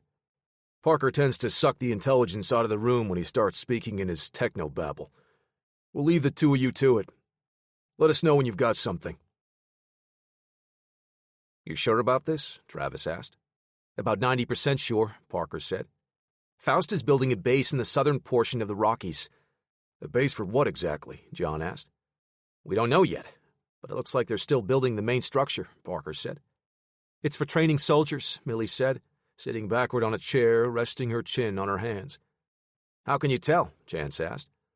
Look at this part, John said, pointing to the large open area on one side of the base. She's right. That could be for parking vehicles or something, Travis said. Maybe it's part of the motor pool or something. Those are lanes for shooting drills, John said. Look at the berms. It's facing away from any high traffic areas, into the mountains. There's also a track surrounding the base, Millie said. And I'm guessing that sizable bare spot is going to be for an obstacle course or something similar. Yeah, they've most likely got a gym inside, Roland said. It's set up almost exactly like the base I went to when I trained at INSEC, except much larger. So what is this place? Travis asked Roland. I don't know. I've never heard anything about some remote base in the Rocky Mountains, he replied. What are we supposed to do with all this information? Chance asked.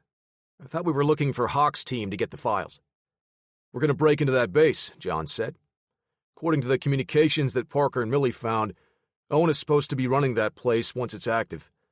With everything falling apart around him, Faust and his buddies will probably be hiding out there. Chance looked around at the others. Is he serious? We're supposed to just pack up and fly to the Rockies and knock on the door hoping to find what we need there? Hawk is a dead end. We have to hit that base, John said. I'm with Chance. I think we should be tracking Captain Hawk down, Roland said. What is that place even used for? Construction started over a year ago. After Silver Creek, Faust fast-tracked its completion, Travis said, reading the information off of a printed report. The Carr Group is using it for transporting and training inmates that are signing up to join INSEC. Do they seriously think no one would notice a bunch of prisons in the southwestern states feeding bodies to a private defense contractor? Parker asked. They're branching out, John said. Faust has landed some lucrative contracts for immigration detention facilities. No one would notice people coming from those places, Millie said. Chapter 26. Detective Chance Hunter leaned against the hood of his car. I don't see how storming some base full of mercenaries is the better play when we can track down 4 people. John stared at the polished floor, his arms folded across his chest. We have no idea where Hawk is. He may be preparing for us to hunt him down. I know he's still here in Detroit. I can feel it. It's like he's taunting us, Chance said. I can make some calls and get some help to find them. Faust is the primary target, John said. We can't let that madman run loose. I know how you feel, but we have to focus on that base. Look at the odds, though. If what Chambers is saying about this 9 Millie girl is true, then we've already evened the numbers. 4 against 4. Chance paced back and forth in front of his Camaro. We can't ask Roland to risk his life. He's here to help us take down Faust and the Carr Group, John said. Man, you know he would say yes if we asked, Chance said. That's not the point, John said. Our primary objective is to keep him alive and healthy to build our case. You've still got some vendetta against anyone involved with the Four Serpents. Chance closed his eyes and took several deep breaths. How do you even know Faust is at that base? He's there, John said. I know his kind. Parker came in carrying a laptop. Travis and Millie followed him a moment later. Where's Ty? Parker asked. He crashed a while ago, John said. Probably from all that sugar he ate when he got here, Chance added. You didn't notice how peaceful and quiet it's been? Millie asked. Is this the mission planning party? Roland asked, coming into the dedicated warehouse space from the back room. So, what have we decided? Are we tracking down Hawk? Sorry, kid, I tried. Stone is on some personal crusade to get Faust, Chance said. Hawk is the wrong play, John said. He's too dangerous, and if we focus on the strike team, we'll lose Kingston and Blythe. There's no way that they know that we've got the plans for Faust's mountain base either, Travis said. We zig when they're expecting us to zag. What do we know about Captain Hawk anyway? Millie asked. John looked to his right. Parker? Right. He opened the laptop and placed it on the hood of John's truck. Captain Donovan Hawk. 22 years old, probably the youngest captain in international security's ranks, given how new the organization is. He is the team leader of a special operations squad, consisting of 3 other members. 22. I take it he's not one of the recruits from Silver Creek, Chance said. Correct, Parker said. His background is somewhat of a mystery, really. His file focuses more on his training and specialization. He's an expert in hand-to-hand combat, including wrestling and jiu-jitsu. Also listed as an expert in most small arms. His specialty is battlefield tactics. Sounds like he's been training for this since he was a kid, John said. I think he was, Millie said, closing her eyes and dipping her chin.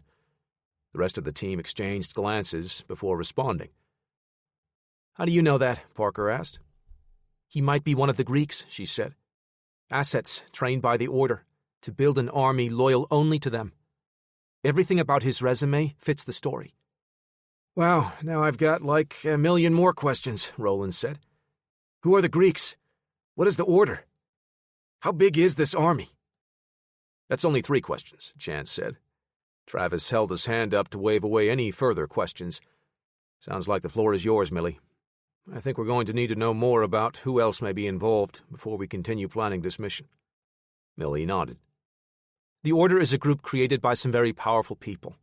The top of the organization is Rebecca Flair. Parker and John looked at each other at the mention of one of the names on their persons of interest list. They set up operations in poorer areas where they know they can get away with kidnapping children, Millie said, her eyes reddening. The kids are brainwashed and trained to obey. They're taught how to fight, pushed to strengthen and condition their bodies. Child soldiers. That's sick, Chance said. Once the children reach a certain age, they are evaluated and categorized into 3 distinct groups, Millie said. Alphas, betas, and gammas. The Greeks, Travis muttered. Like some twisted fraternity, Chance added. Or sorority, John said, looking at Millie. You were part of that too, weren't you? You're one of the Greeks? Millie pursed her lips. Yes, designated as a gamma. What do these different groups mean? Travis asked. And where does that put Hawk? He's a beta asset, Millie said. Experts in conventional warfare, trained to be familiar with all small arms and a few heavy weapons.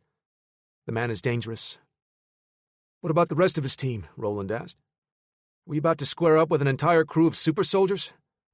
Millie skimmed the information on Parker's screen before shaking her head. No, it's just Hawk. How can you tell? Travis asked. If they were all beta assets, they would be around the same age. Or the oldest member would be the leader, she said. Those people are dangerous, Chance asked. That's all the more reason we need to track them down. Quite the opposite, actually, Travis said. That is definitely not the type of crew you want to hunt down in an urban environment. The risk of casualties is far too great. We won't need to find them, John said. Chance looked over at him. Why do you say that? Hawk is a professional soldier, John said. Once we hit that base, he'll come to us. Chapter 27 John finished his shower and got dressed before the others woke up. The team decided to get some sleep while Travis made a few calls. John poured a cup of freshly brewed coffee and took a sip as he placed the carafe onto the base. "Can I get a cup of that?" Travis asked, buttoning up his shirt. "Certainly." John grabbed another mug and filled it. "It's your house, after all." "Thanks," Travis said with a smile. Chance came into the small kitchen, nodded to the others, and grabbed a bottle of water from the countertop, downing half of it in one chug. He draped a small towel around his neck and leaned against the counter. "What time is it?" 10 after 6, John said. "Is everyone else still asleep?" Chance shrugged. "Don't know. I was just out running. I saw Millie out there doing some yoga or Tai Chi when I left, but she's gone now." "How's Roland?" Travis asked. "I think this is the first real good night's sleep he's had in a while," John said. "Seems the thought of being so close to finishing this has helped him relax." Parker shuffled his feet as he came in to join them. He raked his fingers through messed-up hair, struggling to open his eyes as he made his way to the coffee maker. "How are you guys always up so early?" he asked. "Discipline," John said. "We're going to get together in the workspace to discuss the plan. So do what you need to do to get your mind in the game." Parker nodded, scratching his head again. John and Travis left, on their way to prepare for the meeting. "I'll catch up with you in a bit. I'm going to grab a shower first," Chance said. "You guys worked pretty fast to get us this information overnight," John said, holding the door open for Travis. "I've got connections," he said with a smile. "CIA?" "And Homeland Security," Travis said. "I suppose it should concern me how fast they can bring satellites into position to watch people," John said. "I know Parker had done equally disconcerting stuff when you were after Price Wyndham," Travis said. "You know so much about us, but I know almost nothing about you," John said. "I'm not sure how I feel about that." "When this is over, you and I can have a long talk. I'll answer as many questions as I am able to." Travis sat at the desk and logged into his laptop, pulling up the data his connections sent him earlier that morning. John crossed his arms and leaned against the cubicle wall. "My guys even went the extra step of labeling a few key elements in these satellite photos," Travis said, bringing up the main image.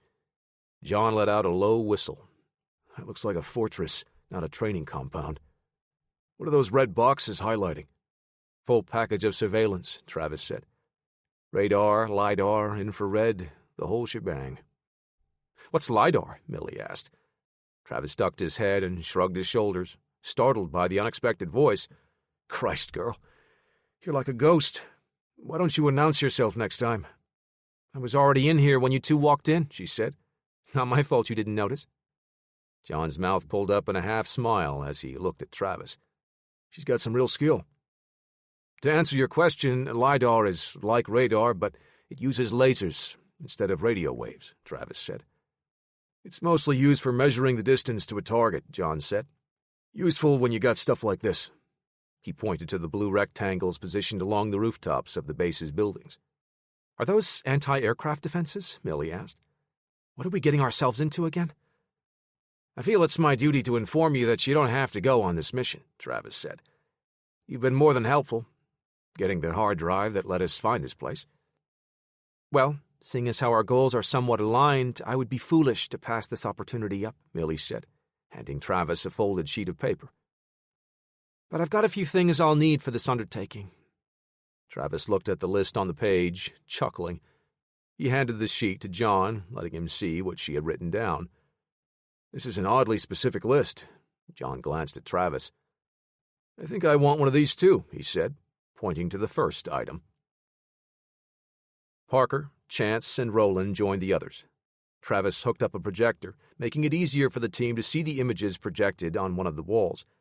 He brought up the satellite image marked up by his contacts, showing the base's defenses. Looking down at the printed report, Parker asked, "How are we supposed to get by all of this? I mean, it looks like the main roads coming in from the northwest and the south are covered." "And they'll see a chopper coming in from a mile away," Chance said. "Once they do, those anti-air defenses are going to open up," Millie said. "Hey, what did I miss?" Ty asked. Chance slapped the report onto Ty's chest. "Where have you been?" "I just woke up." "With all of your hair in place?" Millie asked. "I found a mirror before walking in here," Ty said. "I'm not a wild animal. He's not going with us, is he? Chance asked. I think we can rule that possibility out, Travis said. His skill set won't be of much use trying to sneak into a remote mountain base. Don't count me out that quickly, Ty said. What are we talking about, though? Stay focused, everyone. John walked in front of the projected image. This is serious. If we can't figure out a way to get inside the perimeter, Faust's men will chew us up before we reach the front door. This image shows the surveillance system's projected coverage, Travis said, switching to the next photo. Our best bet is to come in here. John pointed to a small path branching off the main road. We approach from the mountains and take these sentries out. Over the mountains? That's going to take hours, Millie said. She looked at the others. Maybe even a full day. And what's the next step once we take those guards out after a full day of hiking? Chance asked. If we successfully get past this checkpoint, we can work our way along this hill here, John said, tracing a route with his finger. From here, we'll have to stage an assault to get inside. That's almost 100 meters over open terrain, Chance said. If they've got machine guns, we're going to get cut to ribbons. We have to strike fast. There are plenty of positions for cover, John said, indicating the construction supplies and equipment peppering the area. Is that stuff even there still? Roland asked. These photographs are from yesterday, Travis said. There is a high probability that everything will still be in place. If we make our approach through the mountains, a lot of that stuff could have moved around over the day we spend hiking, Chance said. This plan feels awfully aggressive. I mean, there are only 3 of us. 4, Roland said. I'm going with you guys. Travis pinched the tip of his tongue between his top teeth and lower lip, looking at the others. Is that a good idea? Chance asked. After a brief pause, John spoke. He's got training. Probably more than most of the people we'll be facing in there. This is a car group facility, Travis said. Any opposition will most likely be security forces and construction workers. But it's intended to train soldiers for INSEC, Chance said. That place could be infested with mercs. Chance is right, Millie said. A full-on assault isn't going to work. Our objective is to reach the main facility without the enemy detecting us until it's too late. If we're caught in a firefight, they will be in a fortified position. We don't have the strength or supplies to win that battle. They'll wear us out and grind us down, Chance said. John stepped back and crossed his arms. I'm open to suggestions. That's why we're here, right? What are you proposing, Millie? Travis asked. We run John's plan all the way up to here, she said, pointing to the sentry's checkpoint. From there, someone sneaks in and shuts down the surveillance here. Millie pointed to one of the infrared scanners. With that down, we can approach unseen all the way to the building, John said. Nice, but who can slip by their defenses that far in? That's kind of my specialty, Millie said. I don't think that will work, Parker said. Everyone looked at him as he spoke. Parker shrank back before continuing. What I mean is, those infrared scanners are probably just one layer of monitoring. What else could we be looking at? Travis asked. The reports don't show anything else.